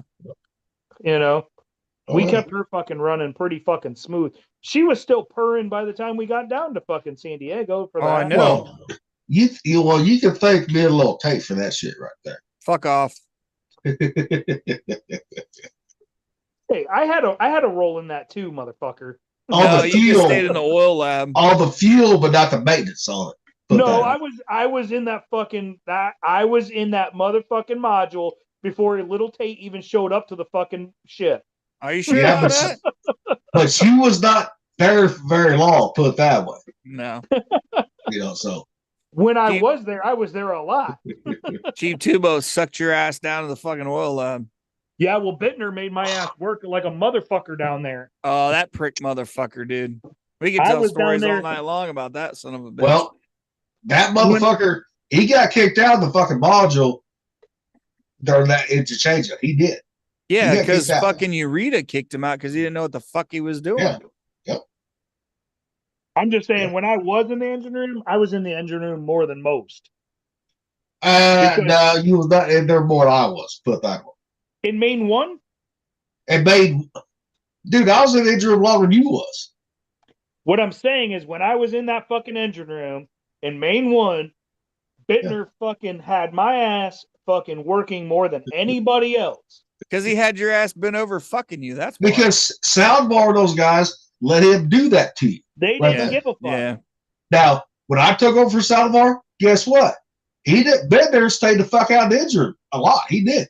That motherfucker, no, he sat back there on the switchboard and read his fucking paper by the Yeah. fucking CRP head tank. He let me and you fucking take care of the bullshit too. And actually, there's a generator fuel head tank. After me and him had our little fucking come to Jesus moment right there. And the Laska fucking over there. You know, so Bittner left you and I alone. He did. Yeah, because I wanted to fight him the one day when he called me fucking stupid. You know, Yeah. I would He have made- I would he have made got my ass beat, but well, I got stuck down there while everybody else was fucking gone. He had me doing bullshit, and of course, my ass was like, "Yeah, I'll do it, whatever," because I didn't want to fucking piss him off because he was my LPO and he was gonna make my life even more fucking hell. well, I And remember. nobody fucking had my back on that shit. no. that Well, was I remember before that. Brett when I took over for Salomar right and made whatever I got moved right. You're like, God damn it, Gilly, I wish you was fucking here when I was made one. Well, I mean, think about it. Nobody had my fucking back. I got fucked on that. You I know, was in the bilge every fucking day. I was needle gunning. I was fucking painting. I was doing the fucking maintenance. I While think you, Saldivar, huh? you forgot who had your back was all that back hair. That's who had your motherfucking back. Yeah, well, that back hair was just for me. That was nobody else. Hey, shave my back for me, man. Like But Billy did to Thumper- me, like put my lotion That on my was back funny. for me. But Thumper, the way you talked and said that shit right, guess what? That's how Tom thinks of being a little Tate, guaranteed. Oh, fuck Guaranteed. that, dude. I was roommates with him too. Well, no, Tom fucking did that to himself. He I know, fucking- I know. Yeah, he but did. he talked shit. I fucking just did my job. I know, That I know, was the thing. I know. But I'm saying Tom thinks that way probably about me because he's came to me. He's like, why you let little Tate as a fireman do this and I'm a third class? Like, you ain't paid your fucking dues yet, motherfucker. So fuck off. And the No, build you fucker go, came right bitch. out of fucking C school. Didn't know what the fuck Yeah, he's doing yeah. anyway. And that's why like when Eureka fucking got on me about something, I fucking tore into him. I said, no, motherfucker, I've done my time. Don't Yeah. fucking I did my time in the fucking main engine room. Don't fucking act like I don't know what the fuck I'm doing. I said, because I can do that job and I can do this job.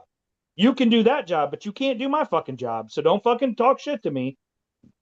Because I can go down to fucking the auxiliary spaces and do all the fucking jobs there. I can do the main space jobs, and I can do the fucking oil lab, and I can sit in your fucking chair and do your job. So don't fucking talk shit to me, because I'll fucking do it. That's the great thing about the fucking oil lab is I had plenty of time to study and I had plenty of time to fucking learn everybody's fucking job. And a lot of beating off at the same time too. Fuck yeah. Fuck yeah. But you know what? I put in my work. I put in my hours for sure. While everybody was going on fucking Liberty, I had to fucking stay to refuel the ship. I was gonna say you had to stay for refueling. Yeah. Fuck yeah, I did. Do see ya.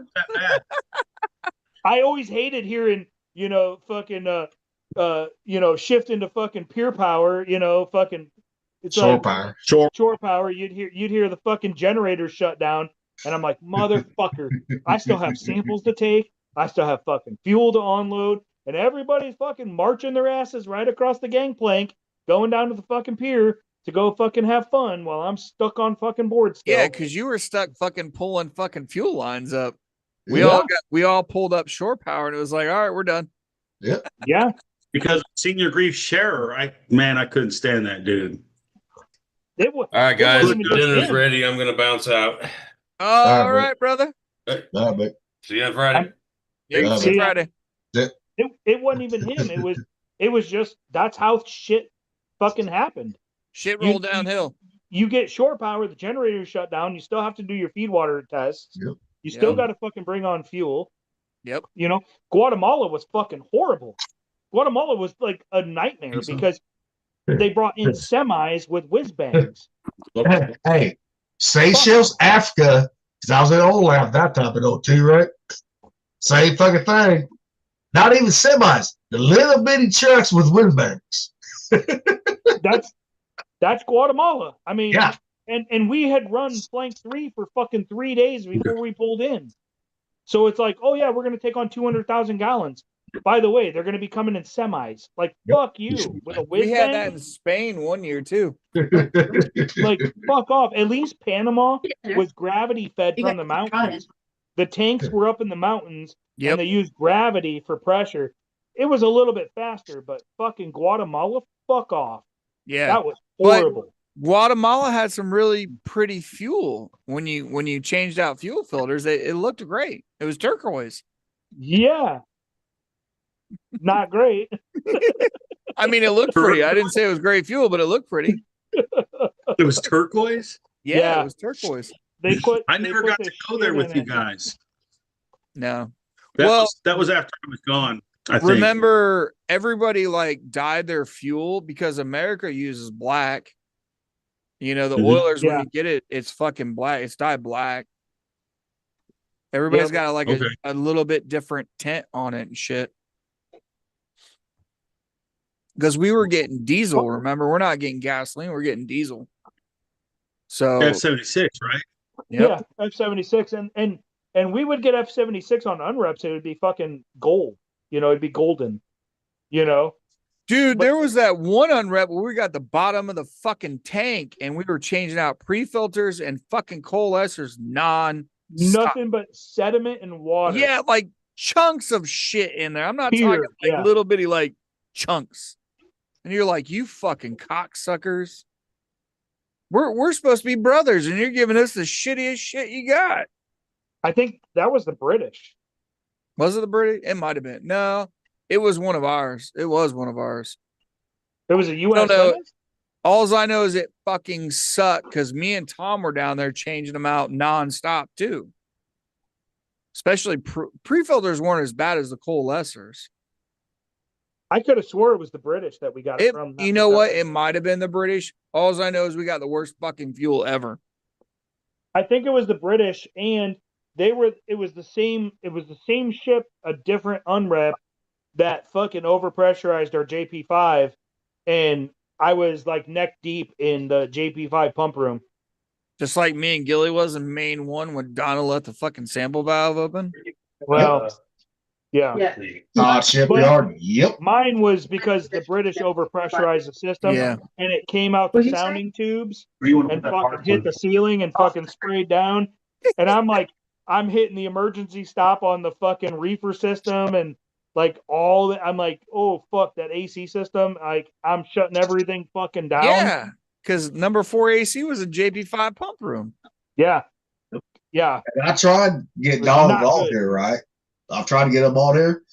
I don't think he'll come on because he knows you and I are gonna roast his ass for that shit. No, roast him on a ton of shit. Yeah. Especially me coming on here because I hit on his sister when she was at Christian school. And then he knows that Thumper can roast him on other shit too. Yeah. You know, so he knows I he's was gonna get the roasted LPO. 3 fucking ways. And that's the fucking problem, dude. You got to be able to roast each other because we've all fucking done shit. If you can't fucking make fun of it and have a good time with it, don't fucking come on here. Don't come on here. Yeah. And I'll try to get him on here. He's like, I don't know about that, blah blah blah. Yeah, fuck I'm that. like, okay, fine. Whatever, dude. You know? I'm so sick of that shit. Which one? I mean, That's just my opinion. I made mistakes. I fucked up, you know. All of us Shit, we all fucked know up it. shit. Shit, we But- all have fucked up. Fuck, come on now. Dude, I held that one for a while. Remember when one gen fucking dumped CO2? Yeah. It's Yeah, because the fucking the fire sensor. I didn't realize it at the time. I was a fireman. I lit my lighter in there because it was your dark, lighter. and it kept the signal. And as soon as they fired, like put the power back to it, it just dumped CO2. And I'm like, let all the DC men hump it down. Shit, like No, I know what that. I know exactly when that happened. I'm like, oh, "Hey, that hold was on, in the Lil yard. Tate, what the fuck you think? That was the reason why I never smoked around any of the modules. Because Yeah. the minute you light that cigarette, either halon or CO2 is dumping. Like, Yeah, CO. fuck that. How many times Nope. have we ever dumped CO2 on that fucking boat, man? It was like all the time. I'm like, nope, I'll go to aux 2 where there's you don't have the sensors. Like, Rocky's over there shaking his head like it went to the DC man too. Yeah. Like, Oh, for a dude, while. I screwed up in the engine room too. There was Yep. one time when we were taking like those big burlap bags of rags, Yeah. and I threw one down, right, and it hit some kind of valve or pressure thing with the dial, exploded. And then the MPA came down there. He's like, "What the hell happened?" I'm like, "I don't know." Because But Rocky, you also fucking put the kitty heads on the CO2 bottles for the main turbines, right? no, You set one off one time. This is when you was still fireman with me. You and I was doing it together. You know, the kitty head was not reset, right? and it I don't even remember that. I don't even remember that, dude. And do. it sets off And- the whole system. Yes, and see, Turbo goes, okay, what happened? Was like, look, we don't know. What was that? Not Wallace. What was the second class black guy? He did it in You he did it in Main 1 Yeah. where he didn't he reset the kitty head, but as soon as he went to hit it, he hit it too hard to screw it on. Like he got a couple threads on there and it and popped like it. popped it and popped it. And you could see like the frost coming off of it. And we're like just sitting back watching it Yep. until it's all done. Yeah. And then they put it on us. The repair division was like, fuck you guys.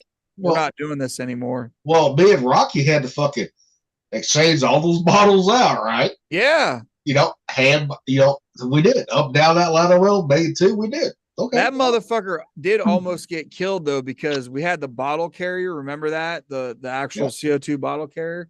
The Yeah. bottom of that motherfucker ripped out and fucking shot down to the second deck and almost fucking took his ass out. Yeah. You want to talk about fucking white, a black guy turning white? That motherfucker was pale, dude. Oh, He hell didn't yeah. move for like a good 30 seconds. Shit. And I'm standing at the top watching it because Yeah. I was like handing it down. That fucking bag ripped out, and I was like, "Oh shit!" Well, one of the most expensive fuck ups that I was part of, right, was not the time me and you, Lil Tate, was changing that file, showing you how to change up the fucking to make the starter, right? Yeah, yeah. It is the fact that this was in Main 2. Me and Delp and Boswell, all three of us, right?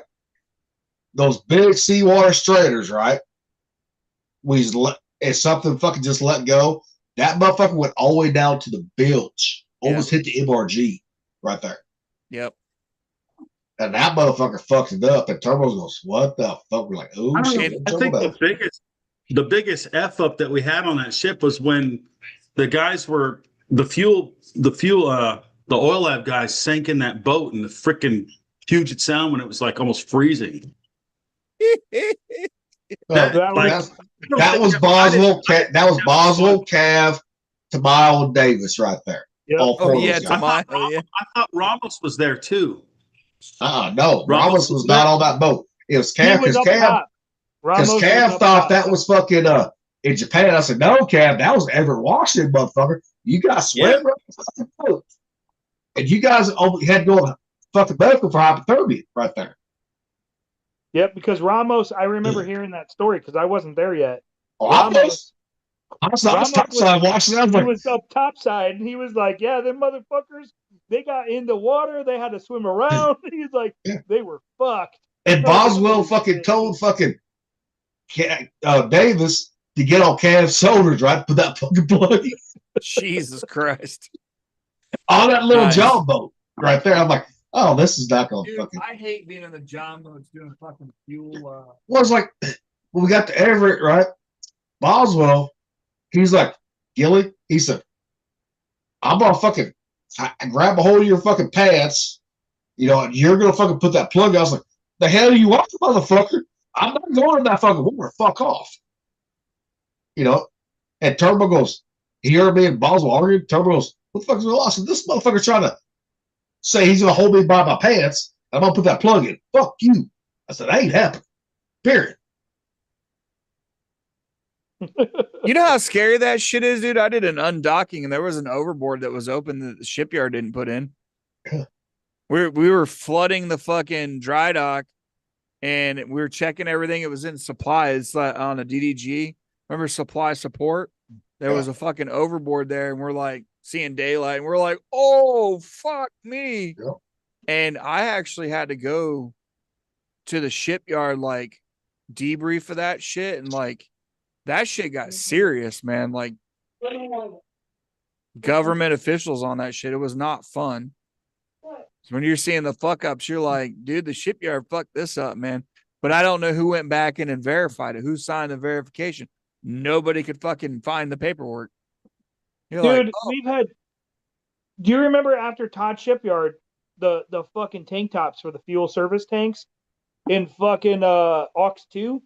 yeah, When they transferred fuel from the storage, when we transferred fuel from the storage to the service so we could get underway, it fucking was like all the bolts were fucking like on, but like fuel was just spraying in all different directions. because it wasn't set down. It was like all fucking cocked and shit. Yeah. It was cockeyed and loose and everything. So we flooded Aux 2, Aux 1, and what was the other space we flooded with fuel? Because they didn't fucking do it right. And then if you remember when they used the pressure hoses to clean the bilges and they fucking went through and put a hole in the fucking service tank and fucking fuel geysered out of the fucking thing. Yep. That was Dude, fucking scary. We had that happen with the shipyard. They were, cleaning the bilges. The guys were working on the MRG sump and they fucking filled the entire MRG sump with fucking water. Yeah. All fucking water, dude. We went to go look at it and the motherfuckers at the tank top full of water. And we're like, who do you think did all the fucking fuck tests on that me, motherfucker dude. to make sure all the water was out? Yeah, this was, I I think that got was on fucked the, on that one. They're like, that yep. was on the, no, that was on the Forrest Sherman, dude. The Forrest Sherman. Oh. Had it. No, Brett, you're talking about the CRP when that happened. You're talking about CRP system. Yeah, the CRP. Yep. Yeah, I got fucked on the CRP. Every time they go to wash bilges, dude, there's some fucking tank that's open that hasn't been closed out and they fill them motherfuckers up, dude. Well, with the Aux 2, they hit it with the fucking pressure washer and put a hole in the top of the service tank. And the fucking fuel just fucking geysered out of that motherfucker. Well, fuck, And how many times we were told not to fucking needle gun 3 gen, just paint over? I got in trouble for that one too. I didn't know any anything below different. the water line. Yeah. We weren't supposed to needle gun the bulkheads under the water line at all. That was a standing order. And I didn't know that shit at all, dude. Like I was just doing what I was told, like, hey, go paint this and go needle gun. I was like, okay. And then the next thing you know, I think it was Joe, Smith, He came back there and he's like, "What the fuck are you doing?" I'm like, "Needle gunning and painting." Fuck no. The CRP system fucked me for like 3 days straight. Oh, I bet, couldn't- dude. Everybody went on Liberty but me, and we were on a 3-on 3-off or a 1-on 2-off rotation, Mhm. so 3-day duty section, right? I got stuck there basically for 4 days straight while everybody was on fucking Liberty because of the fucking CRP system. There was so much fucking water in it. It got so contaminated. We had to fucking it was horrible. Yep. It was like just 3 days, well, technically 4, because I have a duty day of nonstop trying to clean that sump out for the CRP and getting rid of the fucking water and testing it to make sure that we didn't, because that shit is, it's not going to corrode right away, but you get water in it and it fucks the viscosity up, and then the fucking blades don't turn. It's like Yep. getting a fucking air bubble in it. Yeah, it's fucking Like- terrible. It ain't gonna fucking work, Why is it that all of us had fucking CRP issues? Because I had that happen on the Forest Sherman too, where they had the purifier, the lube oil purifiers. Gilly, you know this on the DDGs. Yep. Got a seawater leak because that's what they use for seal and shit. Yep. Went into the CRP, and I was pulling probably 2-inch thick fucking salt water, like salt, scraping Sample. the shit off of it Yep. in the side of the sump, dude. It was so contaminated. It was so Had bad. the same problem on the fucking Laboon too. Same fucking problem. It's a goddamn class problem then. It's the whole system. Yeah, it's a design flaw. Yeah. Because those bellows that keep the fucking seawater out for the seawater shaft and Yep. all that, you The have stern- those lines that run through there. Well, they get rubbed and everything else. There's issues. There is so many issues with that whole fucking shaft system, including the CRP and all that, because the screws leak, so seawater gets in through those into the CRP. Yep. The shaft seal leaks.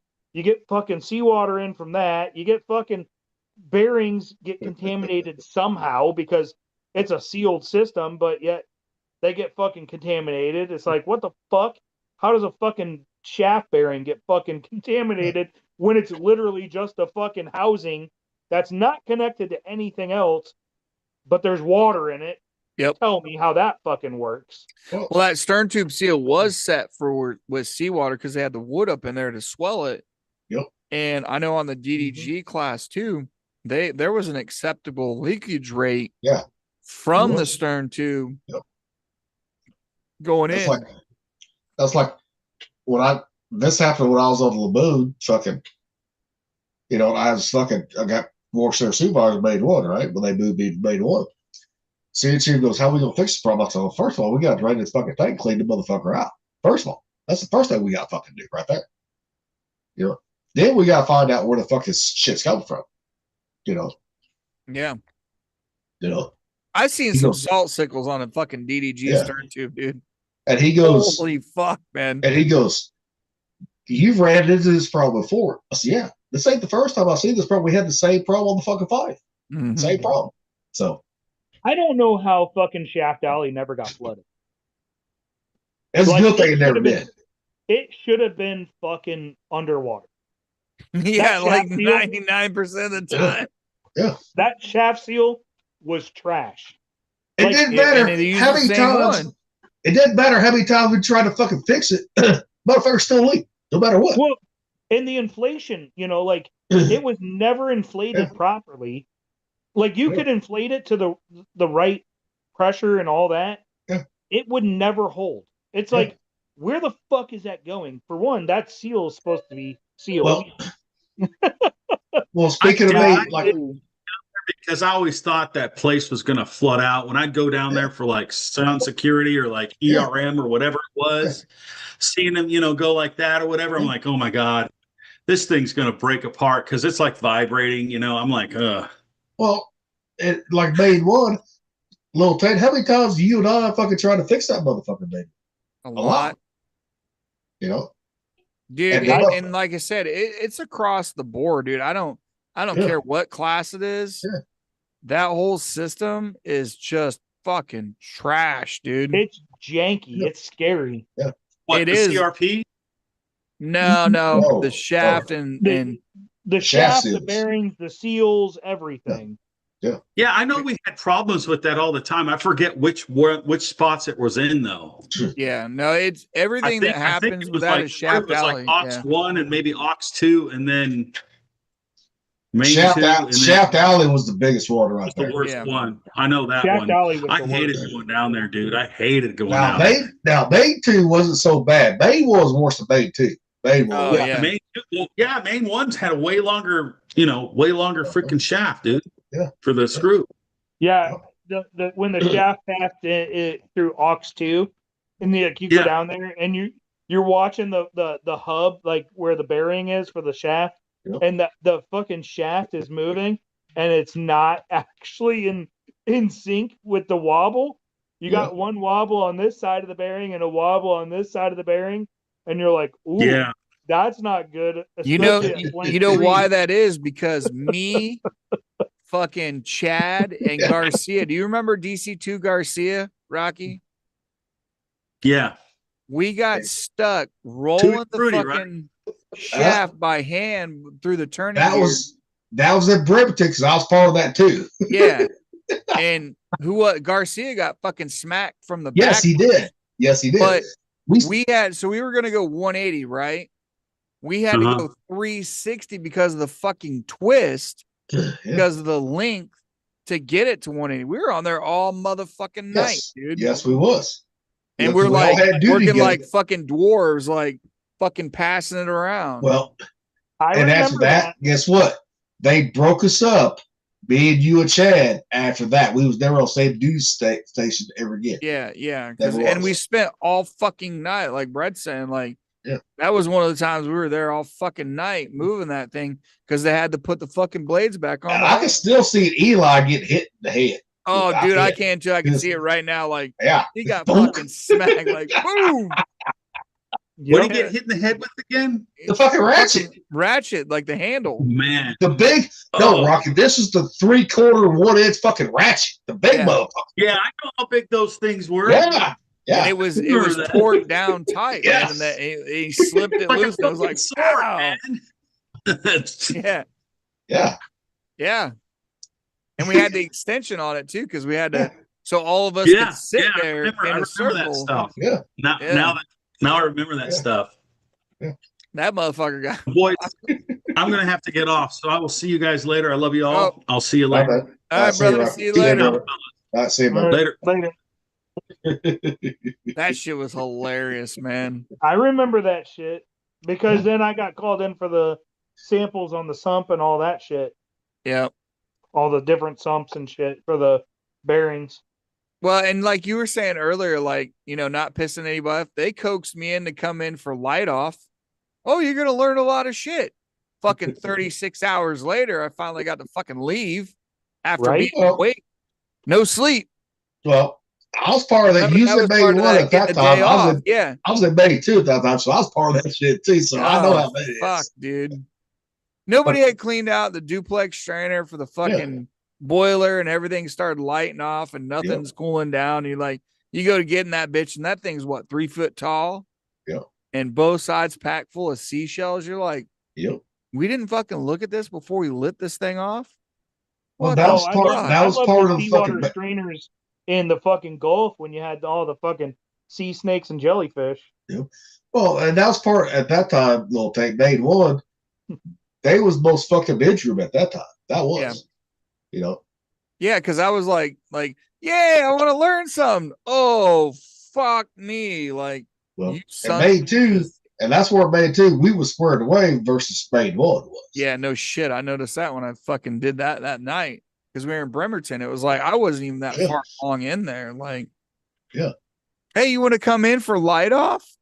Like, you'll learn a lot of shit. Oh, yeah, I learned a lot. Fuck you, motherfuckers. A lot not to fucking come in. Hey, Yeah. I did. Never I mean, volunteer yourself again. hey, Right. I actually did do a lot. I love doing light off. I really did.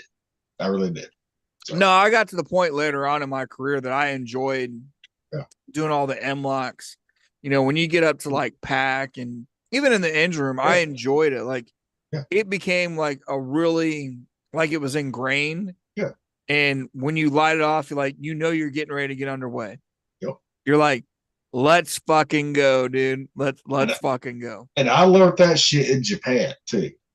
You know, so I think I love Yeah. doing live. I was like, yeah, we're going somewhere. Yeah, let's go, motherfucker. Let's go. Well, Come on. it was like when September 11th went down and we were all kind of like waiting to fucking hear it. And the XO came over and said, set fucking zebra main deck and blow. And Yep. everybody's like, and everything's lit off in like less than 20 minutes. We're all like, Yeah. all right, we're going to cast off our own fucking lines. We ain't waiting for the fucking tugs. And we cast everything off and took off.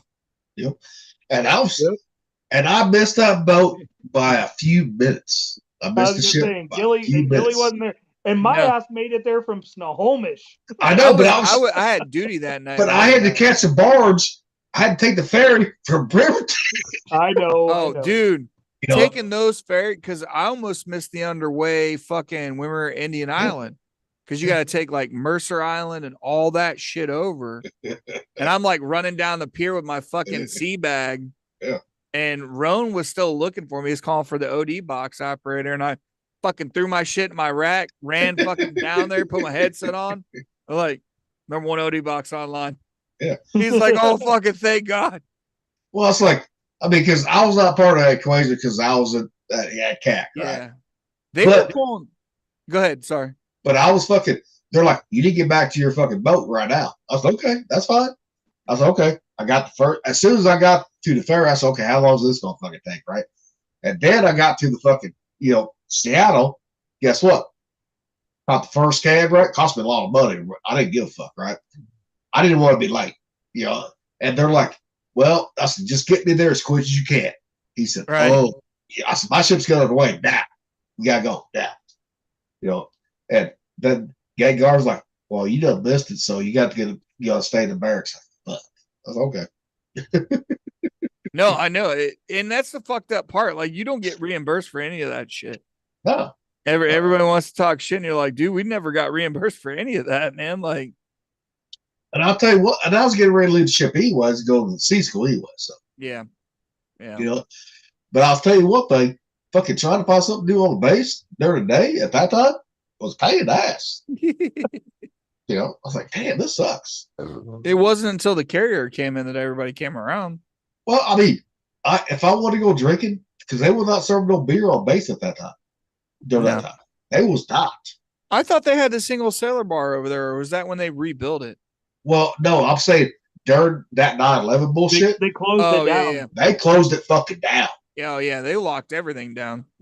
So I had to walk off base if I want to get anything. If I wanted fast food or any fucking thing, they even Yeah. locked fucking laundry fucking down. That's what they did. Don't want any terrorists fucking blowing up washers and dryers. Yeah. Can't do my Right. laundry. Why not? Fucking terrorist gonna blow up my fucking washer and dryer. So guess what? I just walked my happy ass down to the fucking acre, ate and drank beer. Yeah. Yeah, that Okay. wasn't too far down there either. It wasn't too far. I mean, it was Well, over a mile, but still wasn't too far. yeah, weren't they like a big first time microbrewery too? Like, No, the acre never was. That was Was- next door to the. what? the base. Okay, so you got main gate down to the left. What bar was that? Oh, main gate to the left. That was the Baca Brewery. I'm talking about the one. The acre was to the right. Okay, I don't think I ever went to the Anchor then. The acre of the brewery where I had. That's the first time I had raw oysters. Right, Hmm. first time.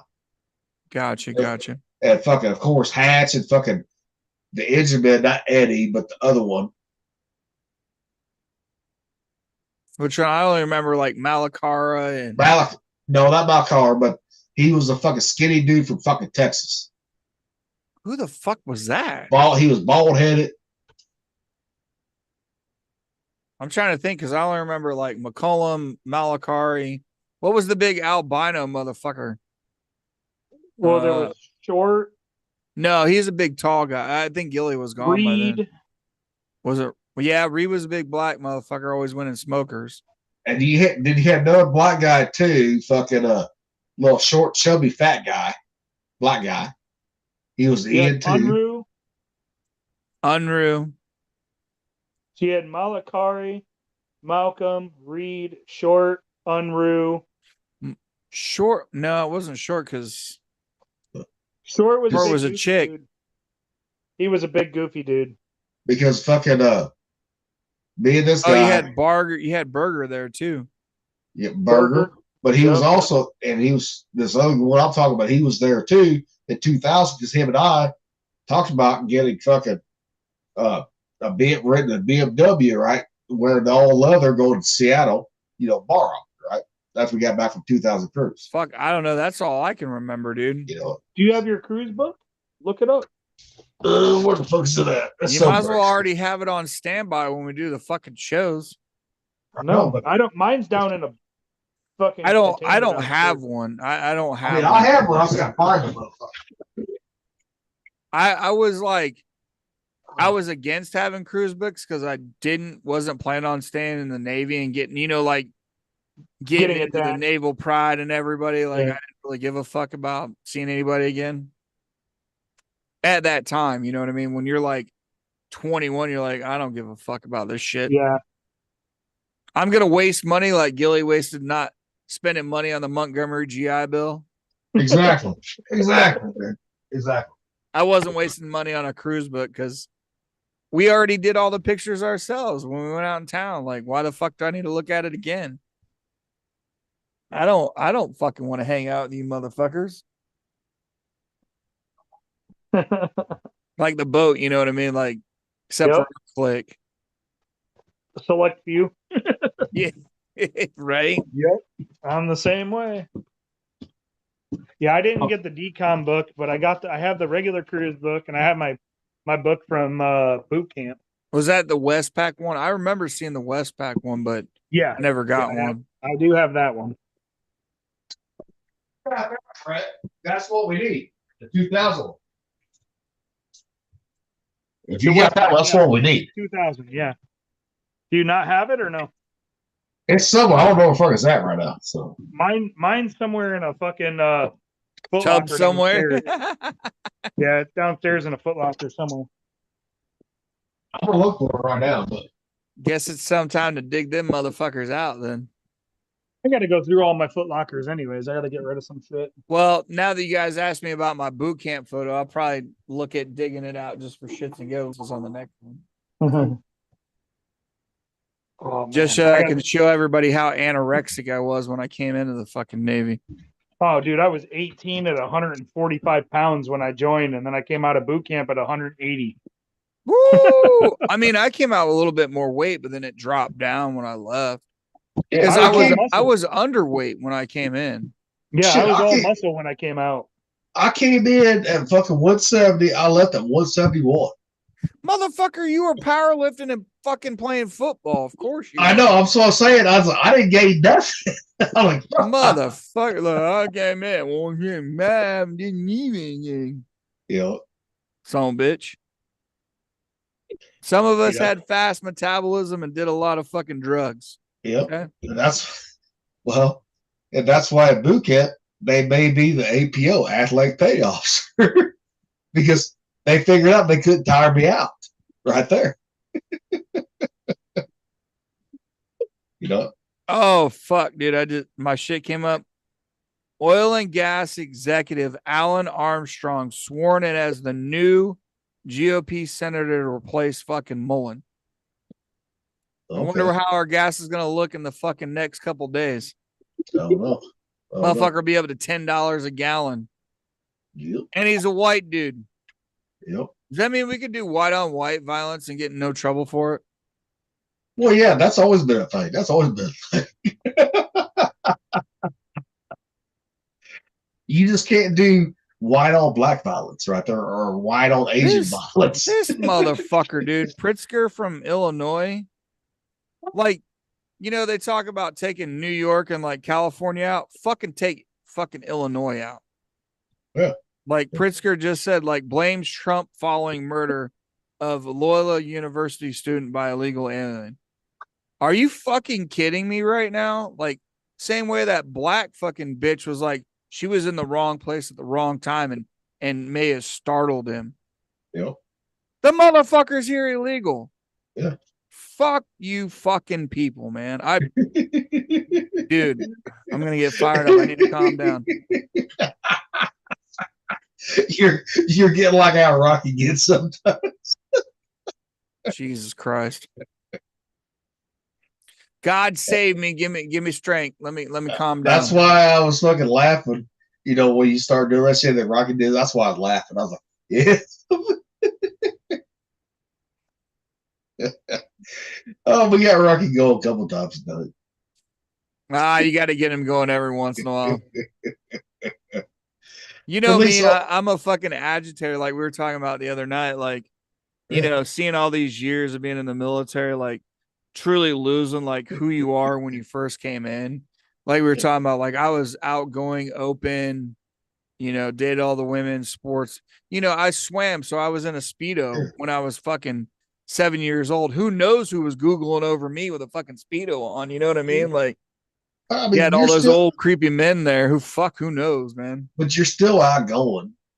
Well, not like I used to be. I used to be a lot more liberal and like hippie shit. Yeah. Like, you know, but we were still like, we knew what was going on. Yeah.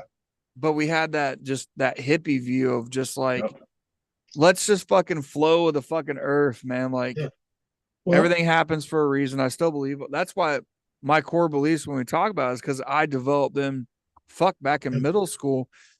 My buddy, Theodore Whitcamp, really smart kid, like genius level type shit, like an Elon. We proved fucking acid rain wrong. We were writing fucking papers on in seventh grade.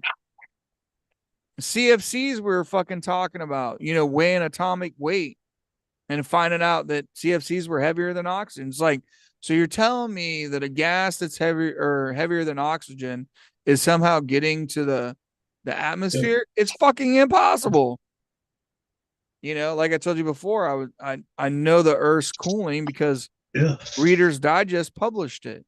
And my mom was still telling that to people when I read it off to her, you know, all those years ago. I was fucking like, I was still in elementary school. I hadn't even made it into fucking middle school yet. But I mean, yeah, you think you're not outgoing? You still are. You know, to us, you're still outgoing. Come on. I'm still trying to get the strangers, you know, stranger danger is still in. But I mean, when I met you on the five, you was outgoing and all that bullshit, right? You know, you was. No, I still get fired up. And that's why I gotta stay away from certain liquors. Especially when we start hitting ports overseas together, right? Oh, dude. We're just gonna go with the flow on this bullshit. Whatever it takes us.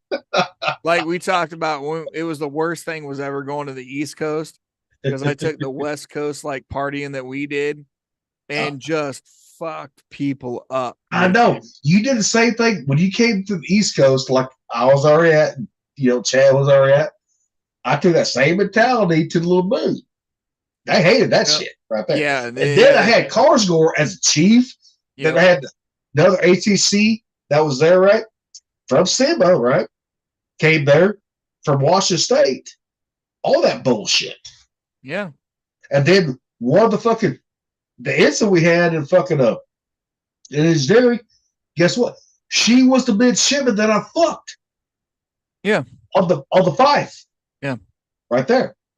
You know, so they hated that mentality. They fucking they hated the Huns from the North, dude, with the way that we ran, because our shit ran. Like we weren't fucking politically correct. We didn't have the best military bearing. Guess what? Who they fucking sent out? Us. All the fucking time.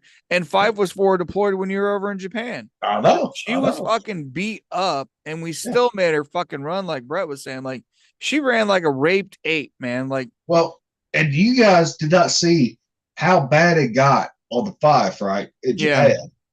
Because under Clinton, right? Because that's how he made, you know, got the, you know, country back in whatever it is, right?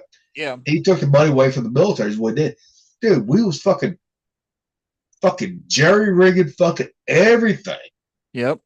And that's why we get hit so hard when we came back stateside right there. We're probably part of the reason why they wouldn't let us use JB Weld and shit.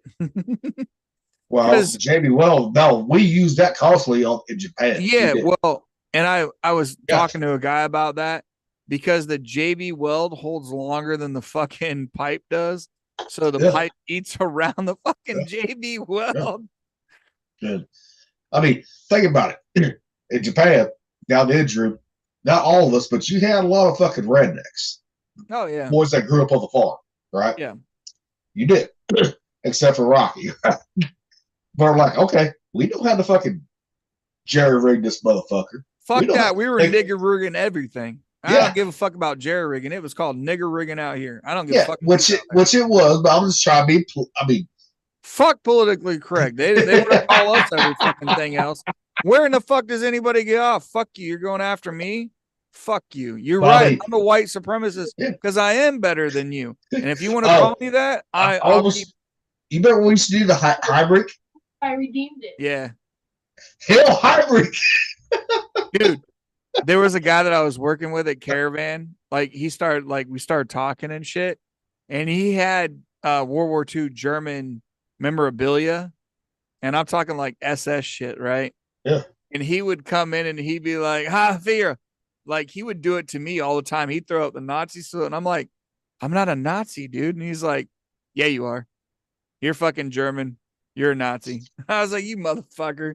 And he would do it all the time because his last name was German, and he was proud of his heritage, even though it was World War II, and everybody, fucking wants to talk shit out about it, because the fucking Jews and the Holocaust, we go about that forever, but he would do that shit when there was nobody around.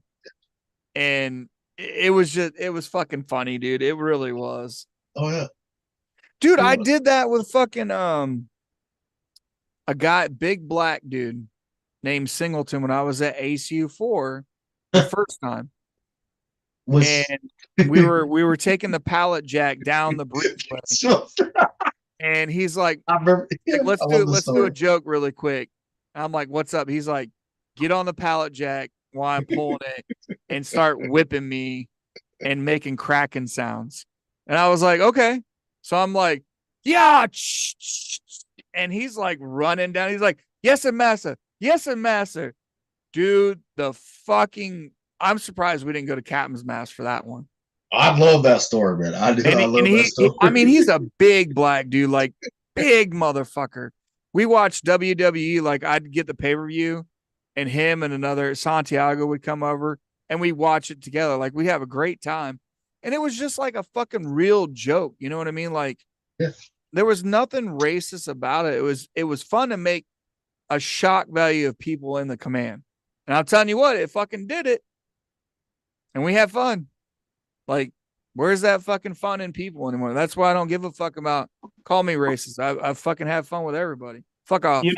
It's funny because like you look back in history, right? Like Mel Brooks, Richard Pryor, like all these famous comedians who became super famous all made racist jokes, and it was loved back then. And now you can't say shit because you're hurting feelings and everything else. It's like, shut the fuck up. And that's why, I hate to say like the way that they portray about, like white people and shit. It's like, well, no, we can hold it on our shoulders because most of us aren't fucking fairies and shit.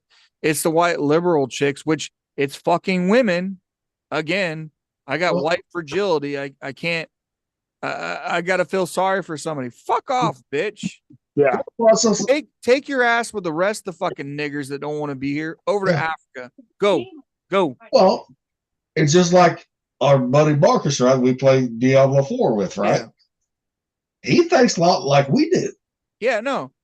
And I was shocked just talking to him one day, right? Just me and him playing. He's like, "Yeah, these fucking niggers." I'm like, "What the fuck?" Yeah. He's like, "Yeah." And a lot of the guys that I listen to and I have worked with over these years, they're getting lumped into the same thing like we do with the white liberal women.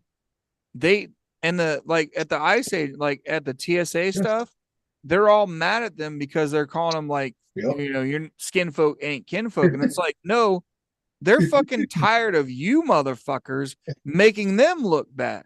Yep. Now, Brett, you would love Marcus.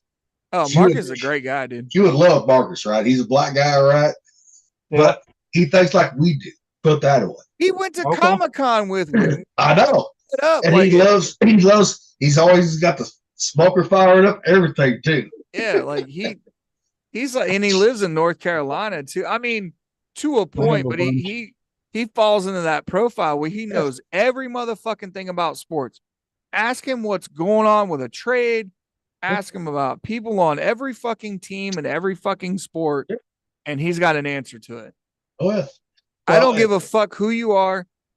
Black people in sports can tell you every motherfucking thing there is. Except sometimes baseball. Well, I didn't. Yeah, black people don't like baseball. Well, football, yes. Football and basketball, dude. You will never win against a black dude in basketball. Well, because him and I talked football, right? We did. Yeah. Just him and I one night, right? We did. Yeah.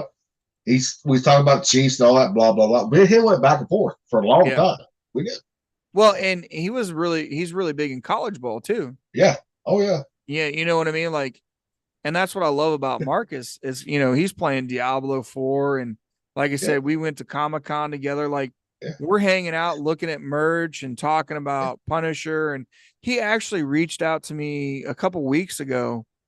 We found a guy that does montages with old comics. Yep. So he makes them like 3Ds and shit. And his name's Dr. Chopper. And he reached out. He's like, hey, I lost my card for him. Do you have his info? And I was like, yep, sure do. Send it to him. He's like, oh, thank you so much. Because we commissioned Liam's for his graduation. Yeah. And the guy was like, thank you very much for looking at me for a graduation present. So the guy that does it is legit because I got the small one that he did. And then we bought like the collector's one, like a $200 one. And it's legit comics. And Mark is like, we're like sitting there for like 20 minutes looking through all of these things, talking comic books and everything. And, like, it's so fucking sad to see that because we came up in the 90s. Yeah. Like Brett was saying, like the jokes from before then. Yeah. You just can't fucking do it. And like, Mick was saying earlier, not so much nostalgia, but back to a point where everybody really did get a fucking lawn together. Well, we are going to see how Spaceball 2 comes out. Oh, fuck no. Dude, the new Scary Movie's already been roasted and fucking trying to be I'm canceled. saying, Mel Brooks, is he's still alive, right? He was part of it. You think he's going to fucking make it watered down? I don't know, man. If he gives in, then I have lost all hope for comedy. If Mel Brooks gives in, that I mean. But I have seen the trailer for the new Scary Movie, right? I'm like, it ain't that fucking bad, people. Fuck. Yeah, I know. Like when they made fun of it when they did the Paranormal Activity and they had all the black guys and cousins, and all the shit happens, they run out like every Scary Movie, like like actual horror movies. Yeah. And you're like, you see that shit and you're like, yeah, it's and like we were saying earlier, if you can't make a joke and make a joke on yourself, get the fuck out of here, dude. Get a life, man. Like touch some fucking grass every once in a while. Which last time I talked to Marcus, which was about 3 weeks ago, right? I talked to him about 2 weeks ago, yeah. And I said, brother, you got to get on the podcast with us whatever you can. Whether it's you don't even have to put up video, just talk, dude. You can put a fucking blank comic book. He said, no, I want to join you guys. He said, I've just been so damn busy, Yeah, he's like everybody else where we're all fucking lazy and retired. And he's retired too, but he actually still has a full-time job. Well, he's got younger ones that he's still kind of. And his wife wants him to work too. His wife don't want him sitting around the house. Yeah, she fucking hates him being at the house. I know he told me that shit. He's like, yeah, she don't want me at the house. And I know what he's talking about. Yeah, I made that joke to him, right? I said, yeah, your wife don't want you being just laying around the house. And he kind of just like, well, you're basically all that. It's like what started my fight all that, a while back was like, oh, you don't do anything. It's like, I'm going to school. You don't have a job. Motherfucker, I worked for 24 years. Like, I'm fucking retired, bitch. Fuck off. You know, just because I didn't retire at 62, I beat myself up for fucking double the time what most people do by that time. All of us have. Exactly. You know what I exactly. mean? Like fucking Brett's got more than fucking most of us. Like He's got the most. Yeah, I got a fucked up neck, but he's got the fucked up neck and the fucked up back. and he's got the fucked up head. Oh, Yes. speaking of, I'm Yes, gonna I play do. this since And then- Rocky left. And then little Tate's got the goddamn fucked up knees. You know what? Dude, I'm telling you, man, when my knee gave out on me, dude, I got scared. Like I tripped into the hill. Like it literally would not fucking push. Yeah. And I had to, it was fucking scary. Like, Yeah. And that's Speaking what of I said, like, fucked up heads, you want to hear something fucking hilarious? no, Okay. What did you get texted? oh No. shit, here we The go. other day, what I told you the other day about Amazon. Oh Yeah. God. So I Oh, fuck. ordered something on Amazon, and I share an Amazon with my mom. Uh-huh. Yeah. And she was like, Yeah. "What in the fuck?" She was like, "You ordered a sex swing?" Why not? I'm like, And- "Yeah, why not? Fuck yeah!" And And she was like, "We need our own Amazons." well, Yeah, because you're gonna change up my feed by what you're ordering. and I told you, I said, Mama Hodges should already know how the fuck you are when you're Right? buying shit. You know? Yep. Yeah, right. Like, I've been a freak my whole life, so I don't want to hear it. And that was awesome that Freak your out. Woo! mom commented. That was awesome right there. So, Yeah, I haven't even been on the comment section, so I didn't even know I've she got did. it pulled up filing out. I hadn't seen anything, so No, it says Patty Harold Ford, right? We was talking about the 5. Yeah. So she knew exactly what we was talking, because I guarantee she watches it too. Fuck yeah, she does. Like, yeah, she's always on Fox. She's always watching it. Gutfield and the 5 and all that. Mhm. Oh yeah. did I not? I'm scrolling through shit because it fits like Rocky and fucking Brett like 100%. It's fucking so great because it plays into religion and BDSM. Well, it's like Right. the other day, Rocky sent that shit to the Facebook group. I'm like, what the fuck are you trying to start here? You know? No, I remember I sent shit and you were like, "Wait, what are you doing?" That's what I mean. The Mormon Bible versus regular Bible. I'm like, what the fuck are you trying to start now? Well, you You know. said Rocky sent it. I was like, "Wait, no, I did." No, I say, what the fuck are you trying to start now? Yeah. With this shit? I I mean, went into the- we can't go too hard on him because they ain't here to defend himself. No, I mean, because, and like even Lil Tate, you said, we need to lay off Rocky a little bit sometimes. Well, I mean, like we talked about, and if Rocky's listening, you know, it's like there's nothing wrong with religion, but when you want to force it, Yeah. and you're going with one way, and like I said, like hardliners on either side, especially with religion, doesn't allow you to explore like Brett had did with other text to understand. And there's actually pieces in there that tell you should question these things. Yep. And one of the ones that got to me, and I don't like to get into a lot of religious stuff, but they're talking about sense. Like when you smell certain things, like your sense of smell is like your most powerful sense that you have, right? And it goes to talk about, you know, a demon at one point can smell like fresh flowers and stuff. Yeah. At the same time, an angel can smell, you know, the same way. So the idea is, and it's written in there, is that you need to distinguish between the two. So there are those things that you need to question. You know what I mean? Like it's just one of those things, man, that contradictory to everything there is, you know, that's part of it, you know. And like we talked about, you know, you go Old Testament type shit, and like we said, just because you go to church on Sunday and you read scripture does not mean you're going to fucking heaven, you know. Right. And it's I'm sorry, I didn't say it. It's in the fucking scripture. It's written And in the that's- Bible. I don't know what you want me to tell you. And that's why Ben Thumper has said, you know what? Guess what?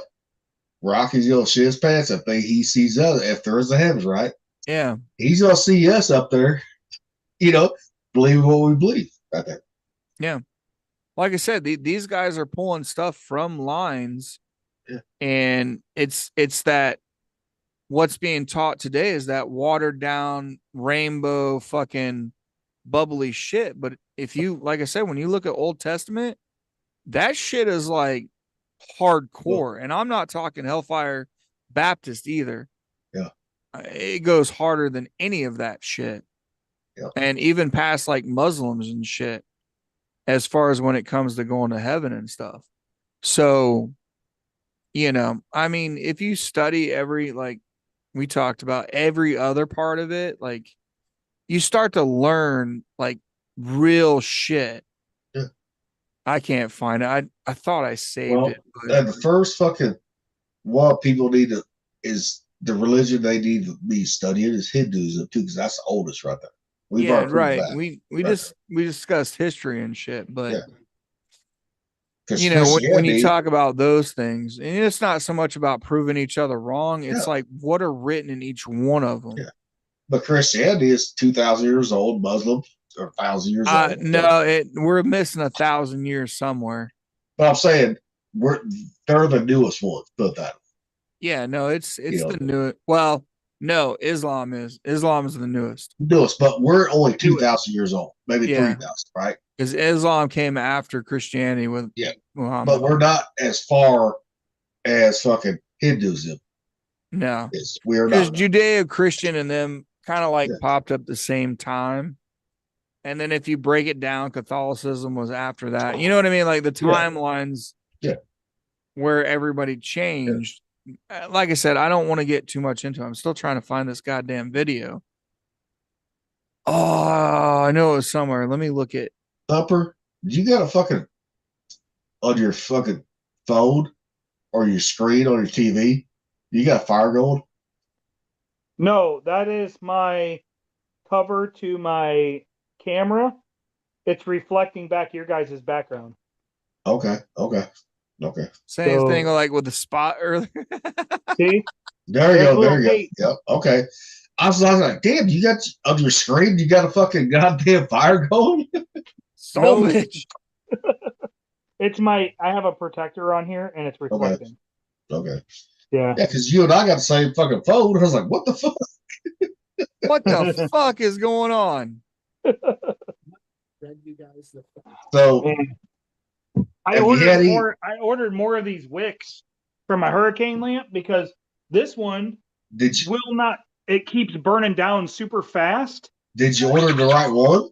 Yeah, a solid one. Okay. Because see how this one's like all fucked up and it keeps burning down super fast? Like I have to put it up there, but it's all fucked up. It's because it's not a fiberglass rope. What about the nettings like that had the old 2-bulb netting on there? I've seen those out too. No, these are hurricane lamps. Look at that now. It's like barely lit. That's fucking terrible. You need better fuel, brother. It isn't the fuel, it's the fucking wick. Did you trim it? Yep. It's a hollow wick. So it's a nylon. What the fuck? Yeah, it's fucked. The solid ones that are fiberglass, they're the ones that actually work the best. Yeah, that's the ones you get. What you can't. Well, the tiki torches usually use those. I've gotten the best burn out of tiki torches than you. You know what I mean? Like, yeah, this one fucking sucks. If you took a tiki torch and turned it into a lantern, probably the best one you could get. Well, this one's burning just fine.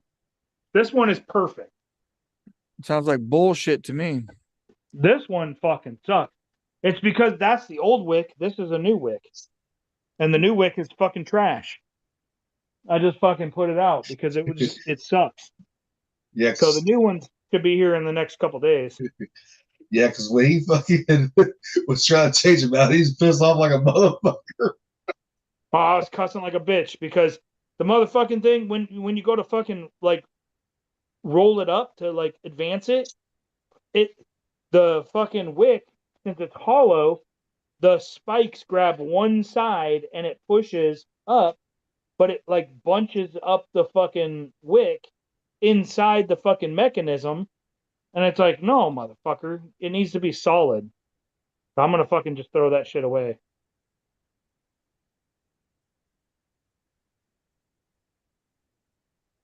I'm still looking. Still looking, goddammit. I'm not gonna give up on this one. I thought a fucking playlist fucking sucked. When you save it to and you're like, son of a bitch, I thought I was in that one. Too many playlists. Fuck shit up. Because if you're not paying attention, it'll go to one that you didn't realize it went to. Yep. Oh man. Then they give you a default and you're like, son of a bitch. Jesus Christ. Gilly, what else you doing for your birthday? Oh, not a whole lot, man. Yeah. Look, I mean, You yeah. got River, don't you? No, I'll give till Thursday. So, So you're all alone. No wonder why. Yeah, never mind. but even I mean, before we start the week on, week off stuff, right? River be over here for one day, right? I'm not doing anything for my birthday anyway. So, Mhm. you know, and I haven't for a lot of years, man. I have not. Right. So, you know, so I mean, it's just I another figured you'd be making like fucking some big ass dinner. man. I fucking still got a lot of that chicken left over from the Hungarian fucking dish, man. Oh So, yeah, from that chicken. yeah. So, I mean, it is what it is. I know I'm getting ready to make that fucking pizza here in a little bit.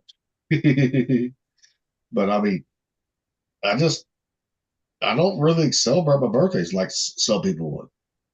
Well, I can understand. I mean, that. I'd rather fucking be out here with you guys, you know, doing the live shit versus fucking go to a bar or something like that. But Oh, you're so sweet. Love you too.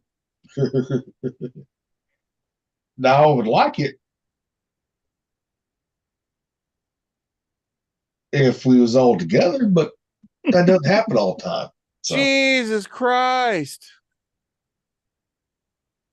Sound as bad as a woman. I want this now. but I mean, I'm just saying, yep. No, That's why I got your text, Thumper. That's why I'm like, okay. Yeah, I know. And it's not just on that platform, it's on other platforms too. And she's watching, so I know she is, or was watching this probably. I don't know. We probably kicked everybody out when we stopped being politically correct. Well, we'll tell you about this later. Yeah, you'll get an update here shortly when we get off. Oh, that's fine. I mean, I don't really, you know me, I don't really give a shit about any of that stuff. No, but you're gonna find this one funny. God, just fuck, I can't find it. Little thing, you're gonna find this one funny. No, not there. No, I'm looking. Son of a bitch. And you know what? Like, I need to filter this fucking thing.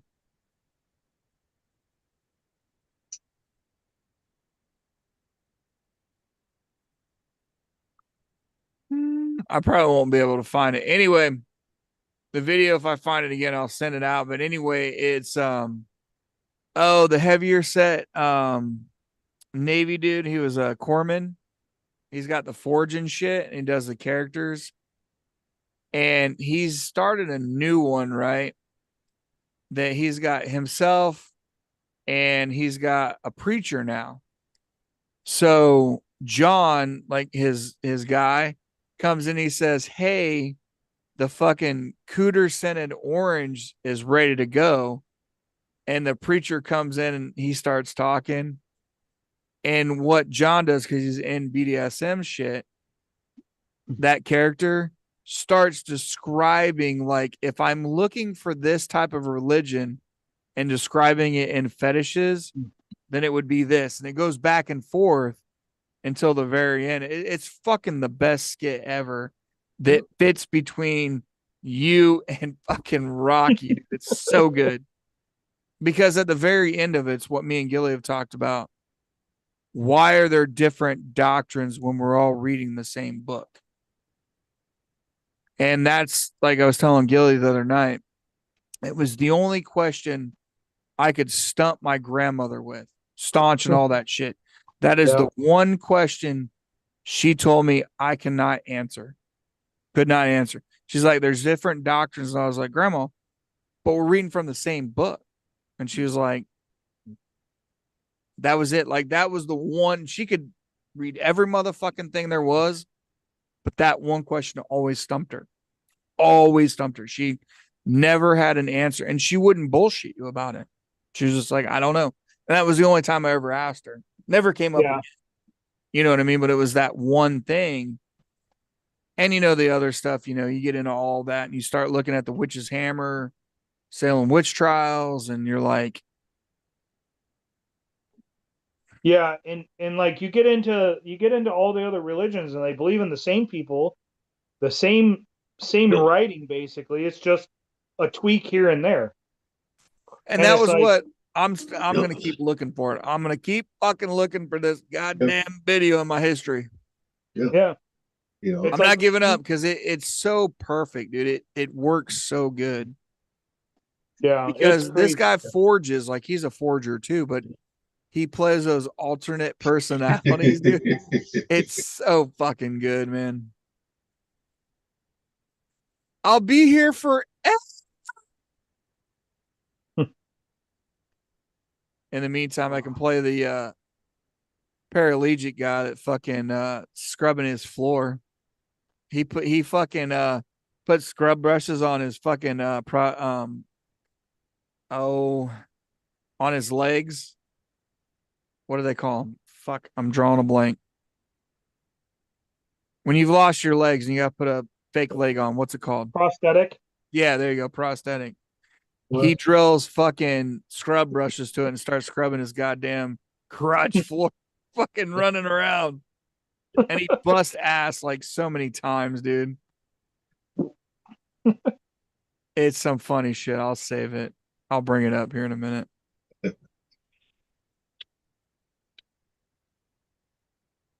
Oh, I think I found it.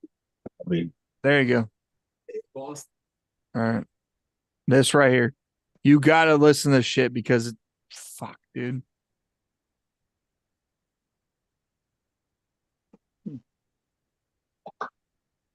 Can we get the screen to come up? No, maybe not. They not gonna let me share anymore. Sometimes it takes a little bit for your shit to come up. There it goes. Smells like cooter and orange. Cooter and orange.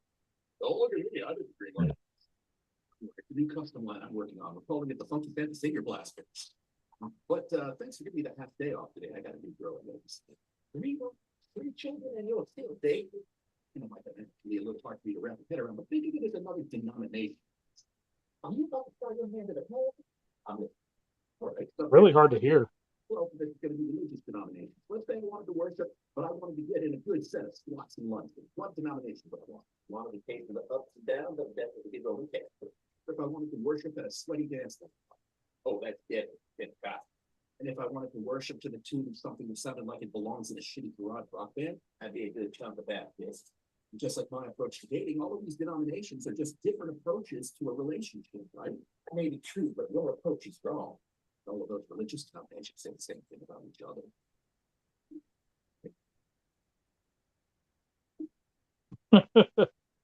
Yeah. I love his shit because John's always the freaky one. There's so many with him playing those roles that it's just funny to listen to. Like there was an old video where he pulls up a wooden paddle that's got like fucking nails in it and talking about the mistress wanting her to build this for me, like for her and shit. And it gives a description. So it's like every time that I see those and we've talked about those things, like, oh, that's fucking Brett. I know every fucking thing now about this shit. Is like, this motherfucker corrupted me now into that secret world, which, you know, it's, you got to take all of that shit with a grain of salt, man, to learn like the world itself. Yeah. The world isn't sunshine and rainbows and fucking King James Version Bible and fucking the Quran and the fucking Torah and all that shit. You know what I mean? Even the strictest Muslims during Ramadan sneak food and water and smoke when they shouldn't. Yeah. You know Oh what yeah. I mean? It's Like, it's right same now- way. Saudis do it too. Right now it's Ramadan, and I can guarantee you, I could call up my buddy in Iraq right now. He's a Shia, and he'll be smoking a cigarette and fucking drinking a water when he shouldn't be drinking a water and smoking a cigarette. What is it? It's- And I'm like fasting for like 2 weeks or something, or like a week. Sun up to sundown for a Okay. month. But it's the Yep. same thing with the fucking Catholics. It's lit. Hardly any Catholic follows that shit. It's the same thing as Catholics, where you take a fundamental belief of no contraception, and now they can use contraception. Wait a minute. It's a fundamental like religious belief you should not use any type of contraception. But now because the Pope says it's okay, Yeah. now you can use contraception. Are you kidding me? You're telling me after 2,000 or 3,000 years of reading the Bible, you can now change the fucking rule because of health reasons? No. Religion does not look at that kind of stuff. So that's what makes me question everything. That's why Because- when you oh sorry, go ahead. Because when one guy on earth says, "Oh, abortions are forgivable for these reasons," and using contraception is forgivable to keep teen pregnancy down. Well, aren't you the fucking religion of population? Because that's what Catholicism is. It's just like Muslims. Have as many kids as you possibly can to spread your religion. And now you're saying it's okay.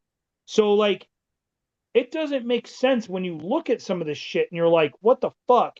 For thousands of years, they said you can't use contraception. Now all of a sudden it's okay. No, that's not how it fucking works. I mean, everybody wanted to get rid of the sheepskin condoms. You know what I'm saying? Like Again, nobody Not how it works. nobody wanted to put fucking sheep intestine over their dick. well, too fucking bad. If you want to be Catholic, that's what you're going to do. No, Either that or you're going to fucking nut in her and you're going to get her fucking pregnant. Exactly. And that was brought up. You know, I was watching a video on the Muslims. They're now at 3-1 to Christianity. Yeah. So that, like you say, like it says procreate, don't use it. And now they're actually using it and they're becoming 3-1, almost 4-1. And we talked about it before, like long game shit. Like everybody thinks it's like immediate. And it's like, no, this is going on hundreds of years. They're patient. Yes. This It's is how always they patient. This is how they outpace you. Catholicism was the largest religion in the world. Now it's not. That's why Muslim is now the largest religion of the world, and Muhammad is the most common name in the world. And Because- UK took number 1. because they were patient. They And it's fucking not. reproduced faster than anybody else. And the thing about the Muhammad stuff is it's not the Muslims. It's the fucking white liberals that are there. The white leftists. I shouldn't say liberal, but the white fucking fragility women are naming their kids Muhammad. So it's not just the Muslims. That's why that name has become so popular. Which is fucking crazy. Just straight Right. fucking brainwashing, dude. Oh my God. But Muslims and Muhammad is outpacing everything else. Oh yeah, 100%. It is, and we are to the point of no return when it comes to population. You know, I think I sent that video to everybody. I don't know if you guys have watched it or not. I watched it back in 2007, and it talks about how Muslims are taking over the world just by reproducing. Yeah. It's Outpacing every country there is, and how every country, if they drop below a certain point of reproduction, it's irreversible. right. That's where Japan and, believe it or not, China is facing that, because remember, China for all those years they Single child. euthanized women. Yep, You know what I single mean? child. Like they got rid of their producers, and now they're reeling back and making fake numbers. And Japan's the same way. And me and Gilly laugh about that because it comes up in other places. Like, hey, we'll pay you to fuck our women and impregnate them. Yep. And there's videos coming out where there's like black dudes going overseas, and they're like, "What the fuck are you talking about? Like, this is for in-country people only." Like Trump was trying to do to pay for Americans to have kids. You know, you get all these boosts and shit. So you're right. Like you're seeing the outpacing, and the other countries that were superpowers are declining, except for one, fucking Eastern European and like Russia, Yep. Poland, Well, Hungary. look at those countries and look at the makeup of them, though. Oh yeah, Ac- 100%. They're white. Yeah. Nobody gives a fuck about that. Actually, Russia has a lot of fucking Muslims now. Yeah, but they're fucking cording off their own area. Yeah, but Russia has an ungodly amount of fucking Muslims, which is weird, They'll just throw them out in the fucking cold winter, dude. And you don't have to worry about it. right? This is where, since being a little tight, since we got our nuts clipped right, this is where we come in and solve those problems for them. Well, you better get going. You better fucking take some. I mean, Benadryl and fly. if it wasn't for fucking like part of the court laws, like child support, Yeah. I think that's another mechanism that's been used. They get money out of it. Don't get me wrong. Like a primary use of child support is the court and the county to get money out of it. Absolutely. But if you look at what's going on, it's a way for men to stop dating. They stop procreating, and you have another avenue. Like you have another attack. One attack. We know this. Like one attack isn't good enough. You got to have multiple layers of attacks to make it effective. So, like we have air support, ground support, satellite support. They're all multi layers. And I the more I see that shit, the more I've read about it, it's like they're doing that shit on purpose. How many guys are so scared to get fucking into a relationship? My own kids, my oldest has no fucking inclination of having kids. My oldest boy. Now, my daughter, she's pregnant right now, but she in her environment was dating black guys and found out how shitty it was until she met a white Christian family and was dating him. Yep. So if you want to talk about experiences is what generates perception. I've talked about takfir, declaring takfir, and the caliphate has declared takfir. And takfir means to deliver the unbeliever, right? Yep. The word assassin comes from the Muslim religion. Yep. The culture. This is just another way of them attacking from within. Yep. They are masters at going in and assimilating or appearing to assimilate and then attacking from within. It's the infiltration phase, yeah. So with this whole birth rate and everything else, it's just another way it's just another route of attack, right? So you have a multifaceted front of attack. You have the immigration side. You have them taking over neighborhoods and pushing people out. That's one facet. And then you have the other facet of people making you accept what they believe in and everything else. And then you have another facet of this reproductive rate. Their reproductive rate is way higher than ours, which means eventually they're going to outpace us, and then we have no choice but to adapt to them versus them adapting to us. And I would add to that the amount of resources that are being used to facilitate them being here. And you know that's what I mean? that's a whole nother side of the attack. Yeah. They're pulling resources from us and redirecting it to them. Yeah. And so like when you look at it, they're networking throughout the world. It's crazy to me that a third world country, right? A family of 6 from Afghanistan can afford to fly to New York for a vacation and spend a whole week here and then fly back and then turn around and fly to Germany and spend a whole week there and fly back. How is that family affording it when I can't even afford to do that with just myself? Yep. There is something going on in the world to where they are able to do stuff we cannot, and there's a reason for it. Mhm. And I don't know exactly what it is, and this has been something that has raised many questions and red flags to me that I have never brought up. For a culture that has to wrap their luggage in plastic, okay, the fact that they can afford a ticket to the United States and spend however much time they want, but they can't put their fucking luggage on a plane without wrapping it in plastic. Well, and on top of That- that, they're paying the travel visa fee too to come in. Like they're paying all kinds of fees Yeah. to come here. And they believe that wrapping their luggage in plastic is going to keep it safe. But yet they can afford all this.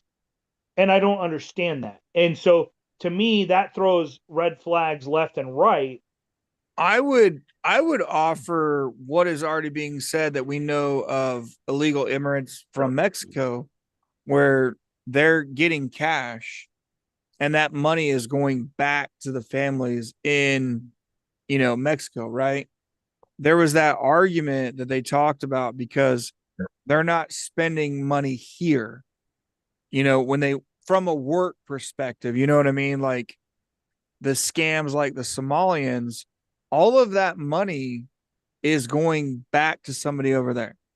And then it's distributed out. Like, let's say like a cartel. Instead of drugs, you're distributing money that's being supplied from taxpayers in the US. That's my take on it. Looking at it from that, when you look at the scams and who has the money and where it's going, and we know that NGOs are sending that money, because I read into it, I had to do papers on NGOs. That money is facilitated out through the NGOs. Remember the Christians Children Fund back in the 90s? Yep. And it was supposed to be going to Ethiopia at the time. Yeah, it wasn't. And it wasn't. I mean, No, there's because how many people are still living in dirt huts over there? Who got that money? That money was being filtered through the different terrorist organizations back to Afghanistan, Iraq, Iran, all that shit. It wasn't staying in fucking Africa. Nope. And that's another reason why the terrorist organizations in Africa have such a hold on their people, because they get a fraction of that money. So what they do is they hold on to that and they fucking torture these communities so they get more money. Yeah, they their extort job. them. Yep. And a lot of that money, when you look at, remember Hotel Rwanda, the Rwandan massacre. Yep. What is it? Houthis and Tutsis on that one. They were that money that was being funded bought firearms. They bought weapons. When they talked about child soldiers, and all of that fucking just falls on a blind eye. Like, oh, okay, nobody gives a shit. And then all of a sudden you're like, oh, well, who's funding it? Well, fuck, everybody around the world's funding it because they're giving it to them. Right. And it's all facilitated. And, like I said, I don't like religion because I will shit all over a church. I don't give a fuck. Yep. My brother was listening to a pastor, and I was telling Gilly about it. He brought up one of the best points about tithes. He's like, how can a church demand that you pay a tithe when fucking Jesus didn't even know what a tithe was? Yep. So somewhere along the line, you decided to put in there, you have to pay a certain percentage of 10%. your income to a fucking church. and most of them are fucking Catholic churches. Yep. Fuck you, motherfuckers. You will never fucking get me on church. And Jesus didn't know the difference between Catholicism and Christianity at the time, because guess what? They didn't exist. No, He they was didn't just- exist at all. He was trying to spread the word, apparently. Oh so shit, none of Gilly's that- got something to say. We're going too hard in the paint. We're No, really- no. This one between us is great, right? Now, if Rocky and Nick have been here, they're missing out on this one. They are. It doesn't matter if they were here or not. I'd say I just I know, didn't get but into I'm it because we saying- had other things to talk about. But I'm But saying they're missing all out on this one right here. I mean, It's just, you know, there's no way, because Jesus was trying to spread the word, according to the book, about Christianity and trying to get people to believe in it. And if that's the case, then that tells me that Christianity, Catholicism, baptism, Presbyterian, like none of these fucking Protestant, fucking Protestant, it didn't exist. no, Because it never those are did. all offshoots of Christianity. And there's no fucking way that all of these books from all of these different religions were written at the same fucking time. Dude, It's I'm just so gonna stupid. I'm just gonna go with Constantine and the Catholic Church being Luciferian. And you don't have to believe me. You can look up the symbols that Catholic churches and Luciferian uses before they were losing people, which means they were losing money. Yep. And then they're like, whoa, hold on. We're Catholics. We're bringing it back in. We're bringing our own version of Christianity in. And I don't give a fuck who you are, theologian. There is no fucking argument against that. None. Not a fucking one. Why was the Catholic Church aligned with the fucking kingdoms? There's a reason for it. It's called fucking money. Well, They're money hungry and power hungry. I'll give you one that makes it really funny, right? Me and Gilly was talking about this the other night. Let's take how the American government is structured, right? President, vice president, Speaker of the House, House of Representatives, all that shit. Yep. Now let's take Catholic. You have the Pope, you have cardinals. Yep. You know what I mean? Like it breaks down the same damn triangle that you see it. And because it's like, what do you do as a cardinal? What do you do as a fucking pastor? Or preacher, whatever they want. You had kings, you had lords. Yeah. You had peasants. Like it's the same fucking thing. Yeah, and the Catholic Church pulled that, and then we pulled it for Congress because, like, you have papals, right? So you only have so many. Look at the Senate, right? There's only 2 senators per state, but then you get preachers, which is the House of Representatives, which is so many people representing for the state. Yep, it's a fucking triangle, the same damn way that you have in the Catholic Church.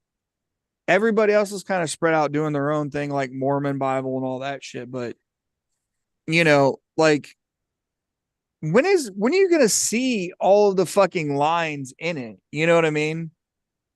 That doesn't and you not believing in a church and how the structure is does not change the fact of what you can believe in.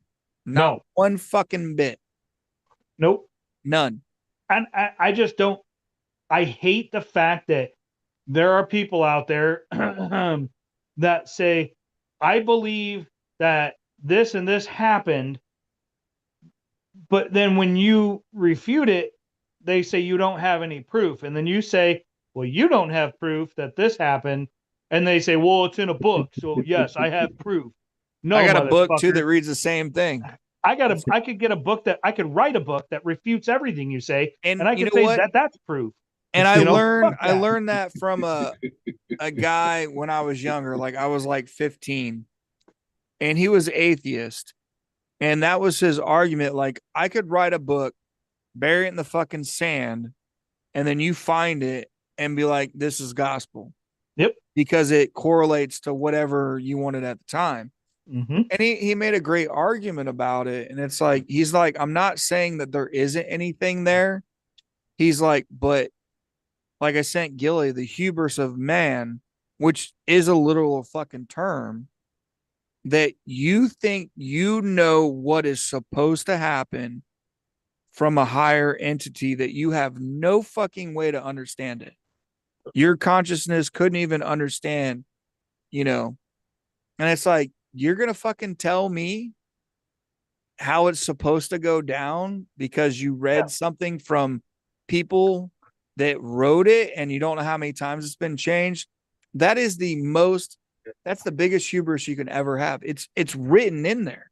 My thing is there are people out there that believe that in the Bible it talks about this one section being written and the guy lived for 5,000 fucking years, and they believe that to be true. They believe that to be true. And I'm like, why is that? And he said, I said, why hasn't anybody lived 5,000 years since? Well, we're all sinners. And I'm like, they were all sinners. Matter of fact, you go back in your book, the very first two people were sinners. So nobody's ever not been a sinner. So why did that person get to live 5,000 years? No. And why did a book take that long to write, or that section of the book take that long to write? Yeah. And he couldn't give me an answer. And year one proved all that shit the best. Year right? one. Yeah. Year That one one of the did. fucking comedy. Because every time we talk about it, it's in a fucking comedy. Because there were people outside the Garden of Eden. There really was. Yeah. And that's why, like, me and Brett need to still take our DNA test, right? We need to. Yeah. We need to sit that. It's still sitting on my fucking nightstand. I know. Mine is too. So I just hope I don't get it confused with my Cologuard. yeah. Speaking of that, that reminds me, I need to send mine in too, because I got that from the VA. I need to send that in too. speaking of getting tested done, I got my call earlier. Well, I gotta get. Oh, go ahead. Well, no, they have to send me back because I can't have that cold book. Cannot. So. Oh yeah. Yeah, I got my call earlier today. Like, hey, our colonoscopies are booked out for the VA. We're gonna send you out in town. And I was like, cool. I was like, this would be like number 6. Like, it'd be my luck. I'd be like half drunk. I'd shit on the stick, and then I'd fucking swab my cheek with it, and then throw it. You be like Idiocracy when he's like flipping them around, like this goes in your mouth, this goes in your butt. Oh, wait a minute, I got him wrong. Like, damn it. Fuck. Which was Can I just come in the envelope and you just tell me if I have anal cancer? Yeah, right. You're telling me you want me to shit into a cup and mail it? This is as bad as like people shit. Actually, it's not a cup. It's actually a bag. Oh, that makes it any fucking better. No. I don't even know where mine is because my doctor sent me home with it, and I'm like, oh shit, and I think it's on the table somewhere. They've been trying to get me since I turned 45 2 years ago, right? Get this done. I'm like, fuck it. I'll get to it when I get to it. Well, my mom has had multiple precancerous stuff removed, so they're like, yeah, we need to screen you on a regular basis, and I'm like, okay, as long as you're not doing a fucking a colonoscopy, I don't want that. I mean, nope.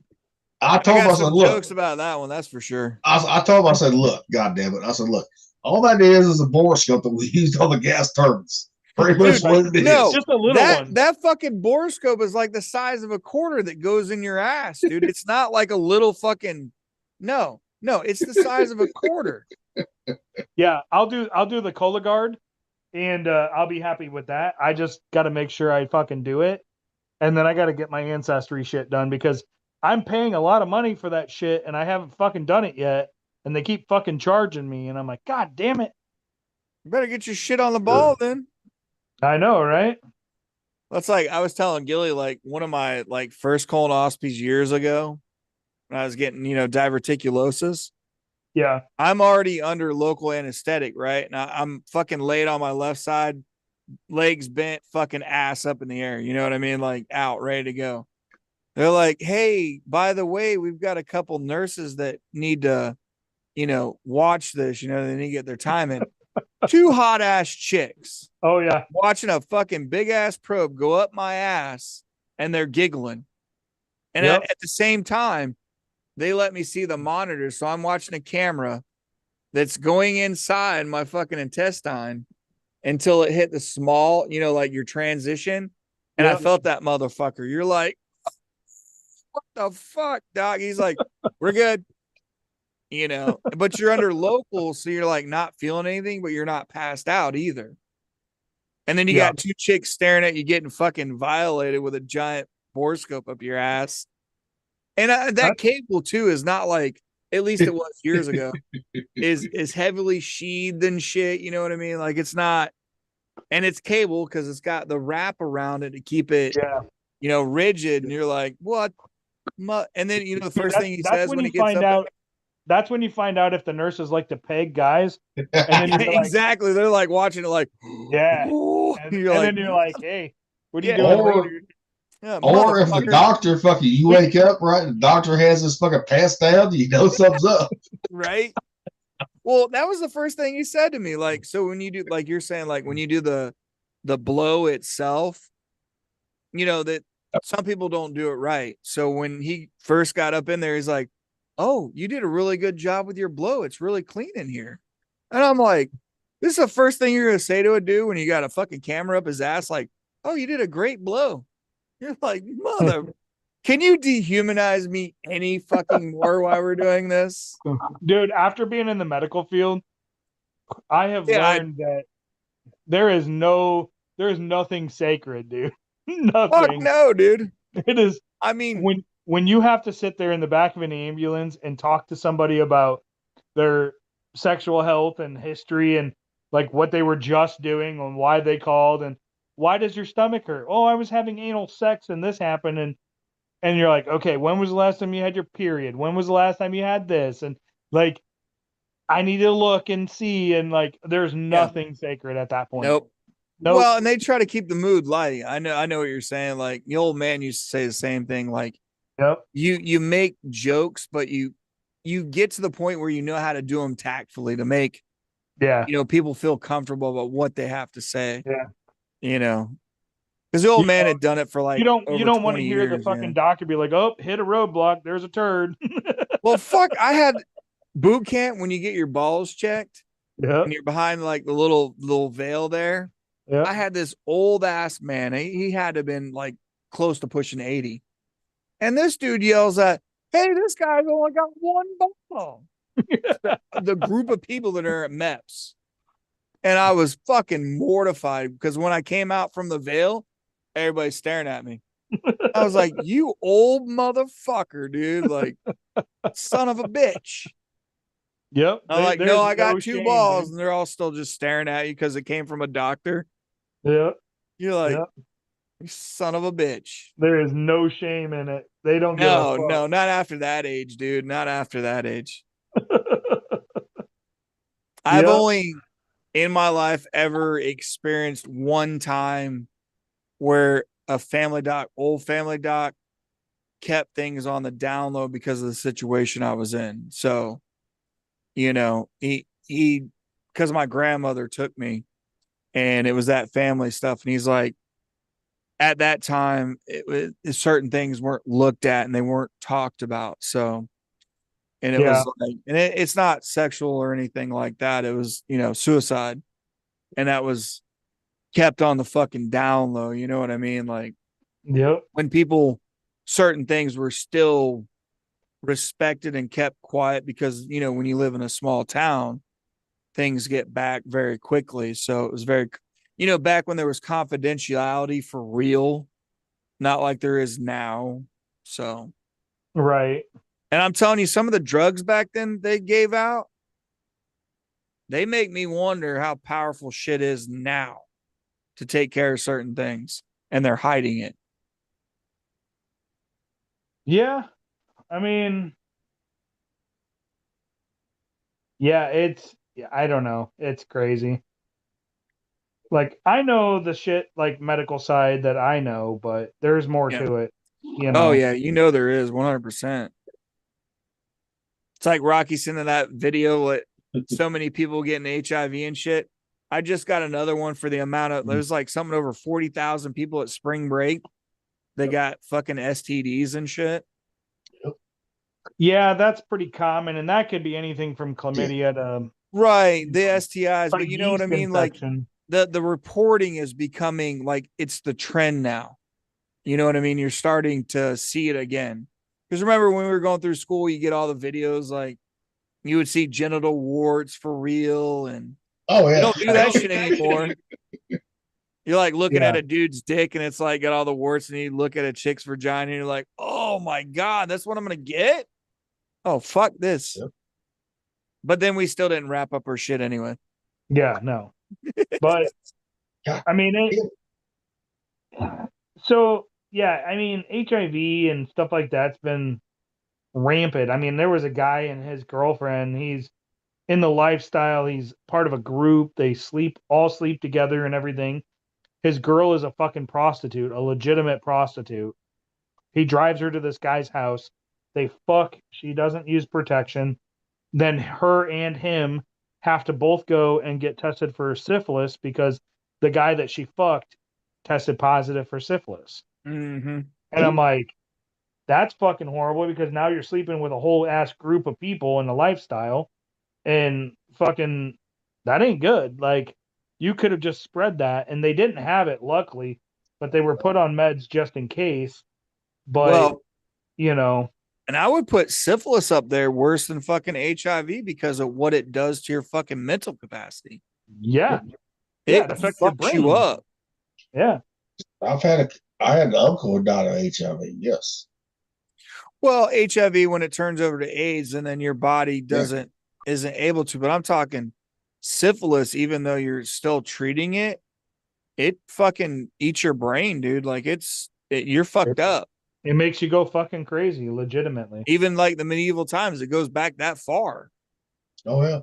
You know, like Yep. remember watching oh fuck, the Johnny Depp one talking about Jack the Ripper, and the king at that time, or the prince, was sleeping with hookers, and he got caught syphilis, and it was fucking with his brain. Had a child out of wedlock, which is, there's reports of that. Like, they just kind of wove it in there. From Hell was the name of the movie, and it goes into that during that time in England. You know, Well, the reason why a lot of judges and higher ups in England wore fucking wigs and makeup and stuff was because they had syphilis. Yep. I remember that. Yep. Oh yeah.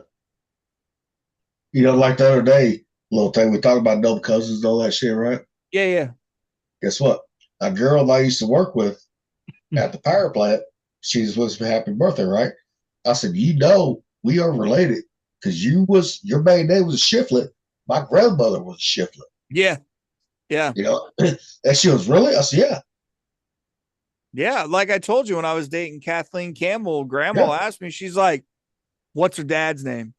And I was like, you know, so-and-so. And she's like, okay, thank God. Because out here, they're fucking like, that's why I was laughing when I was getting into the chat when Brett was talking about it. I was like, no, it really is, because the families were so small, like the Amish. And I actually got asked that question from my grandmother, because like D. Havens, Campbell's, I think there was one other one, and everybody was fucking interbreeding out here. And it was like, oh, you might be fucking your cousin. You See, know? like where I'm at, right? Yeah. Guess what? It was the Turners, the Whites, and the Shiflets right there. Yep. And it's usually like 3 families that you got to worry about. Yep.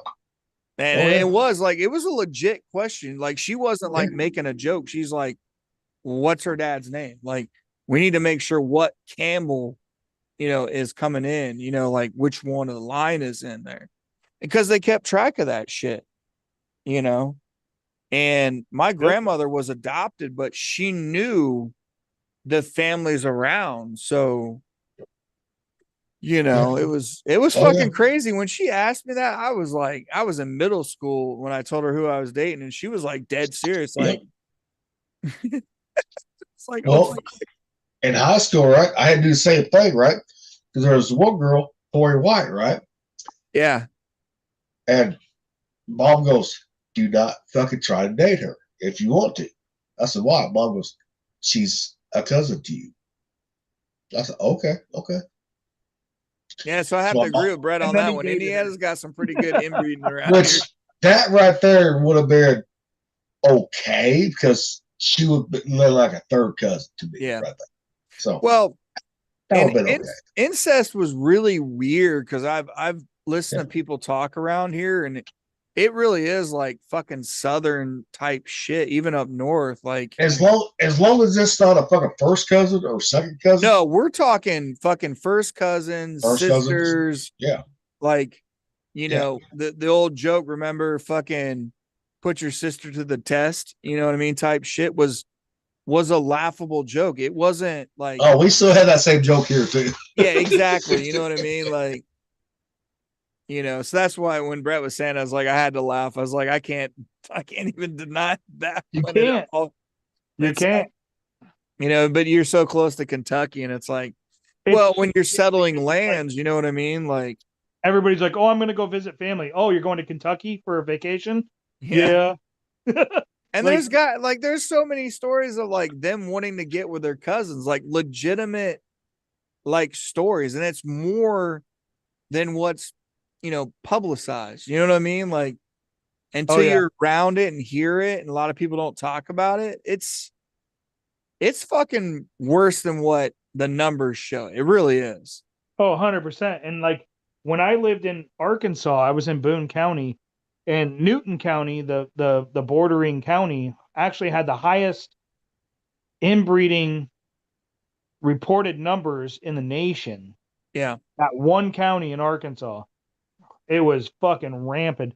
And they didn't hide that shit. Like they No. were like, yeah, this is my sister and my girlfriend. Like they didn't hide it. Yeah, but everybody thinks it's a funny joke, but it's like, no, this shit's real. Like, And they actually took it very seriously down there. yeah. Well, Like- and then you go back to royal bloodline type shit. Like it isn't new.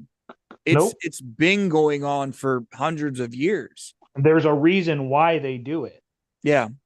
You know, it's not just attraction. It's they think they're keeping their bloodline pure. Yep. And, And- unfortunately, you're not. You're just recycling fucking. You're tainting it. Yeah. Well, like my dad has done the history of the Gillespies back in Scotland, right? Guess what? We actually was nobility at one point in Scotland, right? And they did the same fucking bullshit right there. Mhm. Inbred like a motherfucker right there. Yep. What was it, like King Ferdinand, that ugly motherfucker they always talk about? Yep. He was so goddamn inbred, but heir to the throne. Couldn't feed himself. Yep. You know, couldn't take care of himself because they had done that so much. So, like, I mean, the Shifley, like the Gillespie side, right? However you want to pronounce it, Yeah. goes back to William Wallace. It really does. Well, that's awesome. I mean, if it You goes know. back that far, which is, Yeah. you know, I don't know how And much, then- you know, embellishing the stories are, but I mean, I don't either, but I know, like, on my dad's side, too, you got the Terrell side, too, right? That's come from French, right? Guess what? That was French nobility at that time, too. You know? well, like we talked about how nobility goes down. It's like Yeah. lords and kings and, Yep. you And- know, earls Ter- and shit like that. Yeah. And the Terrell side of my family, guess what? They were part of the Templars, too. Yeah, that's Oh, why I God, have, let's not get started on them motherfuckers. that's why I have Turkish descent in me right there. Middle I'm Eastern- gonna start my civilization. own like Yeah. religious persecution. I'm gonna Yeah. just start chopping motherfuckers. Yeah. I'm gonna start I just down a Oh, I sword, just want to. and I I'm just just gonna wanna- start slicing bitches. I just want to fucking breed every fucking race out there. Fuck it. You know, I'm gonna have my own crusades. I will be the fucking Genghis let's- Khan, breed all these women, right? The I new mean, age. that pisses probably religious people off the most, is that the religions were started and were used as land grabs. Yep. 100%. If you want to talk about the Crusades and the Muslims, Yeah. the Ottomans and the Turk Ottomans, Empire, look at look at the Yeah. Ottomans. I mean, Jesus Fuck. Christ. look at You know? Genghis Khan, dude. You know, he Yeah. didn't have a religion. He just wanted to fuck the world. Like Yeah, the I mean, biggest pimp ever. and that would be me if I was in that role, right? Guess what? I would be like fucking breeding all these bitches, right? His harem was Yeah. like thousands of women. I would just like the fucking prime minister of Japan when she came there for Trump, right? I'll be like, damn, I would have fucked the hell out of her. Hell yeah. You know what I mean? Like that was conquering times before religion was even really around. Yeah. You know what I mean? That's it why was almost great conquest. everybody in this world can say they're related to fucking Genghis Khan. Dude, they did that study, and there is a percentage of people that are that have Genghis Khan's like DNA in them. And you're like, there's like fucking 8 billion people out there, man. Yeah. There's a percentage, like there's areas that don't have it, especially like Africa. Yeah, but I would say, but like Asia, they all have it in Asia, guaranteed. Well, and we talked about Asians because if you look at Japanese and Korean and Chinese, look at all the distinctions that separate all of them. I mean, look at the fucking Koreans. They got the big foreheads, all that bullshit. I like big foreheads. I do too. But that's why my cousin Michael married his interpreter over there. But I'll tell you one thing: that woman, she's a hell of a cook. You know, when I was working at the power plant, right? Because his mom and dad just lived right down the road from the power plant, right? And they called me, it's like, hey, they're home. She's cooking this. I said, oh, I'll be right. I don't care if I'm covering cold or stuff. I said, I'll be right there. Yeah. Well, and that, I agree with the passport bros on that shit. Guys are looking for traditional women because they want traditional roles like men are supposed to. And Japan is paying fucking people too, like us. I still don't fucking believe that, dude. I've looked into that shit and I don't see that. Yeah. I don't know where you found that. I want you to send me that fucking article. If I find it again, I'll fucking send it to you, bro. I still call bullshit. Like I said, those guys that are trying to find where they said that they're getting paid. Because Japan, their population's declining because they're not breeding. I know, but dude, if you want to talk about purity, the Japanese don't like mixing anybody. Well, they will with the whites. They will with the whites. Not the Muslims. No, they won't. Oh, yes, they will. What I read when I read into that when you said it was they're trying to incentivize Japanese men because they're not impregnating Japanese women. But that's where that money's coming from. But I'm telling you, I lived over there. These women loved American men more. You lived that motherfucker 30 years ago. I'm saying they love the American men more than the fucking Japanese men. That's different. That's a whole different fucking argument. Yeah, they love American men, but they're not our dicks are bigger than theirs. Our dicks are bigger than theirs. That's why they love us. I don't give a fuck about that. You're talking about breeding over fucking sexual gratification. That is two totally different things. Hey, they like breed. Come on now. Yeah, not the population doesn't want to breed outside of their race. Actually, that's where you're wrong on that one. Yes, no, I will fight that one because I've read it. They're the most racist motherfuckers there are. Well, I don't know. Filipinos are pretty close. Well, Japanese are just like Filipinos. They will breed white. They will fucking take the sperm from white men. Yes, well, I guess we're like the second ones on the chopping block, I guess. I mean, they will. I mean, I know I've listened to the street interviews about how they like Western men, especially white men, because of the way that we treat women just like Australians, because we have the chivalry. But I'm talking about the repopulation of Japan. They want to keep it pure. They want to keep it pure, but they can't keep it pure. And they know that. They cannot keep that shit pure. I mean, they already lump Asians into fucking white people anyway. Yeah. But I'm saying, I'm gonna log off. I'm gonna watch a show with my son real quick. Fuck off before he goes to bed. All right. You're dying anyway, brother. But the fucking night, brother. I'm plugged in, but hey. Yeah. That's all fine. right. I'll talk to you guys later. That's fine. All right. But Take the fucking oh, hey, I gotta talk. Oh shit, I'll have to catch him later. Right. But the goddamn fucking Japanese, right? Yeah. They fucking love the blacks. That's why you got so much mixed babies over there with the blacks. No, they actually, from what I've seen, they don't like blacks. Oh, actually, if you live there, that proves all that shit wrong right there. Well, then that's the fucking what do they call them? Like the rogues. Yeah. Like they'll go after black men, but at this point, with what's been going on, they do not want anything to do with the black population. I'm saying when I was there in 97, 98, right? Yeah, you're talking fucking 30 years ago.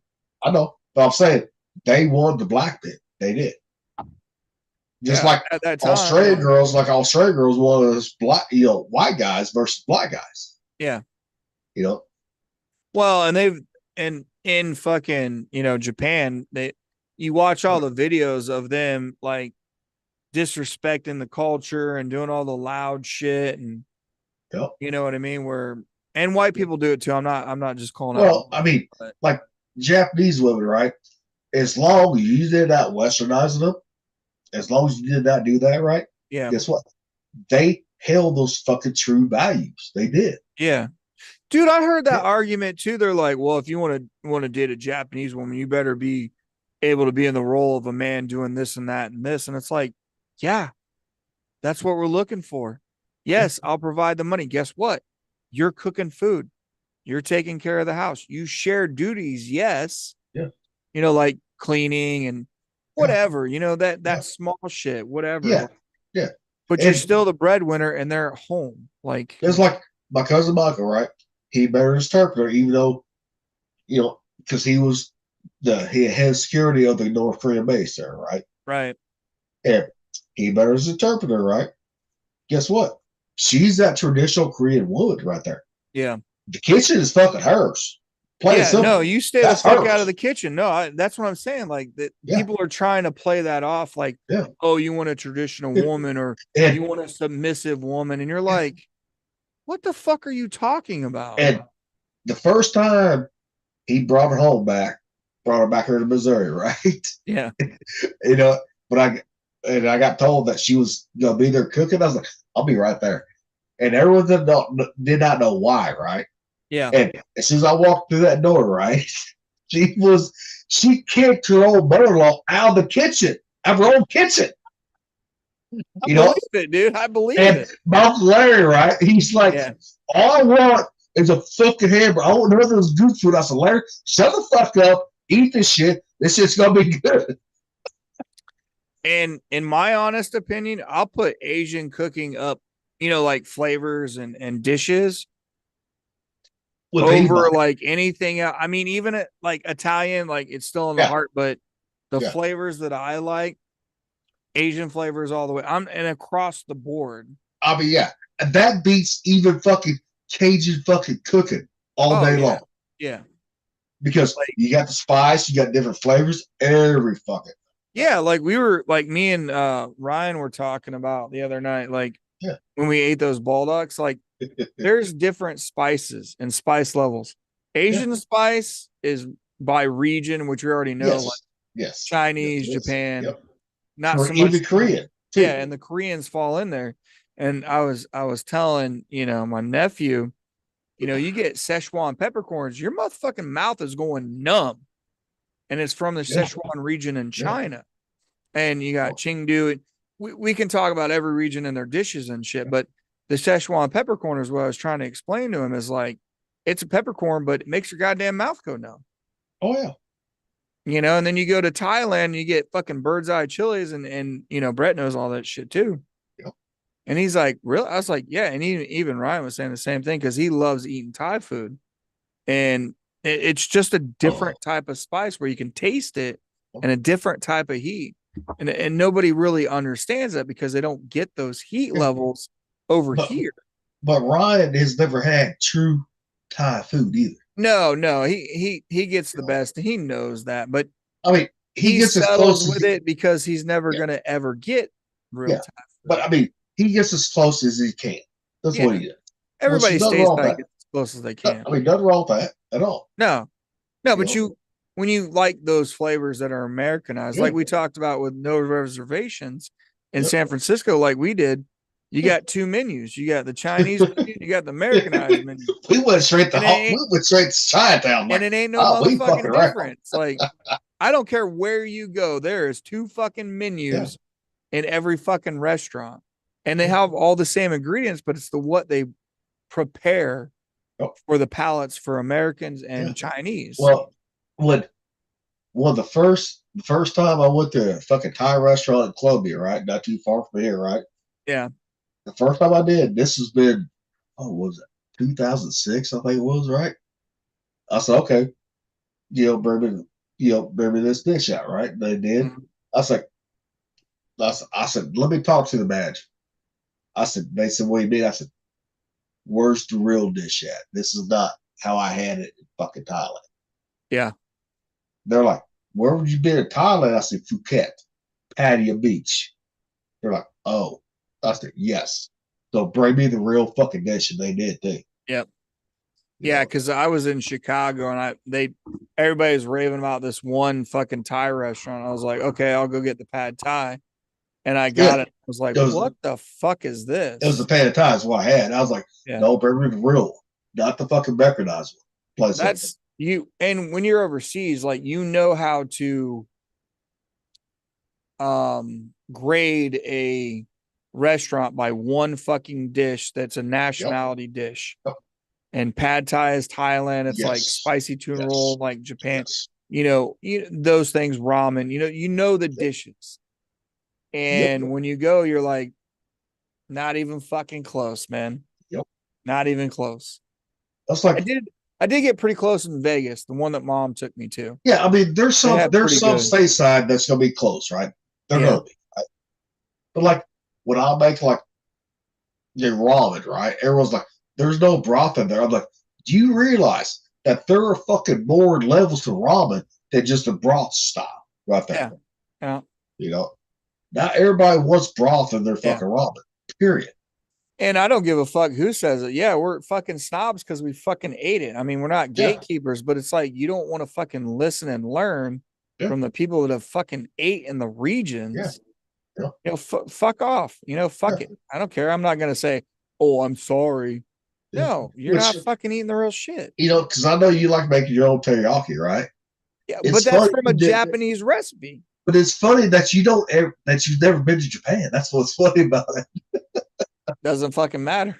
I know, but I mean, I know what you're saying. if you have been stationed in Japan, guess what? You have been more of a snob, guaranteed. Oh yeah, no, I mean, I don't give a fuck what people have to say, but But I'm saying that fucking like Kinder's barbecue sauce, man, is close to what I had in Japan. It's Yeah. close. It's not the real. It's Well- not the same, but it's close. That And you like- buy store bought. and like all of us, we talk about we love the history of food. So when you're eating in this Yeah. place, and that's one regret that I have is I didn't try Yeah. more dishes in certain regions. You know what I mean? Like I stuck with kind of like the ones that I knew. Yeah, and that's So like when we went to Thailand, right? And Australia. I'm like, hey, come on, we're going out over here. Come on.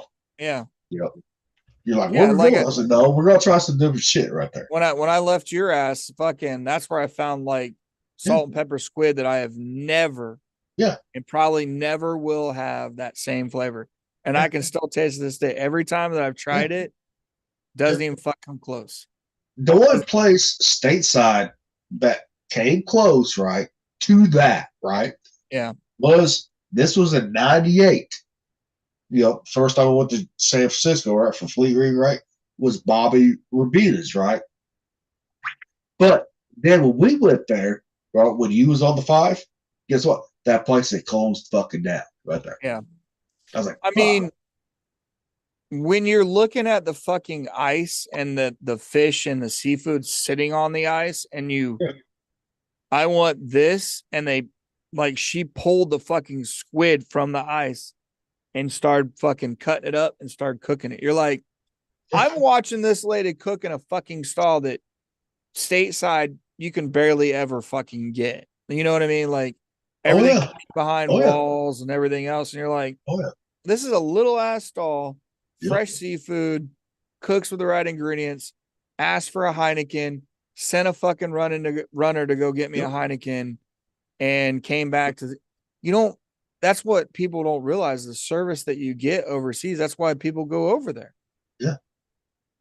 Not only is it cheaper, but better living in those things. Like, don't get me wrong, I fucking love America, but when it comes to those things like quality of life, like, they got shitty areas like we do, but fuck, man. And they're using, like, I don't care where you're at, right? If you're in Asia or the Mediterranean, right? Yeah. They use simple ingredients. Yep. That's it. To highlight the food. That's all they do. Yep. Simple ingredients right there. Yep.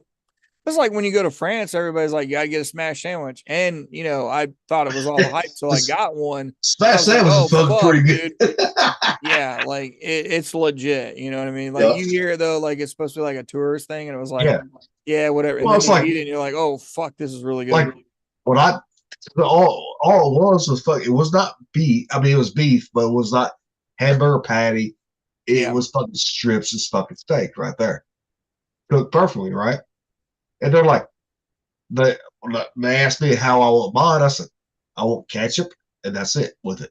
No mayo. They're like, what? I said, just ketchup. Yeah. Right there. Yeah. You got the fries on there, those hand cut fries on there, everything. Yeah. Oh hell yeah. Yeah, because the French, I'm like with them on that one. I'll eat, you know, French fries with mayonnaise. Yeah. And I love it. You know what I mean? Like mustard and mayonnaise. I just didn't like fucking mayonnaise. Okay. Yeah, I know you've never liked mayonnaise. No, never have. But I mean, I'll be right back, unless you want to close it out because I gotta go. No, we'll keep going. We'll keep going. All right, you can sit around and play with your balls while I go piss. Shit. Yeah, I ain't that drunk yet. Fuck, come on now. Well, everybody, this is my birthday edition of the podcast, so. Little Ted's got to grab another beer or fucking go piss again, so most likely. So, but until then, it's gonna be a little bit of silence. Sorry for everybody who's watching. So, but you never know what the fuck we're gonna talk about on here. So, and I'm hoping that people that are watching, guess what? You guys are enjoying the content. Play simple. So.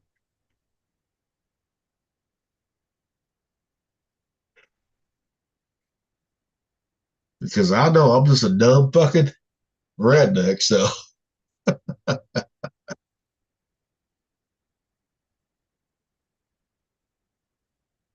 And I'll call myself an educated redneck, put it that way. World traveled redneck. There you go. Right there.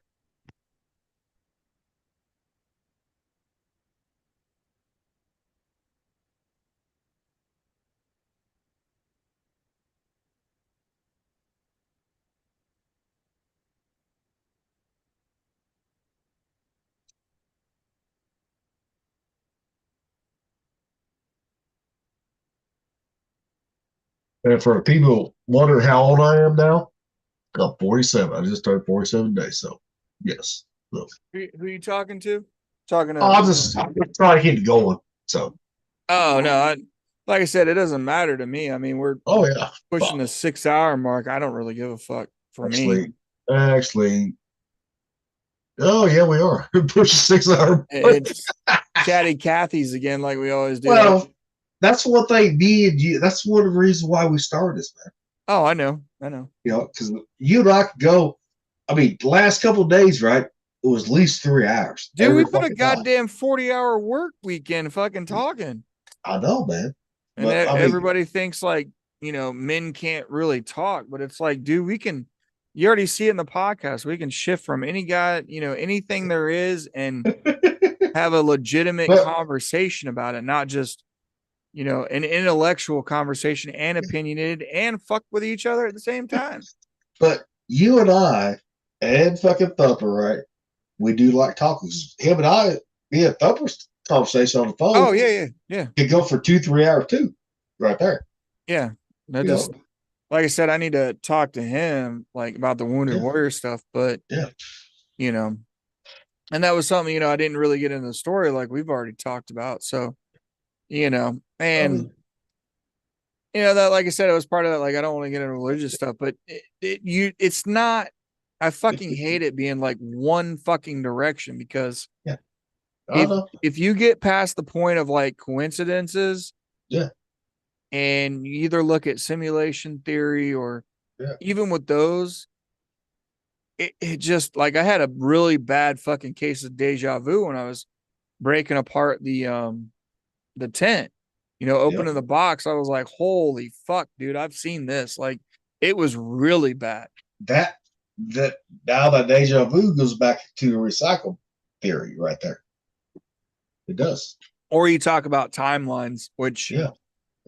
you're in so many timelines, and then you run into the TV show with Sliders. And if you look at physics, there's an infinite number of timelines and parallel worlds, and they're starting to prove that shit. And it's like, you know, you use those things, you only stifle fucking progress to learn something. And then, like I said, like we can't assume that we know everything that there fucking is. We are dumb fucking apes still.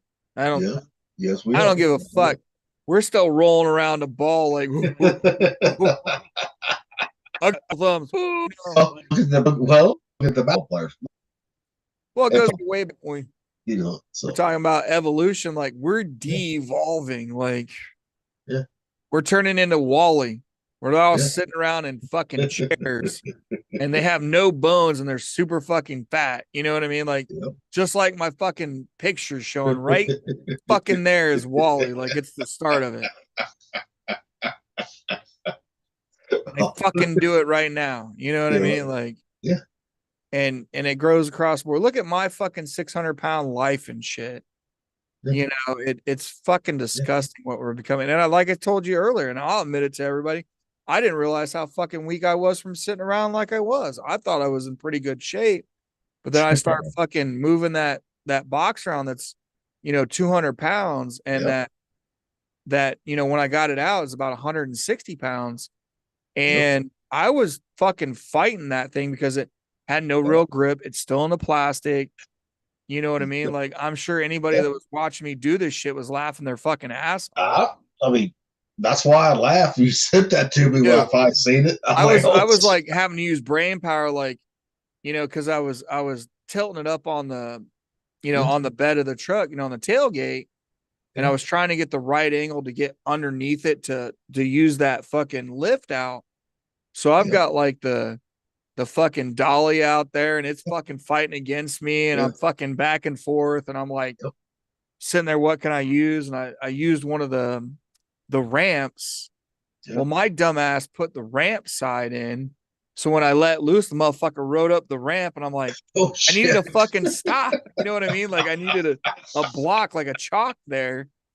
So I had to turn it back around, and I finally got it. And then I got to that one point, I was like, all right, I'm done fucking around.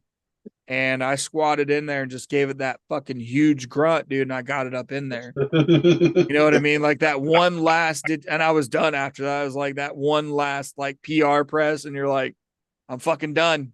I can't fucking lift anything more. Because I tried to move it in the bed and I couldn't move it anymore. I was like, that's it. I'm fucking done. I mean, I found out the same way you did, right? Yeah. Remember when they had that fucking that pit boss with the smoke cabin on top, right? Yeah. I put that motherfucker together, right? Yeah. I had to lift that bitch up by myself, right? I'm like, oh damn, I used to be able to do that shit all the time, no problem. Yeah, right? like but then that's before I had, but that was when I had asthma, got diagnosed with asthma, all that bullshit, right? I was like, Jesus fucking Christ. Yeah. And like you were telling me, like I hadn't worked my core because of my surgeries. Yeah. And I thought, you know, like moving around, walking, but you don't realize how fast your body atrophies, like when you're in a hospital bed and shit. And, you know, when you look at those things, you're like, oh yeah, I'm good. Until you go to put that shit to the test. And like I said, I almost fell because my knee gave out. My nerves are like getting a real big shock, you know, that it hadn't had in a long time. And that's how everybody gets injured. You know what I mean? Like people need to realize when you get older, you know, you think you're doing the same things you were as a, you know, younger, where the argument is your muscles get corded and shit like that over years of use, but that's not true. Like, yeah, some people do if you stay active, that you've been using them throughout, you know, like we did when we were in the engine rooms. But if you're not doing that same kind of strenuous exercise over the years, your muscles may be corded because they've been used, but they're not as strong as using that term. Now, so I think it's a misconception. I will say my core is still strong, right? But my like lung capacity Yeah. has gone away. That has. See, and I was pretty good with my lung stuff because I wasn't heaving, like I wasn't like. Well, see, that's what I didn't get, have the right? fucking Because strength for it. because I'm so plugged up right there. Yeah, I can't breathe. you've got I can't breathe out my nose, right? yeah, and you know how important it is, like we talked about Yeah. for breathing. You Yeah. know, it's just, and I think that's Yeah. part of like test shit. Like when you get back out there and really try to do something Yeah. again, you're like, oh fuck, dude. I was like the other day, I did do leg lifts, you know, Right. the dip machine, right? You know, and that was fine right there. I was like, Yeah. okay, the core's still there. It's just my lung capacity needs to get back up. Yeah. No, I agree. And it's like we talked about me being apprehensive about working out and then having this happen. It's like I'll rest today, you know, like I'll take a rest, you know, for tomorrow, and then Yeah. Friday I'm gonna fucking really push myself to get in there just for a little bit because Well, it's like, I mean, you got to start somewhere. Well, yeah. You got to.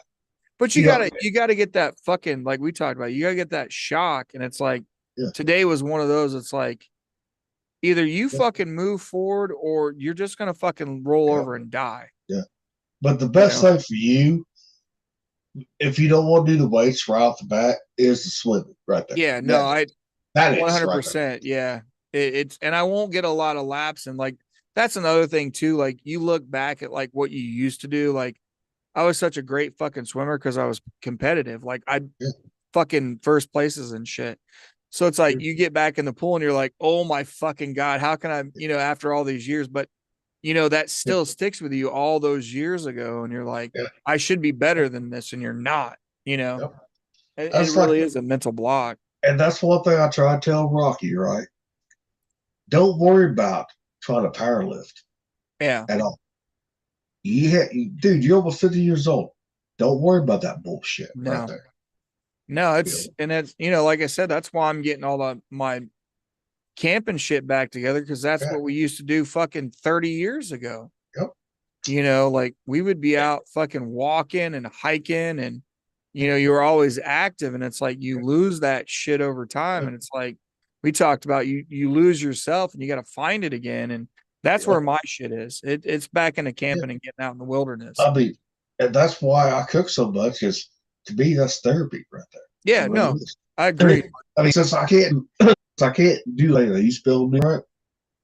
Yeah, especially when it comes to driving long distance, right? Right. I cook. You know, to me that's therapy right there.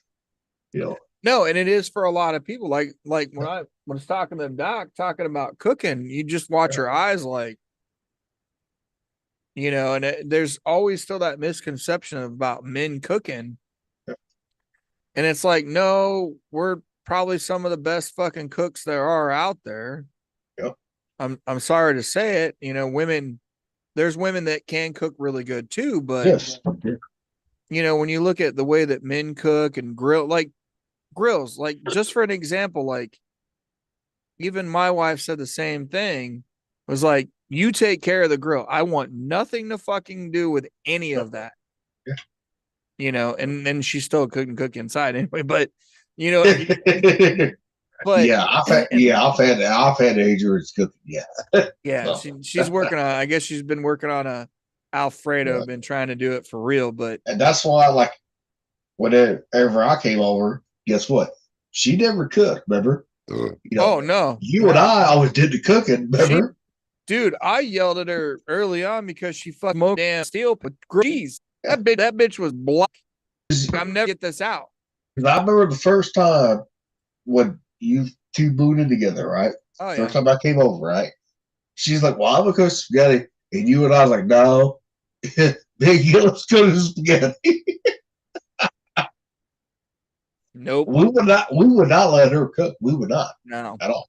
You know, and that for me never really bothered me because I fucking cooked. I was a fucking, you know, well, chef, and I was getting ready to go fucking be a chef. You know what I mean? Like, well, and you showed me some things on the spaghetti that when we was cooking it, right? Yeah. That I didn't see here, right? Okay. You know, I was like, yeah. like I said, everybody calling me out. Yeah, I'll when I get everything ready, I'll fucking come cook and I'll. Oh, I had to call you out on that. I had. Oh no, I'm not pissed about that. Yes. It's like I wanted, like Mick I said know, too, but I couldn't resist that one. I could Oh, not no, resist that. because I had all my recipes and then y'all motherfucking bullied me out of the way, motherfucker. Well, we didn't try to bully you out of the way. It's like we asked you what you wanted us to pick up at the grocery store. You never said anything. Like that's because you guys had already fucking had meals planned. Well, because we was already at the grocery store, Yeah, right? you guys went without me. You're like, oh, I'm cooking the ostrich, and I'm cooking this, and then we had Heidi and them doing their shit. It's like, well, where the fuck are we getting it? Heidi only did it one time.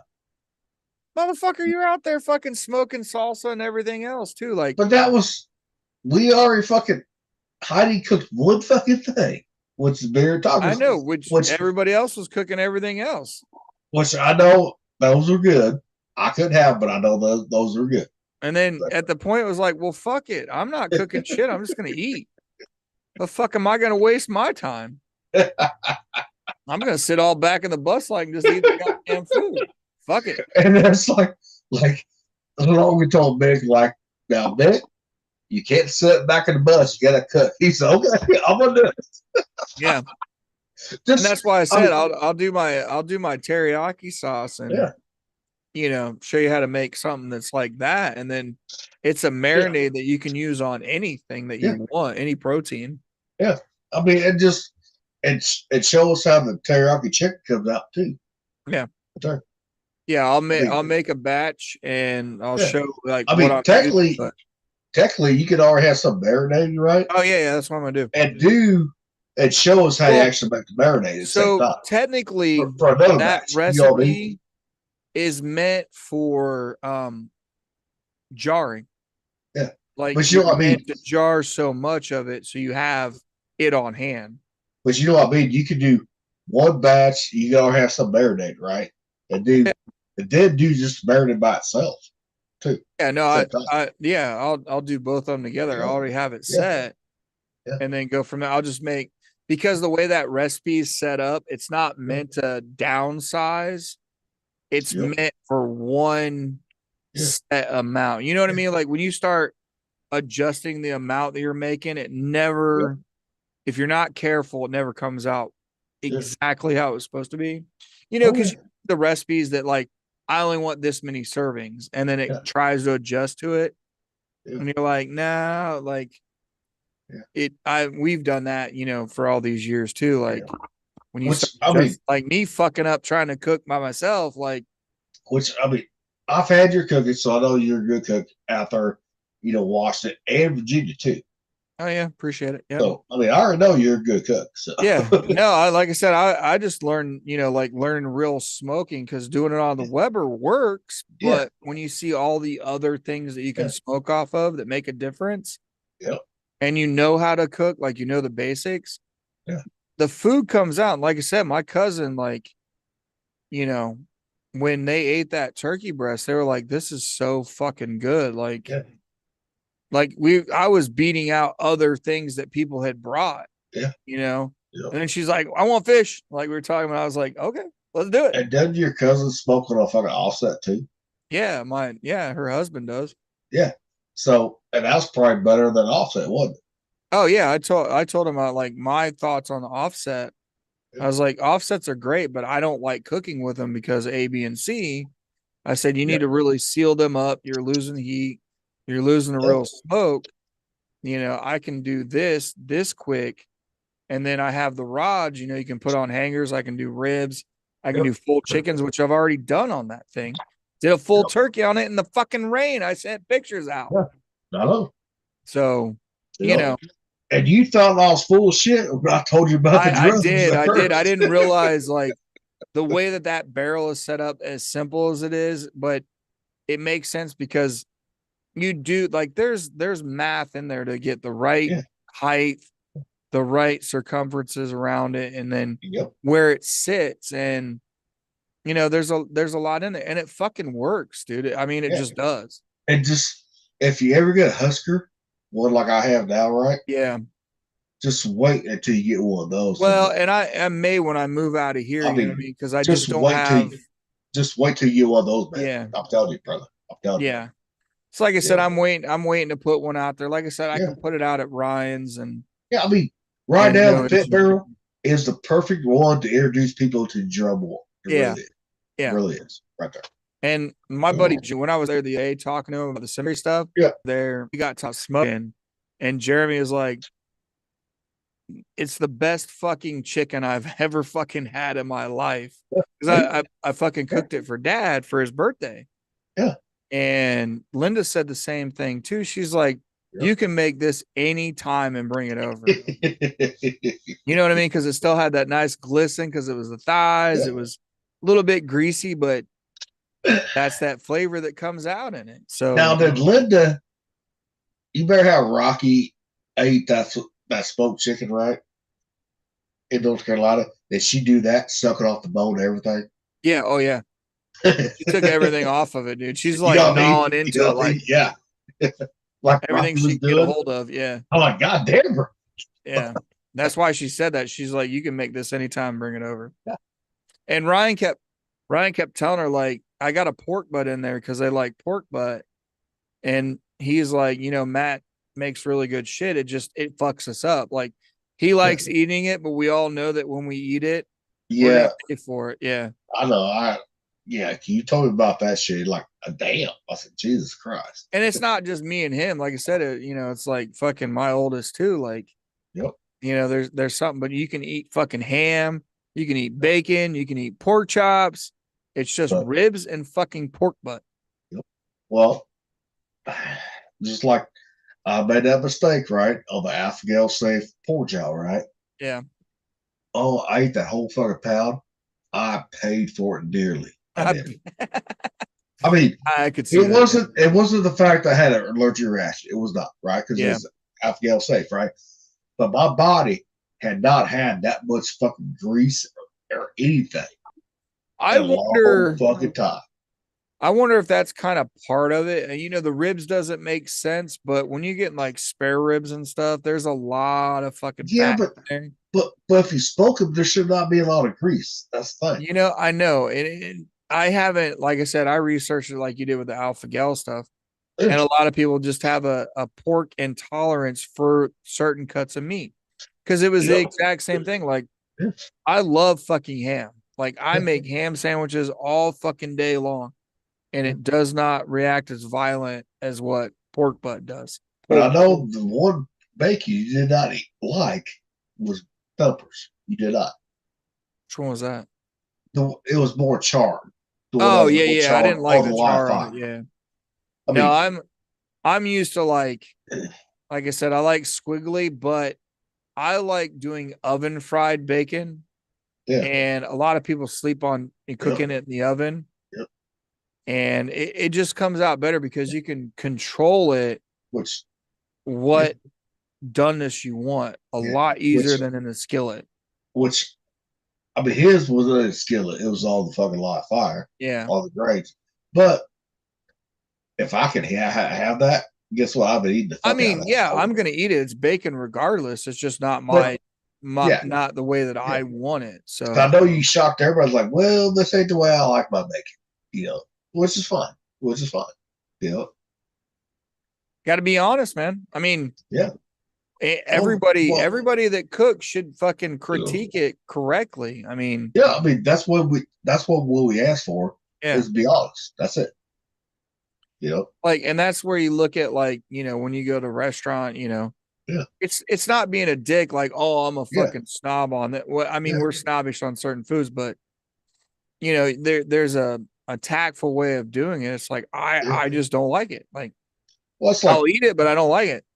there's I don't certain see that pictures flavor. there's certain things I've sent you, right? You know, pictures wise. You're like, well, it looks a little dry. I said, well, it was a little dry, but it wasn't at Yeah. the same time, too. Yeah. So, you know, Well, it's like when I made that chicken, I told you the same thing. Like, Yeah. and I told Ryan and I was like, it's dry. I Which- don't like it. It's which- good flavor. which it did look good in the picture. It did look good. Yeah, it looked Yeah. great, you know, but when you Yeah. bite into it, it's like that parched chicken breast because I grabbed the wrong one with tenderloins. Yep. And I had the the meat glue in there. And like I said, with that marinade, it really is meant for the wok.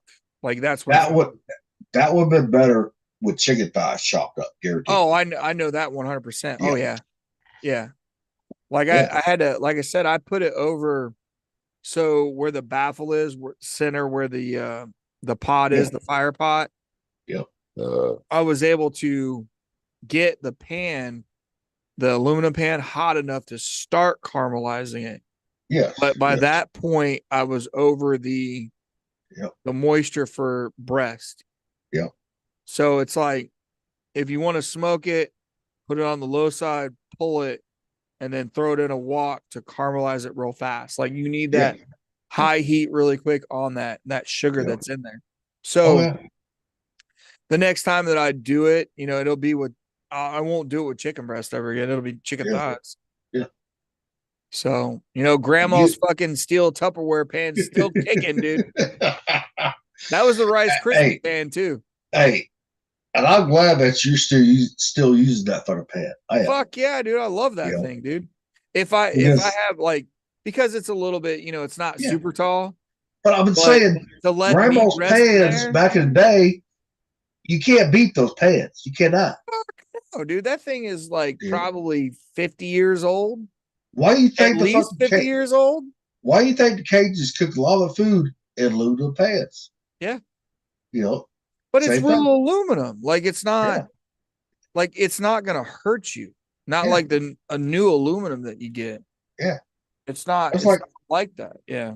It's like I have one pan that's aluminum. This motherfucker 18 inches pan, aluminum pan, right? Yeah. That's made for cooking on live fire. Yeah. I've had that since I was a little kid. Right there. And you know what was crazy about it is like when you go to clean it, like I got most of all the, you know, like heat and, you know, that you get from smoking, you know, you get that discoloration from it. Yeah. Came right the fuck off, dude. Let it soak for a little bit, wiped it down, and I gotta oil it again. I haven't oiled it in a while. But you know, you season those fucking things just like you would cast iron. Exactly, man. Exactly. You know, and like I said, you're probably the same way I was. I was in the fucking kitchen when I was a kid during Thanksgiving. I got made fun of. Oh, little pansy ass. But guess what? I learned how to fucking cook some pretty goddamn good food. No, mom and dad didn't make fun of me wanting to cook, right? Yeah. My grandpa did, right? That's still alive, right? He did. Grandma was like, just leave him the fuck alone. He don't want to be at the bar all day, especially when it's hot out. Yeah. Maybe he wants to learn how to cook. And I learned from her too. So I learned from great grandma. She's fucking German. They lived during the Depression. Yeah. Which I like. Which I like being around Papa at the bar. I did, right? I like doing that work too. But I also wanted to learn about the food too. I did. Yep. And that's where I was learning history. You know what I mean? Like when we talk about history, that's the key part about fucking cooking is like learn a little bit of history on top of it. You know, where did this come from? How did it come? Like we're talking about the old world recipes. You know, some of those recipes are super simple, but damn, they pack so much damn flavor there is. Yeah. And like one of my cousin Kathy, right? She goes, you have taken what you learned from Grandma Gillespie and your Grandma White, right? Yep. And combined them into one. I said, yes, I have. You know, I said, now I'm adding my own fucking flair to it versus the travels I've had around the world. Plain simple. You know? Yeah, like I said, my brother asked one thing out of my dad for Christmas is making Rivel soup, which is a fucking Depression fucking. It's the way that the dumplings are made, and Dad has like he knows the recipe. Yeah, and it's just Rivels and fucking cubed potatoes. I can't believe he's not giving you guys the recipe for that yet. He might when he fucking dies. Well, it might be written in his will. Here's the recipe, boys. Here's the fucking Rivel soup recipe. Yeah, but it's the way that Dad does it. You know what I mean? Like, you know, everybody has their way that they make things, and sometimes you can't replicate it. Yep. because of the way that you do things. It's really hard. Like, Yeah. Well, why you think I had y'all test that fucking the ball paws barbecue sauce from St. Louis, right? That's the one my grandma Gillespie always did for the fucking barbecue chicken right there. Yep. Fuck, know. it took us fucking forever to figure out great grandma's fucking egg noodles for like chicken, chicken noodle soup. Yep. And we finally and a deviled eggs. There was two things that she made that we couldn't figure out for the longest time. And we finally got it to the amount of salt she put in the egg noodles and then in a paper bag like the Amish do. Yep. It had to be in a brown paper bag after it dried, and then she'd let it dry. It was a time thing. So you let it dry on the pan, and then you put everything in, and then you put it in the brown paper bag, and then it would have to sit a certain amount of time. Yep. It was all about the time that she had. Yeah. And that's what, like, Mom goes, she told me, she goes, you need to write down these recipes for River. That's okay. That's what started me writing the cookbook. So I was like, then I could take it a step further. People with Alpha-Gal, I could, give that to Dip, right? Yeah. At the same time. So it was like a 2-for-1 for me. Right well, there. it's like in my uncle's ham salad, my aunt finally told me what his secret was, but I was like, you still didn't give me the amounts. Like, it was cream of tartar that he used in it, but she never gave me the amount that he used in it. And when we talk about like everybody's got their own personal touch because nobody's measuring it, you're putting your seasoning into your what you just don't fucking measure it, She's like, that was what he didn't tell anybody he put in there was cream of tartar. And that ham salad was like solid because it wasn't all heavy with mayonnaise. It had mayonnaise in it, but it was stiffed. You know what I mean? Like it really held onto a cracker and didn't spill everywhere. Like, it was like solid. And he would fucking live off that shit. I remember when I came back home one time, and he's sitting in his fucking underwear at the kitchen table with crackers and a fucking bowl full of ham salad. And he's just like, what's up? Like that goofy shit that we grew up with. I was like, hell yeah, I want some. Let's go. Sat down with him in his goddamn underwear, whitey tidies, and we're sitting there eating fucking ham salad on crackers. That's I know one of the reasons why we don't have a Fiverr's cookbook out there yet, right? It's because most people don't measure anything. They don't. No. You measure some things, I measure some things too, but I still go by. If I'm cooking for myself, right, not putting it in a cookbook, guess what? Yeah. I'm not measuring anything right there. It's like when we were talking about putting, the chicken bouillon for cooking pasta. It's like I don't follow their fucking measurement about how much I use in this amount of water. No, I look at it, I'll be shaking it and be like, all right, that color looks good. And then you cook it. There's no measurement in there. But I still think one of these days we got to have a Fiverr's cookbook. We got to. Oh yeah, like we talked about, when we were talking with Marcus about it, like, and getting regional, like what you grew up with type shit, like we were talking about earlier. It's become really popular again about recipes and meals that have been lost because nobody wants the fake shit anymore, and they want the simple stuff again. And those recipes are that simple, like a little bit of salt here, a little bit of pepper there, a little bit of garlic, like, Which I know Marcus has some things that you and I have never seen. Yeah, he had a lot of barbecue stuff, I might have seen it because where my family came from, right? From that area, right? Yeah. I might have, but there's at the same time, I might not have seen that too either. Yeah. Well, like we talked about, there's only so many ingredients or spices out there, but the combinations change for the amount that you use. Yeah. You know what I mean? Like there's an infinite number of amounts and ingredients that go together, you know, and it changes the flavors. Yep. You can be Also- like me and you love heavy fucking black pepper. Yep. Well, and also too, we love Asian flavors too. So Yeah. you know, It's like we're you gonna start lean. fusing them. Yeah.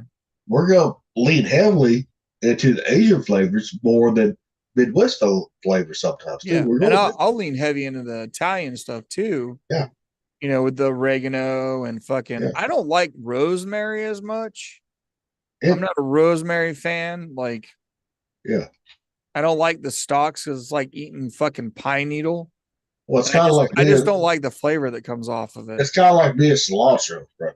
Yeah, me too. I don't.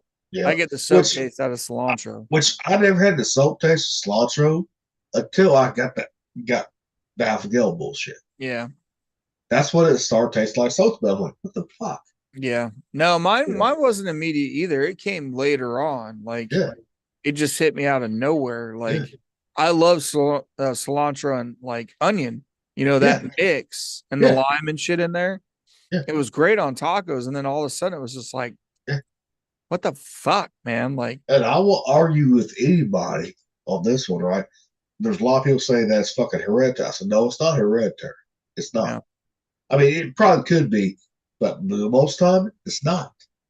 I mean, you could mark it up to being hereditary and it activates at a different time. Like, you know, like me and my brother, real skinny back in the day. And then finally the DNA on the Haley side fucking activated.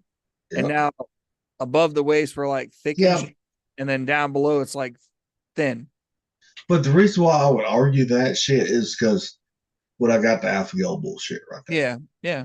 You know, I'm like, no, that fucking tick bite fucking changed my fucking palate. Everything. Yeah. Changed everything. It did. Well, and I think over You know? time too, because like I said, I used to drink fucking green olive juice and pickle Yeah. juice and eat pickles, and now I just can't fucking stand it. Like, Yeah. I'll eat it, Yeah. but I don't like to eat it. You know Oh, what I yeah. mean? Like, not Oh, like yeah. I used to. Oh, yeah. You know, when you're on certain things and you eat Yeah. them, like I would, man. Mom would get pissed because I'd be, and then half the fucking jar would be without fucking juice in it. You know, Well, stop. it's good thing Brett's not on here because he'd be like, olives? Fuck that shit. Dude, I hate black olives. Oh, But he green hates olives? olives. He hates all olives. Yeah. He does. I'd be in there like, and the thing about it, and I remember it as a kid because there's so much salt in it, Yep. it blows right through you, dude. Like, Oh, yeah. you suck some of that green olive juice down, and you're like, Yeah. and it just comes flying out. You know what I mean? Like, but it was so Oh, good yeah. back in the day. When I haven't eaten olives for a long fucking Which, time. the last time I had olives was probably 9 years ago. And that was all pizza. That was it. Yeah. So, Like, I don't even like them on my pizza, dude. I don't like green I or mean, fucking black on there. I didn't even like them growing up. But the older I got, guess what? I liked them on my pizza. I did. Do you know there was speaking of green olives, you know, because they put the pimentos in there? Yeah. There was an old fucking like wives' tale going around that if you just ate the green olive, it would Yep. turn you into a fucking werewolf. Really? I And didn't hear that. they put the Keep- pimento in there to counteract it. Yep. Keep going. I got to finish this. Oh, that's fun. And you I know, know. like it's funny when you learn history about food, you know, anybody that's still listening, it's like, you know, those wives' tales, you know, and there is some credence for holistic foods too. When you look at honey, you know, especially real honey will not crystallize. If your honey crystallizes, it is fake and it is bad. Throw that shit out. Get fucking rid of it because it's not real honey. Real honey will not do that. It will last for fucking years. And it's probably one of the better and cleaner sugars that you can get. You know, everybody, you look at your labels and you see the additional sugar, but then you look at the back of a honey and you're like, oh, that's really high, but it's a clean sugar. It's not a refined sugar. You know, it's made naturally, which your body does need. It's same way like we talk about salt. If you get good, clean salt, into your system, it's good for you. You know, it bounces out with your water. You got to have it in there.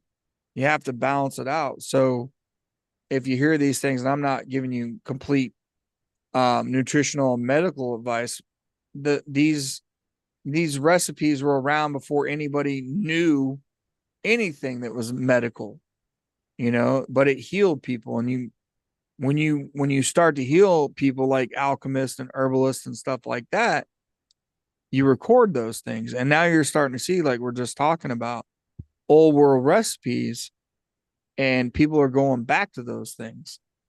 They're starting to find that these natural ingredients, which we were provided, are there for us to use. Like, you need to utilize them. Well, it's funny how you talk about the honey, right?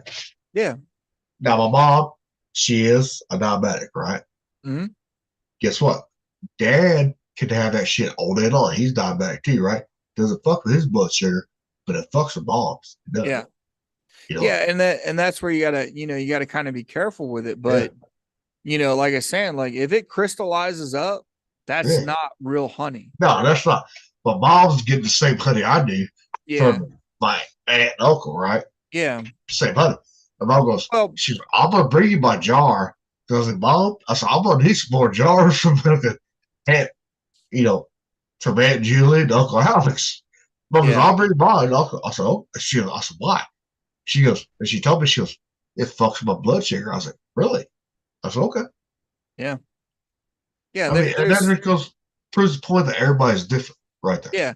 Yeah. That's what I was getting ready to say. Like everybody's different. Like, and that's where you tailor your diet to, like, you know, I was talking to, you know, my daughter, you know, with her going through her pregnancy, and there's just certain things that she realizes, like she was eating processed food a lot and it was making her stomach upset.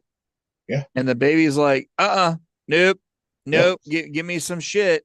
Give me some real food. Yeah, she needs to eat fucking clean. So she's as much as she like can. Grilled chicken and stuff like that. And it's like keeps her nausea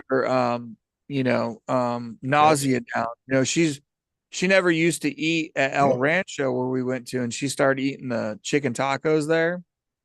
She was like, Dad, it reminds me of the chicken that you used to make, and it's really good. And I was like, yeah, like, told you. Yeah, it's simple ingredients, man, and a pressure cooker. You know, how long did pressure cookers go for? You know what I mean? Like, you know, people sleep on that kind of stuff. It's like old cooking methods too. Like you can use old world recipe, but then you need like old cooking methods, like Brett does with, you know, the pit, the way that it's set up, you know, simple and it cooks. You know, that's how people cooked back then. It's like, you know, when you learn about the margarita pizza in Naples, that was peasant food. It was just flatbread. They had a little bit of tomato sauce they've been using and some basil leaves and just a smidgen of fucking cheese on it. And that was it. And the goddamn queen fucking loved it. And the peasants have been eating it for fucking ever. And it only got famous because she made it famous. And her name was Queen Margarita. You know, and it was part of the Italian flag, you know, red, white, and fucking green. You know, that's another part, like we talk about. Learn the history of food. To me, it's fucking interesting, you know, and people might not find it interesting, but if you're going to put something in your body that keeps you alive, you might want to know where the fuck it's coming from. Well, it's like, me and my mom got an argument one day, right? Because Papa, you know, he's 94, right? Yeah. And his doctor's like, well, he can't have salt. I said, no, he got to have salt for his body to fucking work correctly. Yeah. He's got to have that. I said, Mom, you got to lay off the odd diet salt right there. Yeah. The sea salt, I said, this salt I use, this is what fucking little Tate uses, and what Thumper uses right here, Mom. Yeah. I said, this is what you put it in the food while you're cooking it. Yep. Don't add it afterwards, right there. Yep. Yeah, that's where you get the high salt levels. Yeah. When you're cooking like food like that. And I'm not talking ramen or anything like that where you get salt bombs. But when you're cooking a meal add it in at that time and not afterwards. But everybody was taught through doctors at that time, you know, back in the day, Yeah. to put the fucking iodized salt on Yeah. top. And everybody's Yeah. like salt shaker going like fucking crazy. That's why they're on everybody's fucking table. Yep. You know, and you added all that extra salt and it was bad, fucking a bad amount. Yeah. Well, and I got to an argument with my old doctor, right? Yeah. And she goes, "Well, you got to have iodine." So I said, "No, you don't." I said, "That's bullshit. You do not have to have that in your body." You do need iodine, but not from salt. You know what I mean? No. Like, iodine is in there for your body. It's just another mineral, but you Yeah. can get it out of Himalayan salt and stuff. So And I showed the doctor that what I'm using for salt. She goes, "Oh." I said, "Yeah." "Oh, Yeah. yeah." You know, like your 'Cause body my- needs minerals. Like, because my, you know, my labs were never bad. Put it that way. yeah. You know, I'm like, no, if my labs were that fucking bad, so I don't eat iodine and salt anymore, guess what? That'd be a lot worse. I'd be Yeah. feeling a lot worse, guaranteed. Yeah. Yeah, like the same thing we talked about, and everybody's different, you know. Yeah. Genetic makeup, especially Gen X, dude. I don't know, there were fucking goddamn mutations or something. But, you know, the amount of time that you've used nicotine, the amount of time that I've smoked, the amount of beer that we've drank, you know, whatever, pick it up. And like you said, like labs, fuck, my last labs were like cholesterol is a little high. They're trying to put me on like Crestor. I was like, you ain't putting me on shit. Yeah. Even if you try to prescribe it to me, I'm not going to order the refill. Well, you don't want to be put on a stat at all. Period. Fuck no, I'm not going to. I wouldn't take that in a fucking at all. Because I've been going through since my dad. I told my mom this, right? Since my dad got diagnosed with early stage of dementia, right? I said, "Mom, Yeah. cholesterol is tissue right there. That's what that is right there. Yeah. Brain needs that cholesterol. It needs it." Yeah. No, it's a good fat. Like, you know, saturated fat, you can get around it. You can fix that shit. You know, and like I said, the other only one was I was vitamin D deficient. And some people just are, you know, just I've been, is what it yeah, is. I've been deficient like that since I was a fucking kid. Yeah. You know, it's like I told you too, like with you having alpha gal, I was hypoglycemic. I was on a full fucking protein fucking sugar regimen. And now I barely fucking eat fucking anything sweet. Yeah. I mean, I'll get into the cravings like a goddamn pregnant woman, like nom chocolate, nom. You know, and then it goes away, you know. It's I like how you put that. No. Yeah, like, I will. There was like, I don't know, a couple times there, like when I was working over there at GM, like I would go, there was a certain vending machine in a part of the plant that had not a vending machine, but like a kiosk there. Yeah. And it had the shit that I wanted. And I would drive over there in the golf cart just to get specific candy bars. And you know, it's like they lasted for a little while. And the kids even bought me fucking bags of chocolate for Christmas. And I was like, oh, this is gonna last me like 3 months. That motherfucker gone in less than a month. Big old fucking bags. You know what I mean? Like the minis and shit. Well, yeah, because I mean, when you're retired and all that shit, you're sitting there drinking. You're like, fuck it, I'm gonna eat. Yeah, fuck it. Well, and the sugar, like, you know, that's another thing too, is like you need sugar in there too. You need glucose. You need your body is the perfect fucking biomechanical machine ever fucking built.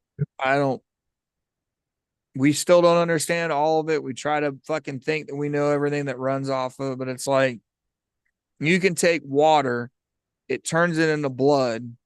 You know what I mean? Like you get injured, drink a shitload of water, change out your socks, and you get rid of toxins. Like fucking water of life, man. It's there for a reason, but you want to add all this other bullshit. And it's like, I don't really need all this other bullshit. Yeah. You're like, if you got cramps, what are you doing with cramps? You're taking a salt tablet and drinking a shitload of water because you're low on a fucking salt and you're dehydrated. Well, same thing when you have a heart attack, right? People have a heart attack. Guess what? They pump 9,000 milligrams of salt for your fucking body. Yeah. Dude, you get a fucking IV bag is nothing but fucking salt water Yeah. in your veins to rehydrate you. Yeah. You know, like the old man told me, they call them banana packs. There's a fucking concoction. I'm sure Brett knows about it too. I think we talked about banana packs because I asked him one day about it. He's like, oh, yeah. He's like, yep, it happens. And it's a lot of it is fucking your IV bag, you know, the salt.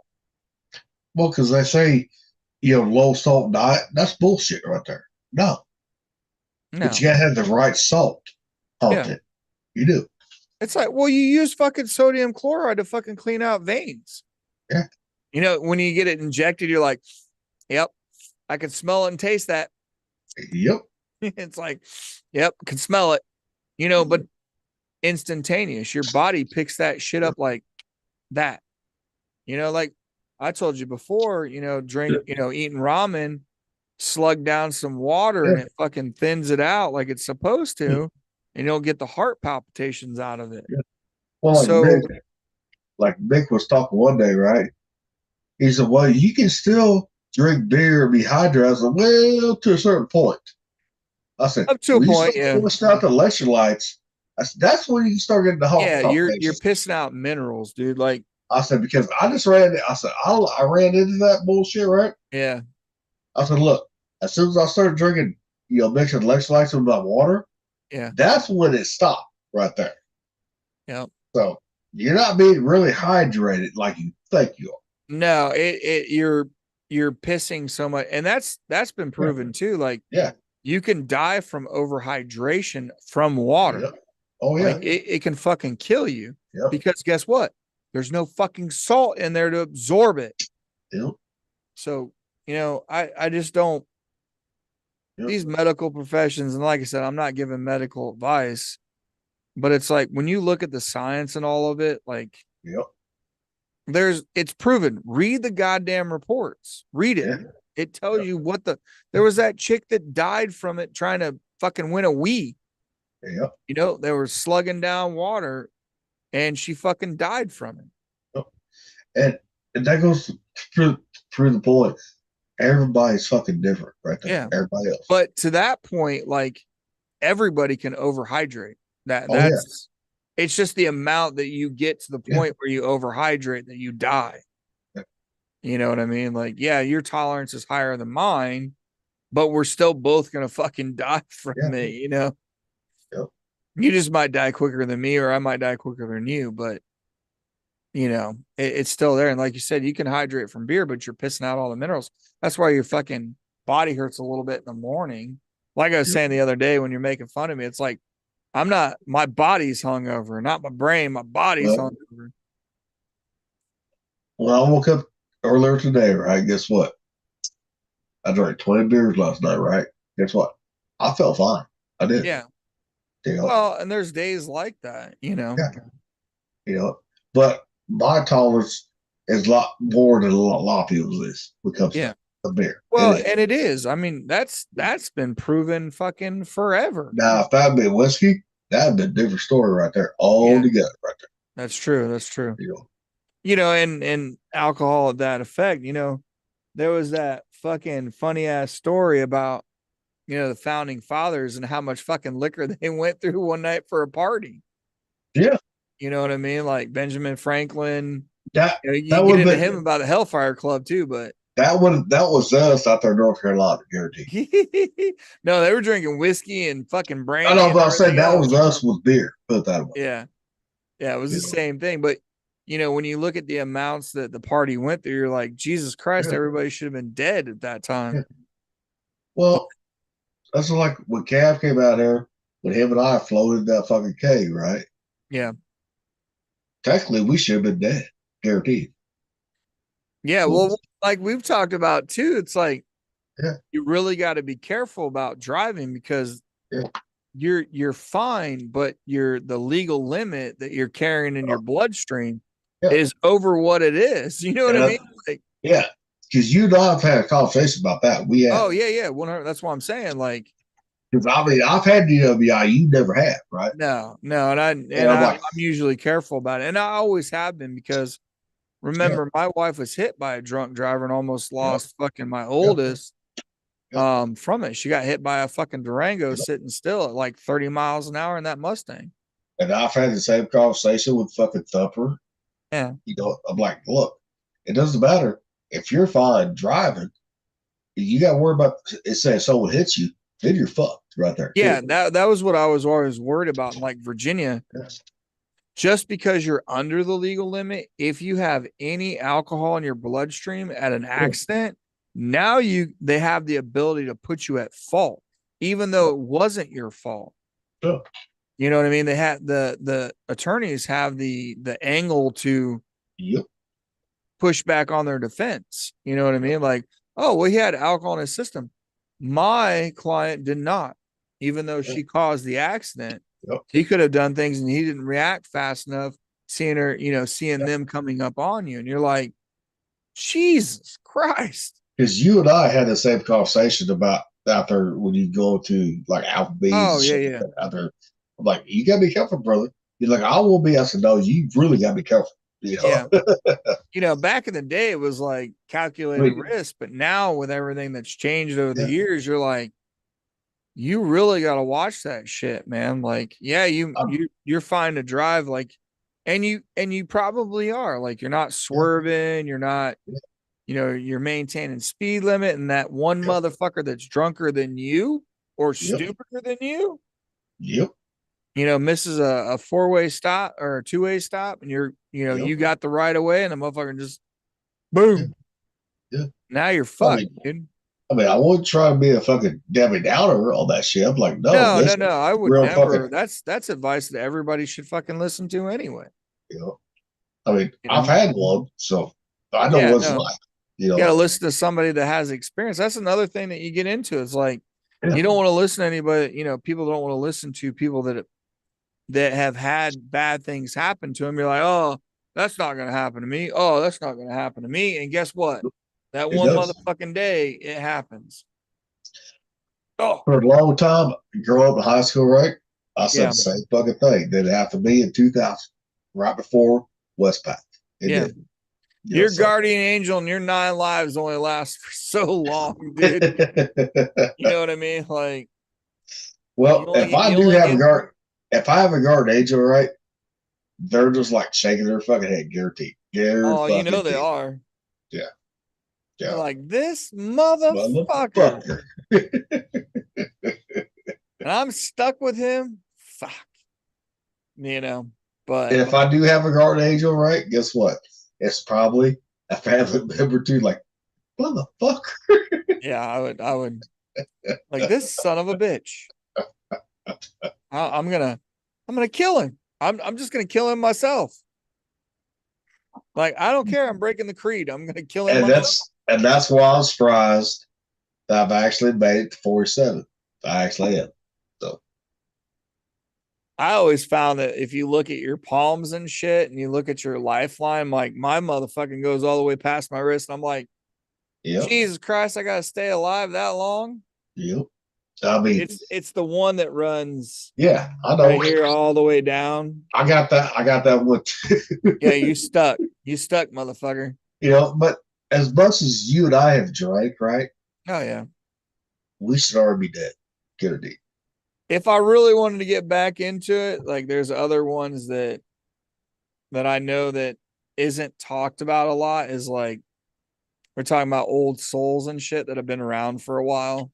Yeah. And the recycling, it's like you're not on that side of it, you're not really recycled. It's like you're stuck here for a purpose. Like, like it's really weird when you get down into it. It's like you kind of like can do all the bad shit and you're going to be back here to help people no matter what. Like, either you accept it or you don't. Like, and that's like another thing that's in scripture. You're not supposed to take it. It's like Hancock.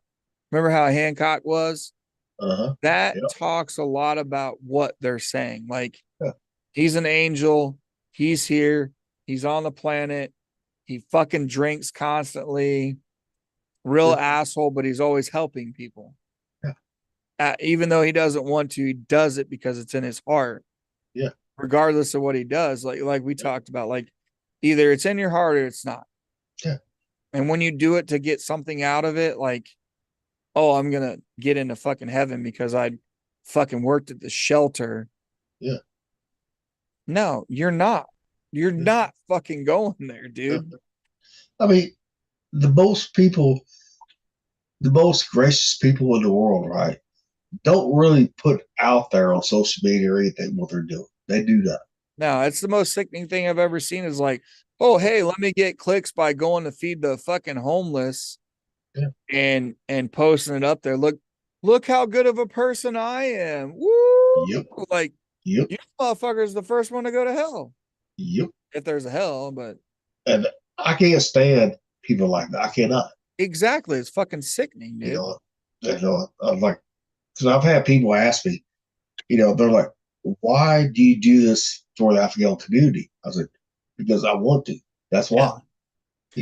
That's what I'm saying. Like that old soul type shit is like when they talk about chosen ones, when I was asking about whether or not you got like an M on your hand or crescent moons, it's part of that whole, and it's not really like witchcraft type shit. It's just like destiny itself. And whether or not you want to fucking believe it or not, that's your own choice, but it happens. Yeah. Yeah.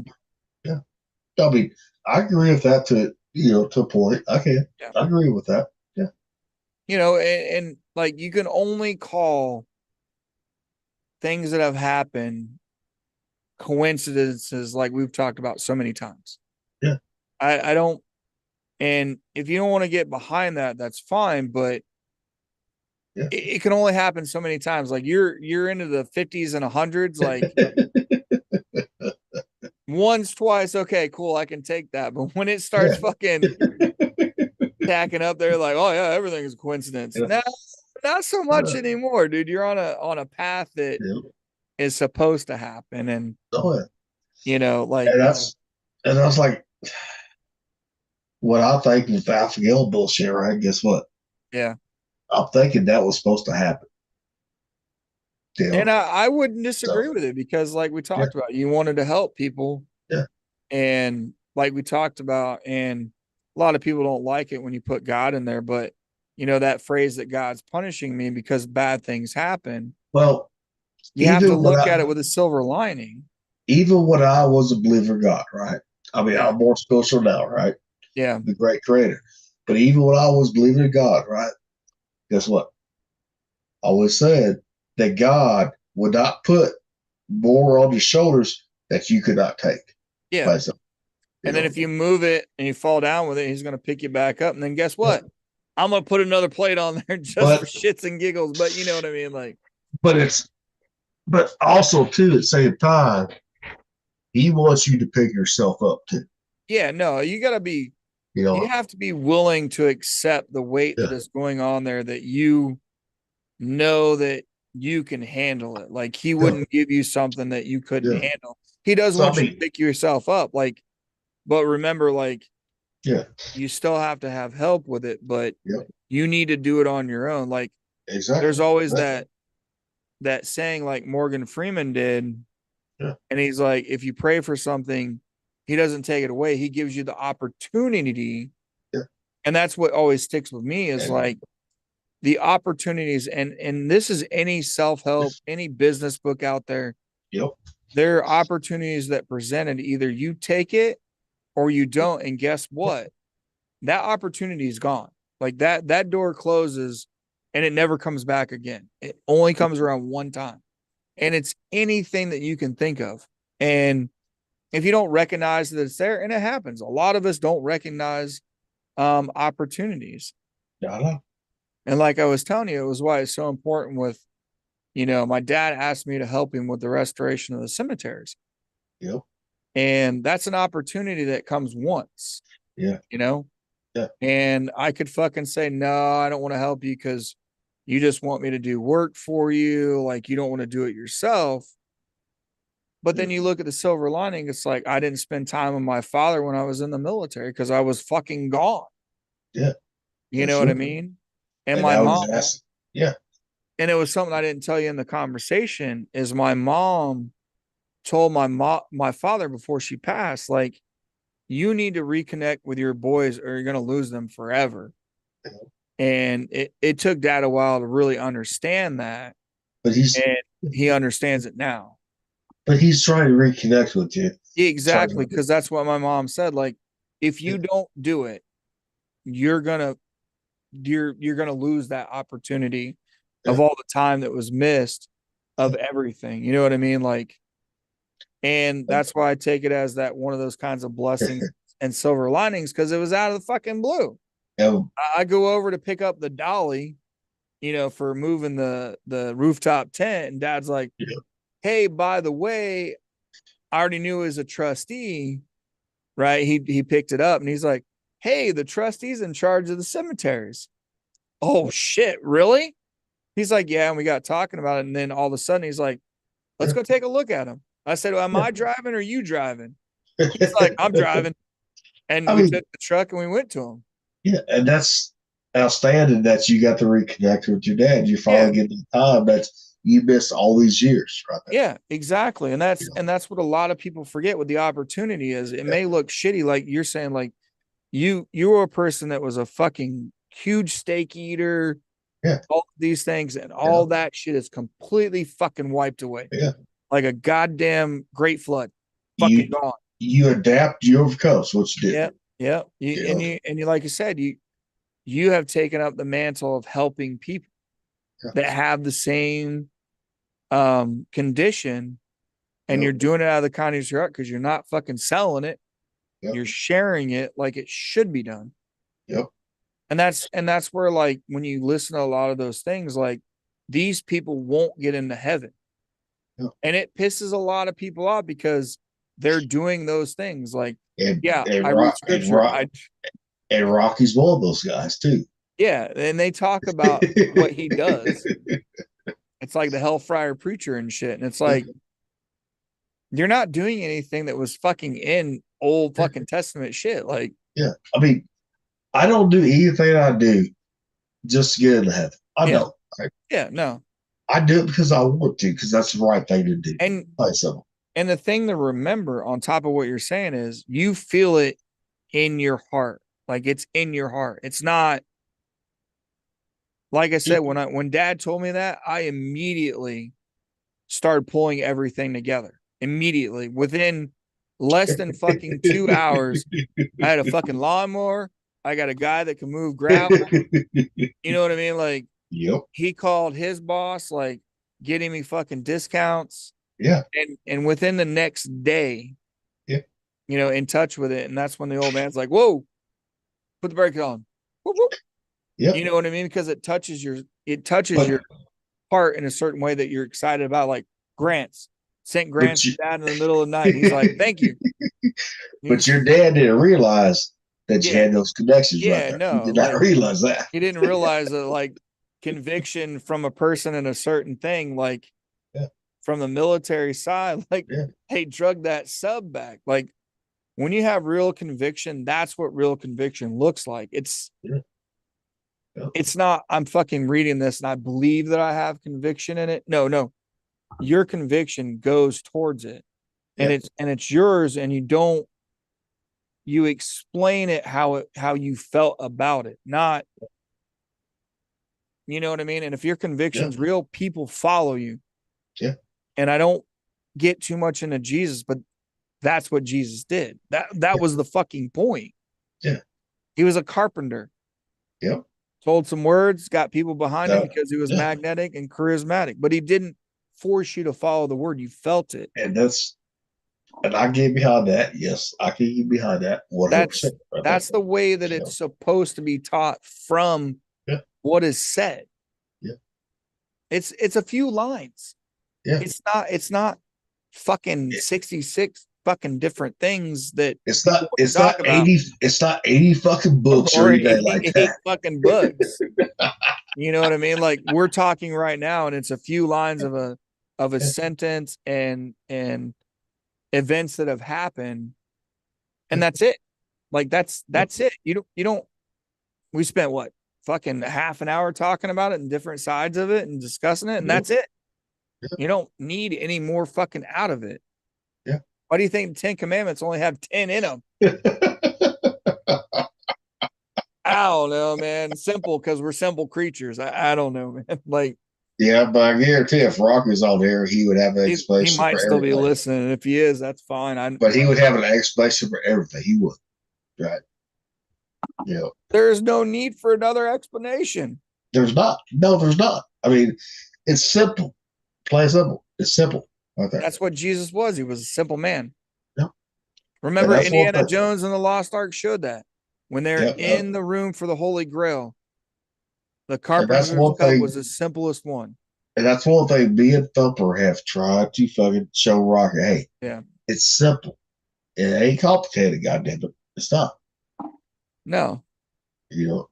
And then if you believe that these fucking things that, like we said, going to church and reading and singing hymns and da da da da da is fucking nothing, because there's no conviction in it. You're like, I need to go because I'm yeah. told to go, not because I want to go. Yeah.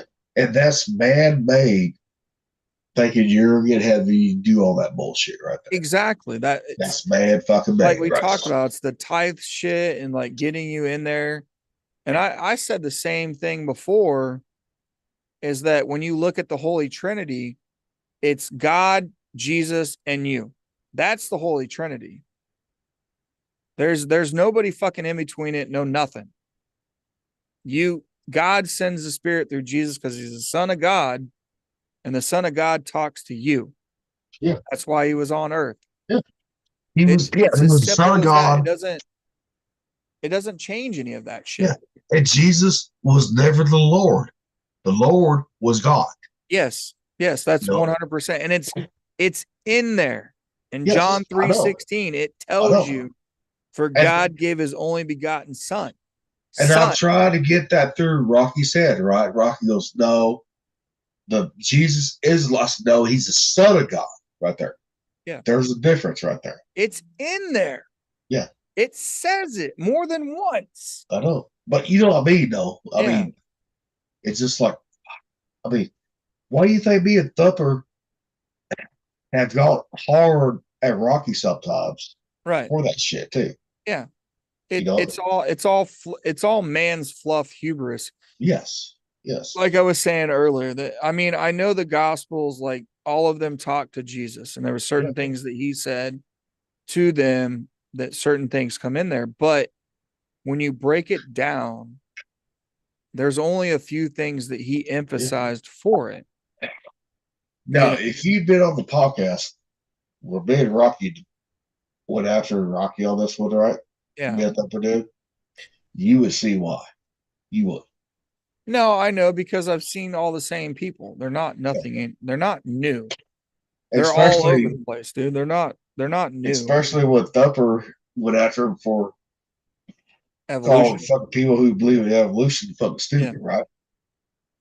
That's what set him off. Right? Hey, there's a word that evolution comes from that's a core. Yeah. It's called evolve, right? And if you look at the true definition of evolve, is that it encompasses spiritual, mental, all of that. Like, and it's an old saying that I use as a chief: if I'm not learning, then I'm dying. Yep. So you should always be learning. And there are times that you'll fall into fucking stagnation. It happens, but something will pique your curiosity, just like with the cemeteries. Always love being in cemeteries. Don't know why.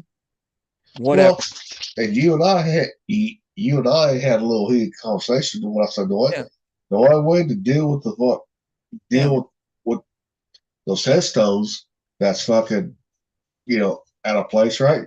Yeah. You're either gonna have to put them there, wherever you want, or find somebody that can fucking, dig them up. Yeah. Yeah. No, and like I said, we always preach to respect the dead. Yeah. And then everybody lets it go fucking sideways. And you're like, it's absolutely disgusting that you want to teach this, but yet you don't want to follow it like it's supposed to be followed, that you teach in a specific section. I'm just talking about this itself. But it's harder to find, the DNA of Oh, where yeah, those headstones need to go. Oh yeah, yeah. No, Now, I I know You're you talking got about the heated with one. me last night, which is fine. I'll say, hey, no, this is why I said what I said Yeah. on this one. And like I said, I have the ability to get the money to move that forward, or at least give me a placement of where I mean, stones are. But I'm not, like I said, I won't put stones wherever the fuck I put I mean, stones. because like me personally, I don't ever want to see a cemetery, right? Somebody put the stones just wherever, right? Me personally, I do not. Like, I want to make sure that they go where they need to, but a lot of cemeteries don't give a fuck about Yeah, that. no, I know that's the problem. And then if you understand why cemeteries were built, it's all part of the fucking Bible too. Like for the rapture, 6 feet down, under the ground, covered on consecrated ground, as it's written, to keep demons and everything else out of there. Except for New Orleans. Yeah. Their shit's above ground. No wonder why voodoo's so fucking magic's running around like fucking. That's why I said except for New Orleans. They said, fuck this, we're doing above ground. And that's but why if I want to look at the geography of New Orleans, you understand why. But and that's why I want a Burial Sea right there. No, it don't have to be a Mariana Trench, right? Yeah. But at least the Pacific Ocean. I'm going to the Marianas Trench. I don't give a fuck. Well, chances are I'll be in the Pacific, but there ain't too many people who's gonna realize that I want to be buried there in the Mariana Trench, right? Fly something. I know Mom's still pissed at us because we were supposed to fucking spread her in Hawaii, and we haven't. We're still keeping her around. But you know what I mean, though. I mean, oh yeah. That would be my luck right there. Unless River was in the Navy, be like, hey, Dad, we'll let Burial Sea. Yeah. Yeah, I thought about going to space, but we won't make it past the firmament. But it'll be like you said, just put your will. Well, let's make sure we get you out there. Yeah, right. I need backups. We need like plan A, B, and C, and like D. Well, I'm gonna have you and my Will, Thumper, even Mick, and Rocky too. Just make sure too. So I ain't putting you motherfuckers in my will, so I don't know what the fuck you're talking about. But I'm just saying, get my ass out there. Yeah, no, I know what you're saying, like last wishes type shit. Yeah. Yes. Well, and that's the thing too. I know you of all people will make sure I'll at least get a Burial Sea. Oh yeah, that'll fucking happen. I know Thumper will too. And the sad part about all of that shit is, people are so fucking greedy. It's like me and my brother talked about my mom and my dad passing away, and it's like we don't fight over any of that shit. Like it's like we fucking discuss like, hey, I want this, like I want to have this collection that Dad has. Cool. I would like to have this one. And it's an agreement that goes into play. And it's like we're not fighting over anything like that, and it's sad to see that people can't do that kind of shit. You know what I mean? It's like, oh yeah, if you have money, like when you win the lottery type shit and everybody comes crawling out of the woodwork, like, oh, we're like third cousins down the way. It's like, give a fuck, I ain't seen you ever. Yeah. And you want money? Fuck off. Yep. I mean, me and my brother, we have the same relationship you and your brother that Ryan is, right? And that's why our conversations are that way. But he knows that I'm getting the fucking guns. When Dad passes on, he knows I'm getting the guns. Plus, because his wife don't want the guns. Plain simple. Yeah. Yeah, that was similar to what, when Ryan and his father-in-law was the same thing. But he was fair about it. Like he got first pick of the litter, and it's like, okay, the rest of it you guys can have. Like, I just want these. And was fair about it because there was a lot of guns, accumulated over the years. And and we're fair like that. It's just, when we talk about old soul type shit, it's like, you're here for a reason, and some people just aren't here for a reason. They're unfortunately fucking cannon fodder. That's like my grandpa that's still alive, right? Yeah. Mom takes care of him more the rest of the brothers and sisters do, right? Right. She does, right? Mom goes, I don't want nothing from Papa. I don't. And she told me, she goes, I don't want nothing from you. Right there. Yeah. She goes, I don't do this just to get something from you. Right. Right there. I But the mean, you rest could be of, like, oh, go ahead. Sorry. but the rest of them think that they're entitled to everything. Mom goes, no, I don't give a fuck about that. I don't My care great- about your fucking land or anything like that. She Great doesn't. grandma and grandpa did that shit. They put everything they had into a fucking auction. Yep. Yes. There was nobody was in the will at anything. The only thing that was in the will was the auction, the company that would auction it off. Yep. And it was all free game.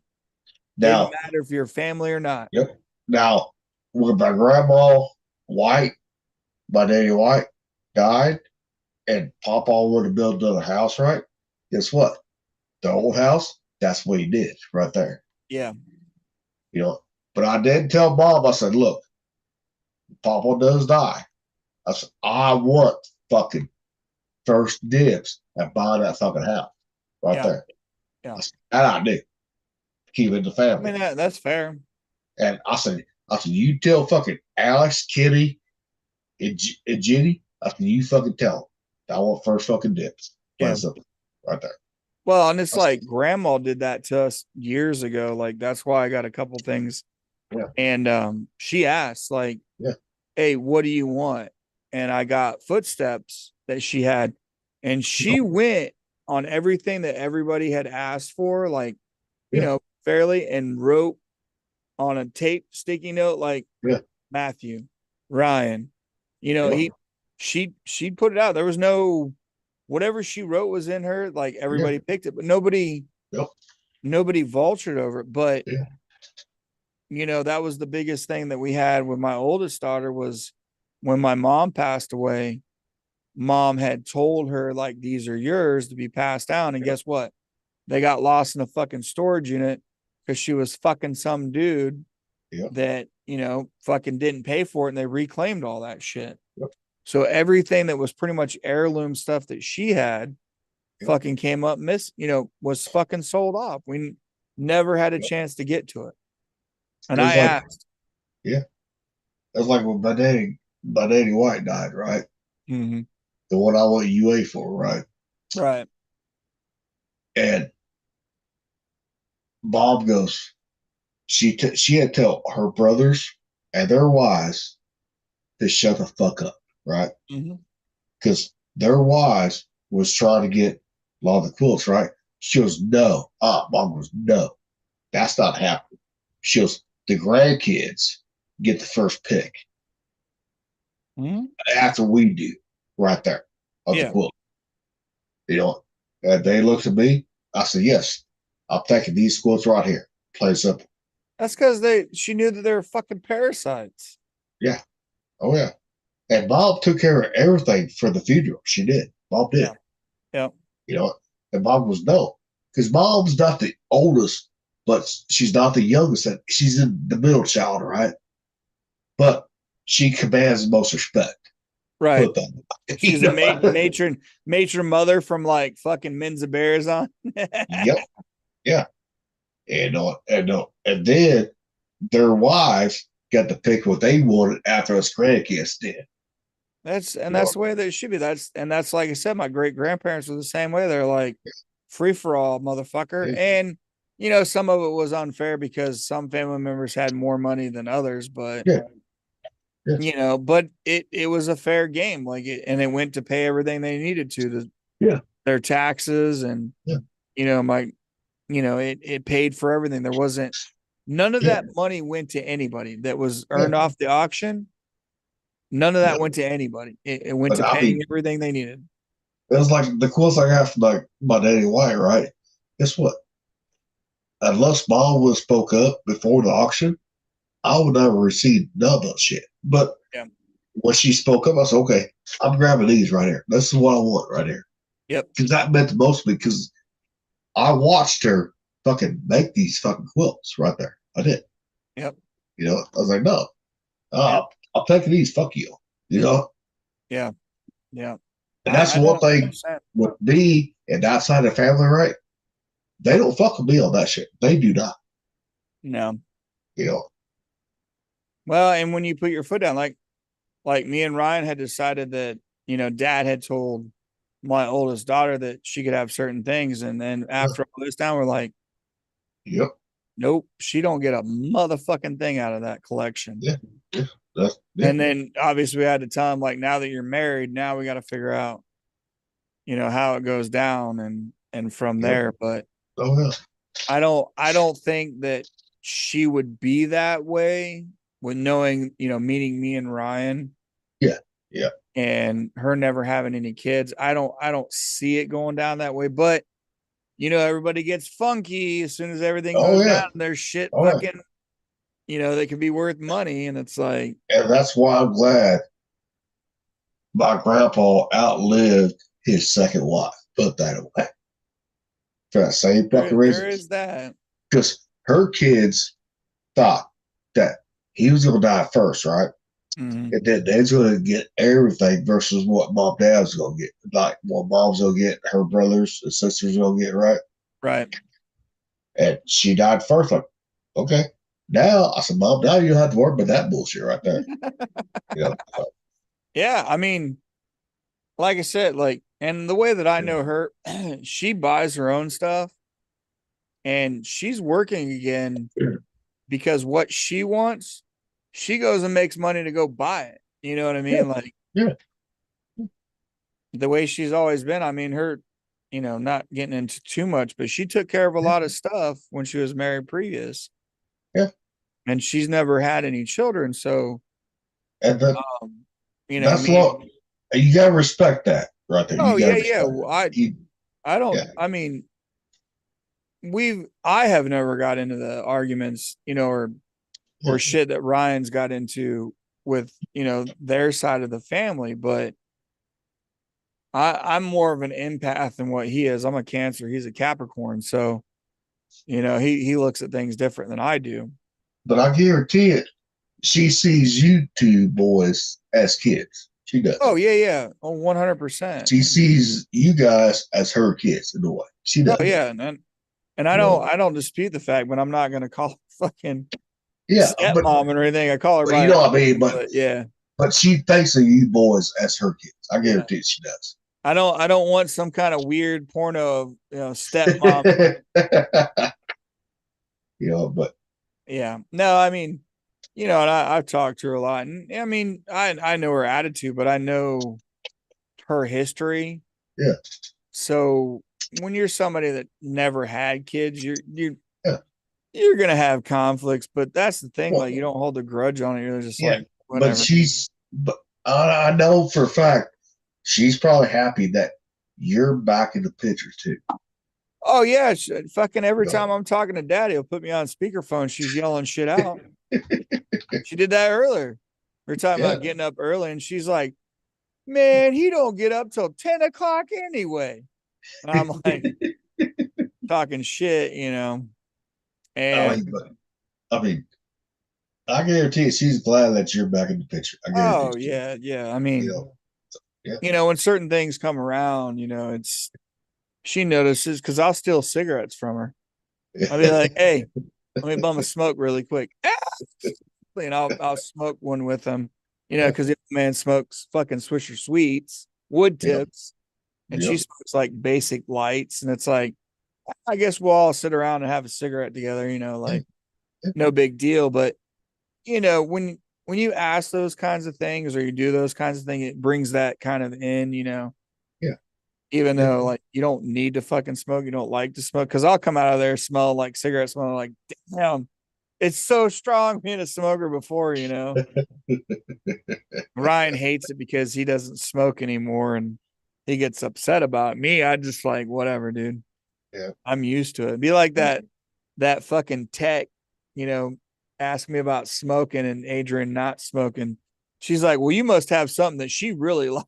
And I'm like, wouldn't you like to know? She just kind of looked at me and I was like, well, if you're going to sit here and make sexual jokes, then better be ready. Yeah. But so I can't see Ryan smoking. I can't. no, he did for a little bit, but it was like he just wasn't into that shit. Like I said, he drank and then he stopped and then he smoked. He got into other things, and I won't get into those things, but Yep. There was a time in that time frame that there was a very intoxicating substance that everybody was using, and it was on the store shelves. So, but to each their own. Everybody's got it, and I've always heard him over the phone, right? So I can't imagine him smoking like you did. Put that. oh no, fuck no. Now Ryan just didn't like that shit, man. And it's the same way. Everything skips a generation, like.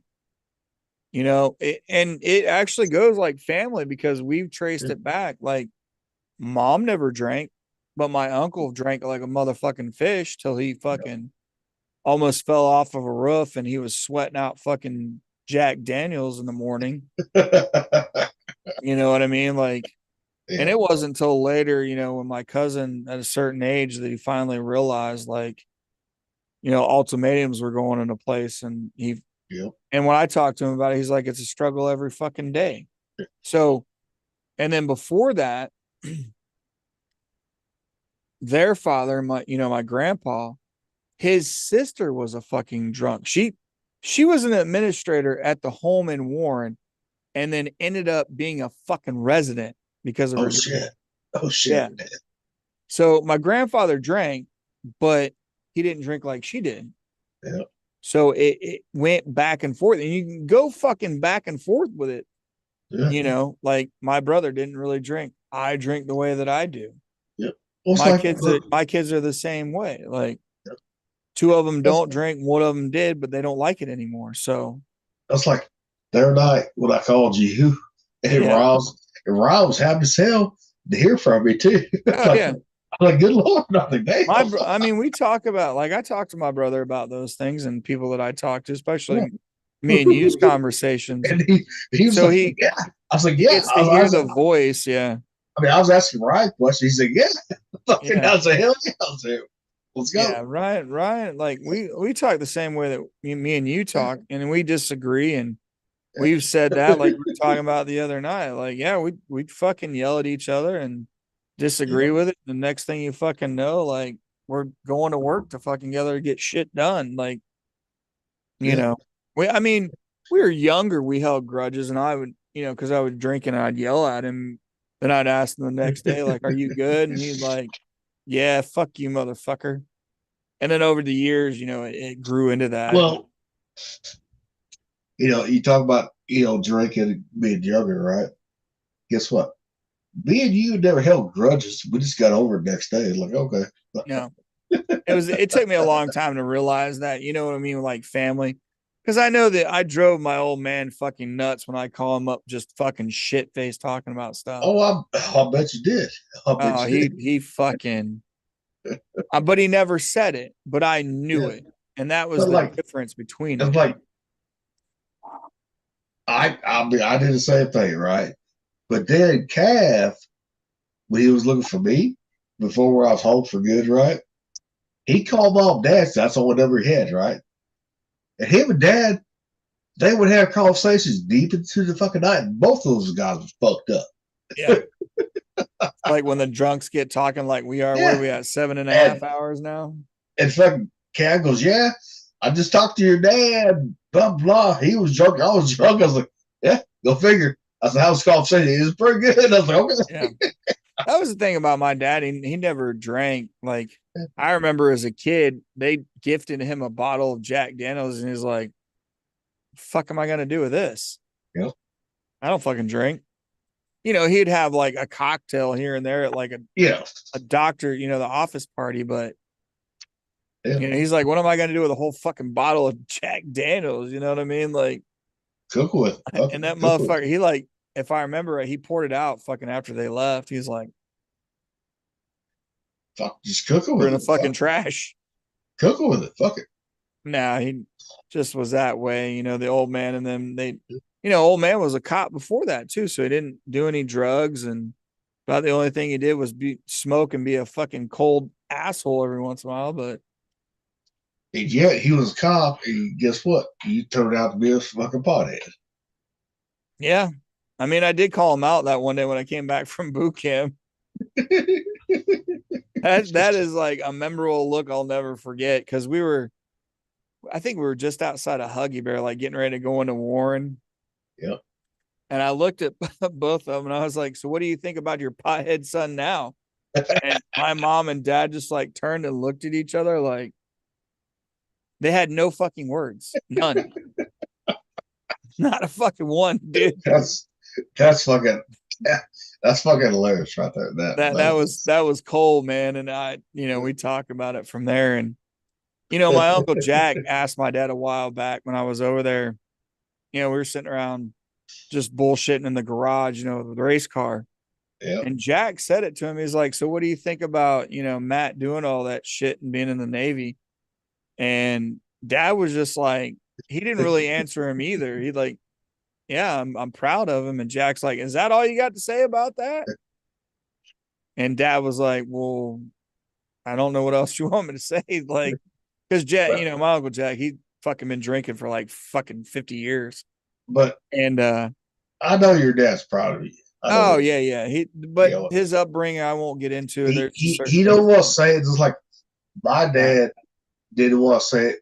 No, not from that generation. No. Yeah, they don't want to say it either. So and then Jack lit him. He's like, yeah, you and your fucking smart ass mouth. And he's like, you finally turned into a good man. I was like, thanks, Uncle Jack, appreciate it. He's like, you want to drink a beer? And I was like, no, I'm fucking driving.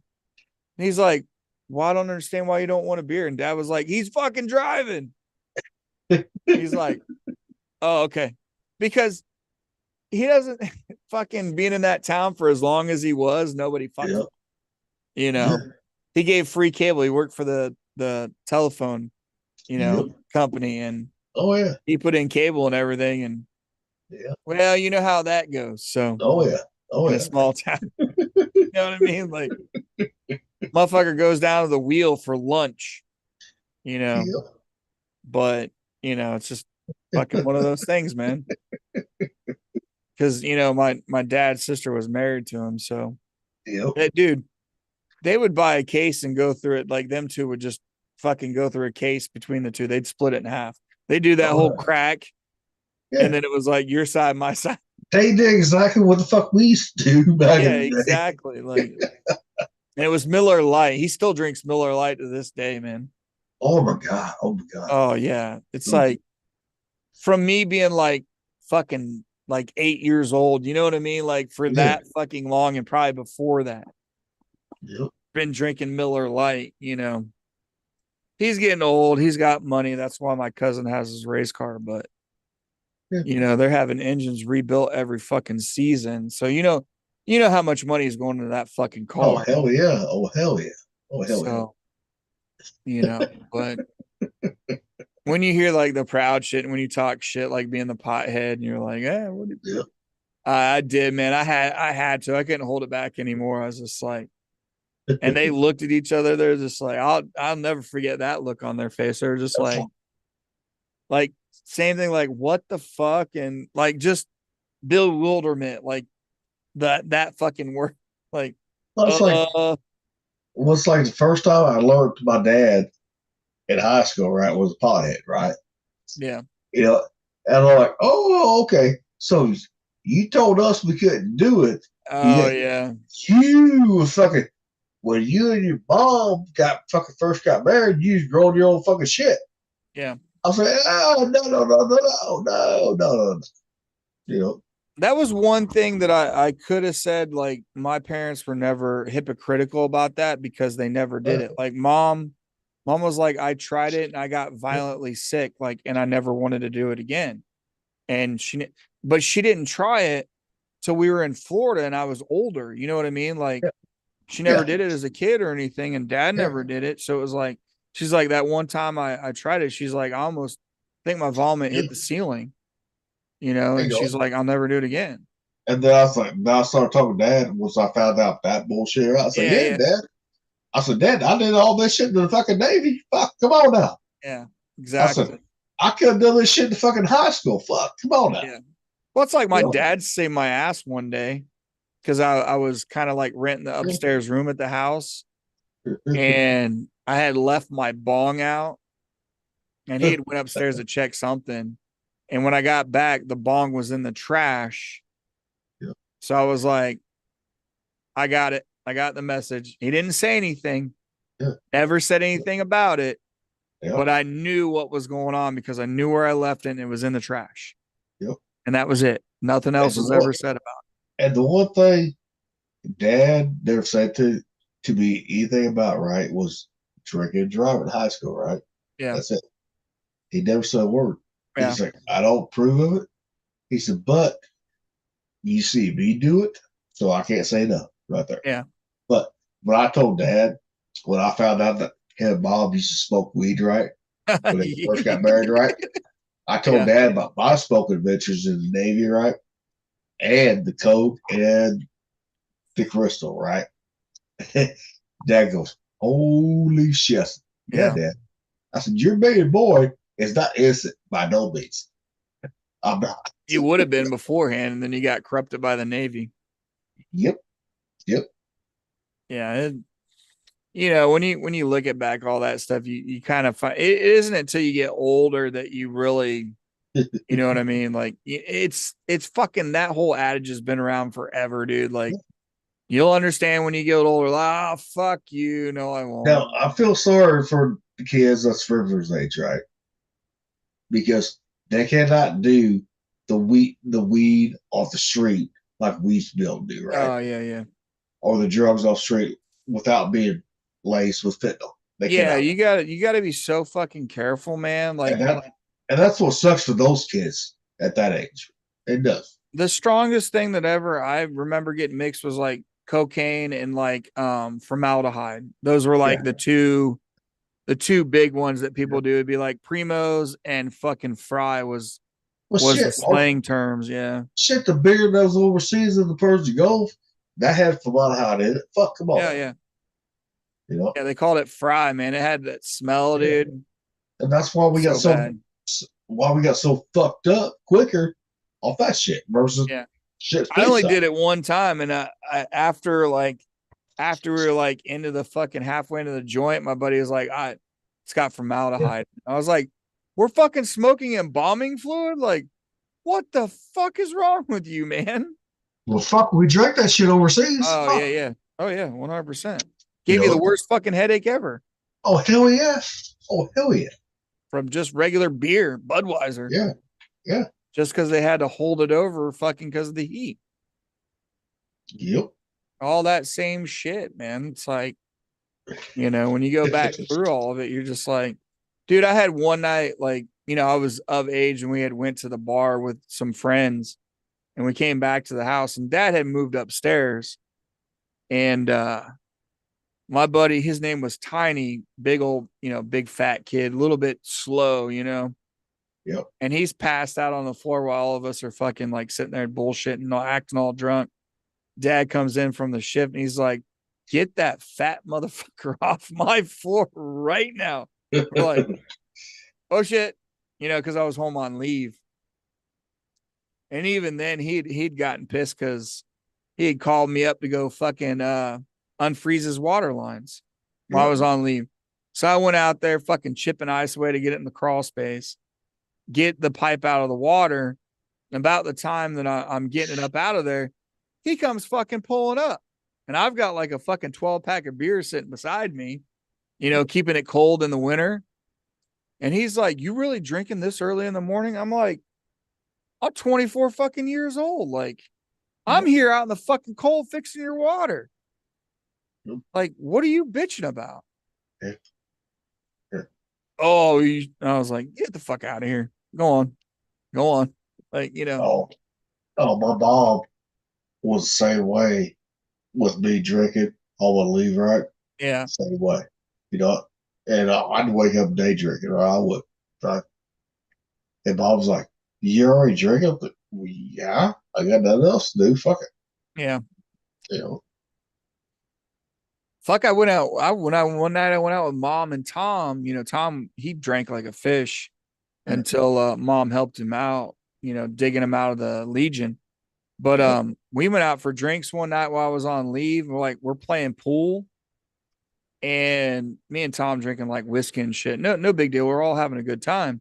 Yeah. And I go fucking run the cue down and it fucking leaves a huge ass splinter in my finger. Yeah. And I'm like, yeah, I just flew off the handle. Like, how in the fuck can you have a fucking pool stick give you fucking splinters? I'm like fucking yelling. Mom's fucking mortified. Tom's over there fucking laughing. So they're dragging me the fuck out of the bar. Yep. And they take, like, Tom's like, let's go home and you can finish drinking there. And then Mom's getting pissed and everybody's fucking mad. Adrian starts talking shit. And that's where I threw my wedding ring, was the first time. Oh, Adrian. Like, I'm yes. fucking done. I'm like, whoo. Fucking Well, that's gone not the across first time house. Adrian threw a fit about you drinking. Oh, That's yeah. not- And Yeah. Mom's like, she gets mad at me. She took her side. Like, you shouldn't be doing that. I'm like, I don't give a fuck. I mean, I seen Adrian do the same thing out there in Washington State and Virginia too. Yeah. I Then did. she used it as an excuse.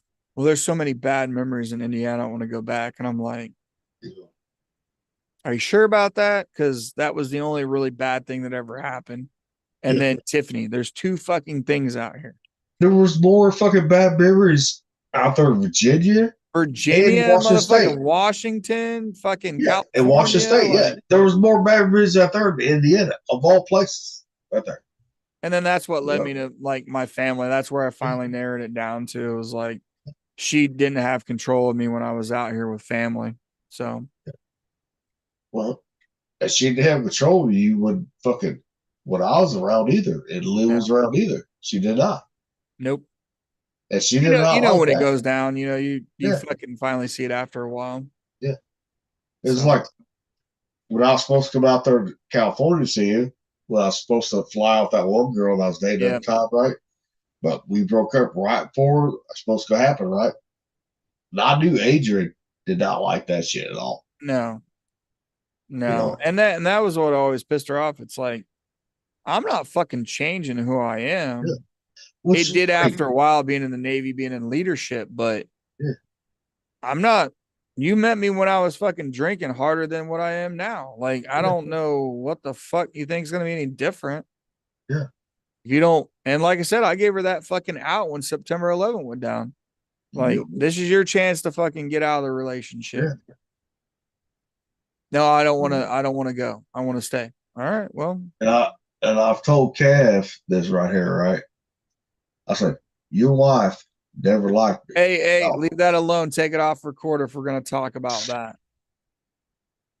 Well, we're going to end it then if we want to talk about that. Hold on. Someone goes, drinking some out of 12 pack as we speak.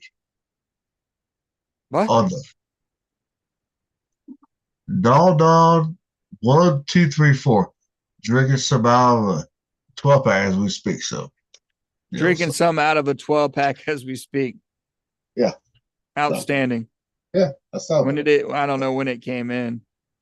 I don't either, but hey, at least we know somebody's watching us. So Yeah, I don't know when they picked up on it since we've been here for 7.5 hours. yeah, but Oh, speaking of that, my Yeah. nephew has picked up fucking outstanding. huh? Yeah, the word outstanding, the way, like making a joke out of it. Yeah. He's like, you're an asshole. He's like, Okay. I fucking Okay. say that all the time now. He's like, I was like, Okay. yeah, but you can use it in different contexts with different tones. He's Okay. like, I know. He's like, I say it all the time now. It's all your fault. Okay. Okay. So, Nice. we'll call it then for tonight since we're at almost 8 hours since we started it. Yep. We go ahead and play the song. So Yep. Close the outro. Let's go. Like, subscribe, watch for more. From the decks to the galley, we've had our say. Fiverr's crew rolling on another fine day. Stories and laughter from shipmates true. We'll see you next time. Fair winds to you. This is the Fifers Denied.